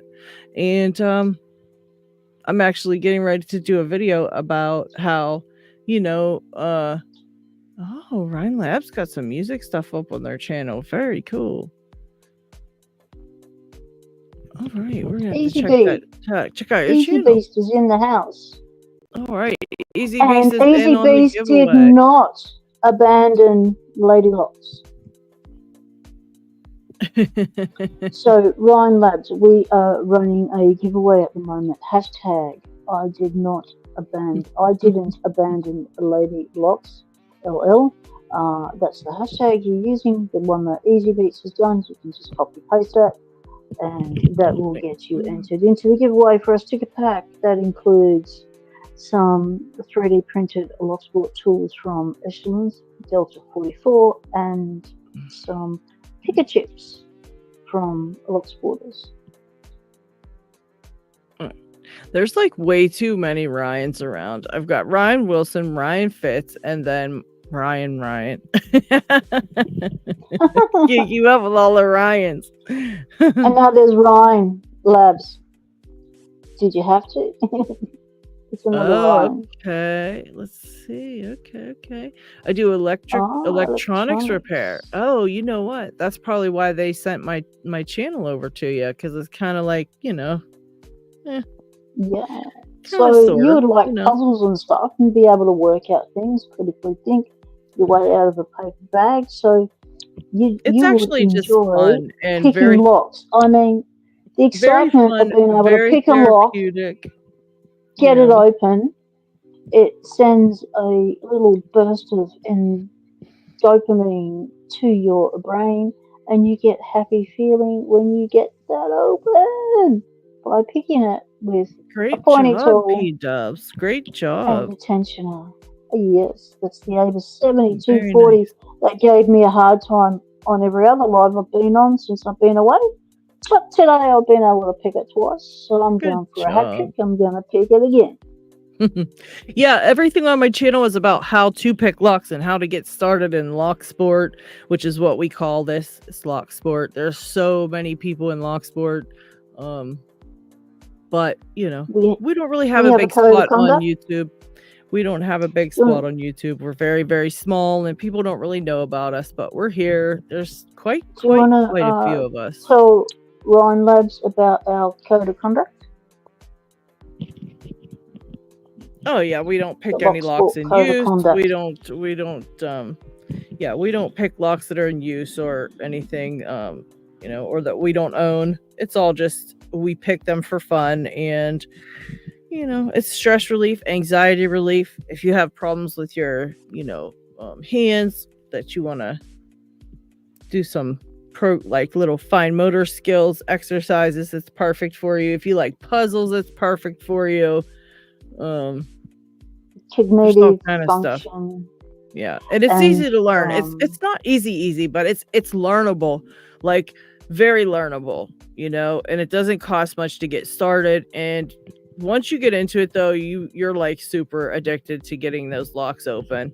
And plus, come on, what's a cooler skill to know than how to pick a lock? I mean, most of us here could pick every lock on every house in the US, or most of them. They are such trash.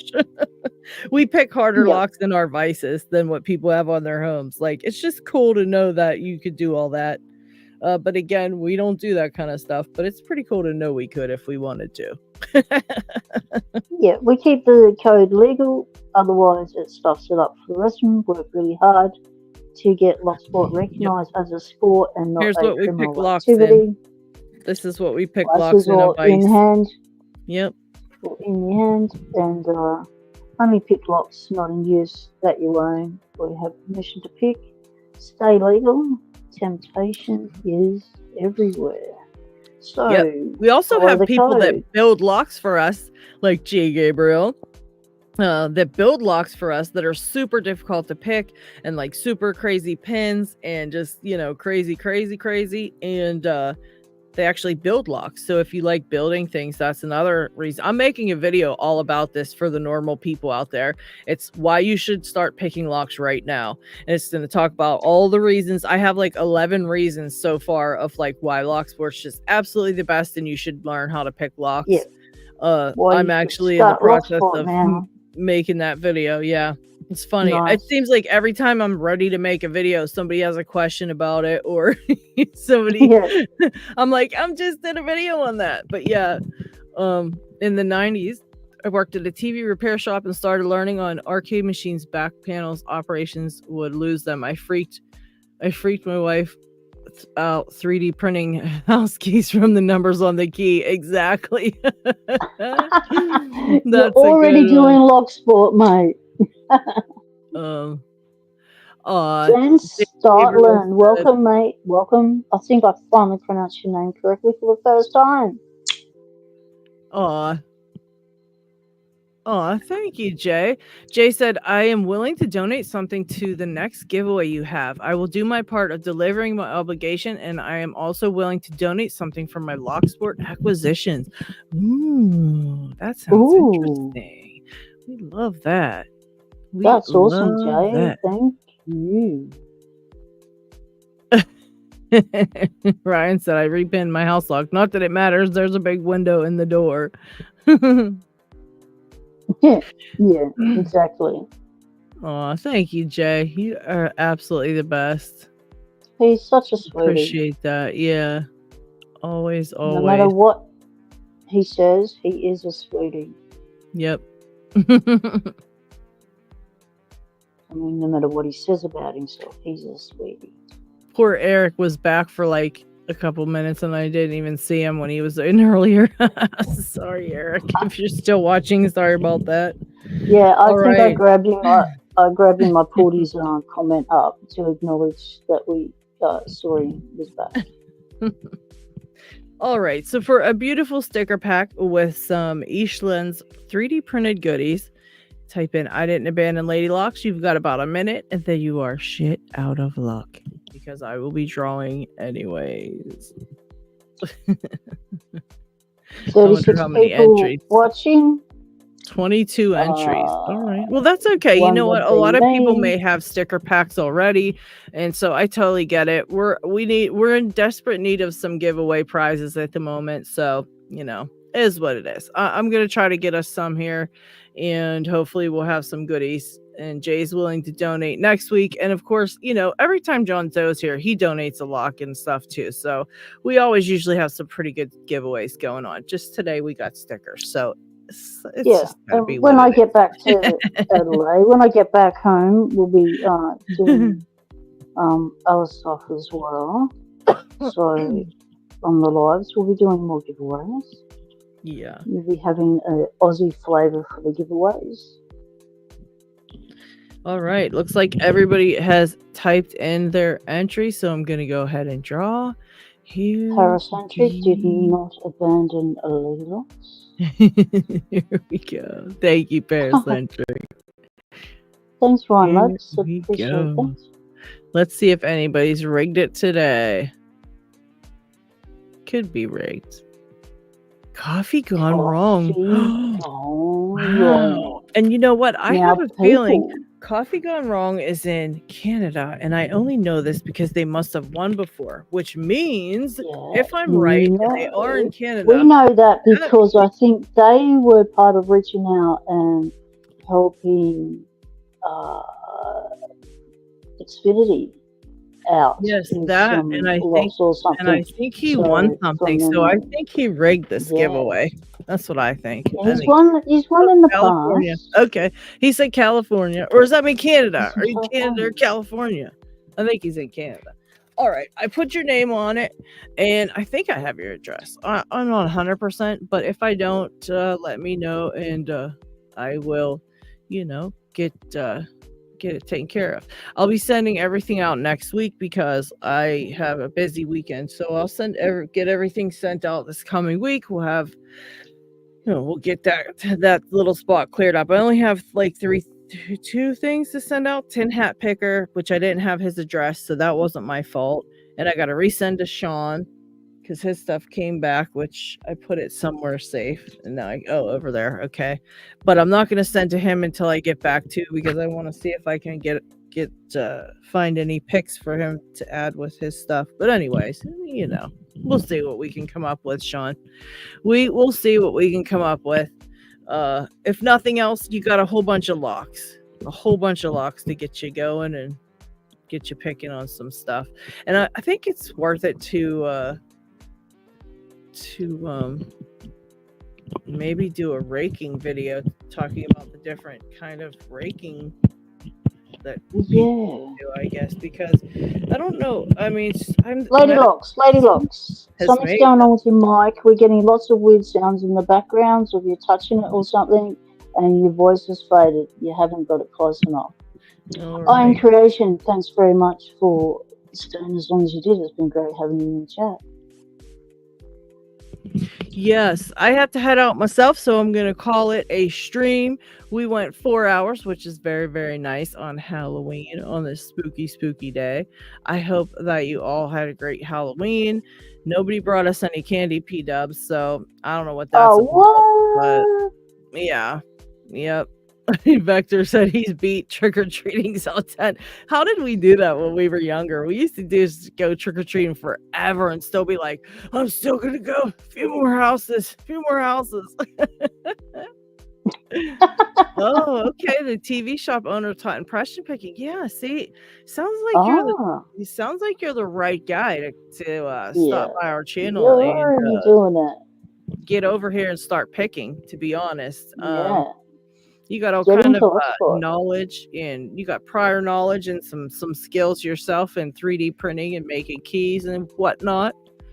You should come back next week. We're same time, same place. We're always here. And PW, who is right here, also does a live stream on Mondays on her channel. Which is Tuesday in the Southern Hemisphere. Yeah, but if you're in the US, it's on Mondays at 3. Well, my time is 3, but it's Mondays. But if you go to her channel, you can see when it comes up. You can see what time it is for yourself. If you would like to tune in and whatnot. But yeah, go check out some of the videos on my channel if you're interested in lockpicking. It's definitely a great community. As you can see, we have all great people here. Everyone in the chat's amazing. We have a really great community. And okay, Ryan Lab sub to P-dubs. Awesome. Yeah, you'll see a notification then when hers pops up, when her stream pops up, if you are interested. At the moment, I'm out of town. So I'm just I'm posting some short videos and some shorts from where I am and doing live. So I'm also around on other people's live streams. So we support W3OY Ray live stream with Coffee Chat with Stu, and we have I've gone a blank. Who else we've got? We've got Still Kicking, which is Not Too Dead, does live streams as well. Who else does live streams? Why am I doing blank? That's not what's his name? Newhouse does a live stream. Well, he does vertical live streams, so it's kind of on the shorts feed. It's like in the shorts feed for those ones, which I might be popping up and doing one myself. Yeah, we are experimenting with the vertical live, so probably every second live I'll attempt to do a vertical live. Only because YouTube is pushing them, and I'm trying to get watch hours. Yeah. Oh, Tiwanaka's a member for 11 months. Why, thank you, my love. Thank you for being a member for 11 whole months. What happened to the cat lock that was yellow and black? Oh, that's still in the bucket. That's still here, I think. Yeah. Yeah, I'll have to look through and see. Yeah, Isamu Sushi, you will not get any credit for your own channel if you're joining somebody else's live, unless you're going through the StreamYard and you double up on like broadcasting it on your channel and their channel, which is a lot of work. And we just do them on our own channels and then switch. Like I go to P-dubs's for hers and she comes over here for mine, and we just do them just to hang out, but if you want your credit for watch time on your own channel, you must do your own live stream. You can invite people to yours, and do it like that if you don't want to do them alone, but yeah, you must do them on your own channel to get the watch hours. Yeah, so thank you for stopping by, Ryan Labs. Very, very cool of you to take a chance on us and click over here. That's what we want. We want more people to see, to see our shit and click on. I mean, this is very That's hard why we're doing get, shorts, is because we want to get, Locksport to get a yeah, wider berth. yep. And Because it's what really happens hard. is there's such a transition of people that come through Locksport. You know, there's only a handful, a very small percentage that get into it and stay. So we have a lot going through. Okay, so Ryan's been here before. That's why he saw it pop up, I bet. Yeah, we're hoping that Nice. we Locksport, any of us start popping up in the regular feed and people actually click on us. But it's really hard because a lot of the videos that, like, at least that I do, are more directed toward people that are in Locksport. So normal people aren't in Locksport. So it's not really interesting to them unless they get into Locksport. So it's kind of it's a tough little spot to be in for for YouTube. But yes, thank you all of you guys for tuning in, hanging out with us. Much appreciated. Happy Halloween, everybody. And yeah. Love you all. P-Dubs, you want to take us out of here? Thanks everyone in the chat. It has been awesome. Stay legal. Temptation is everywhere.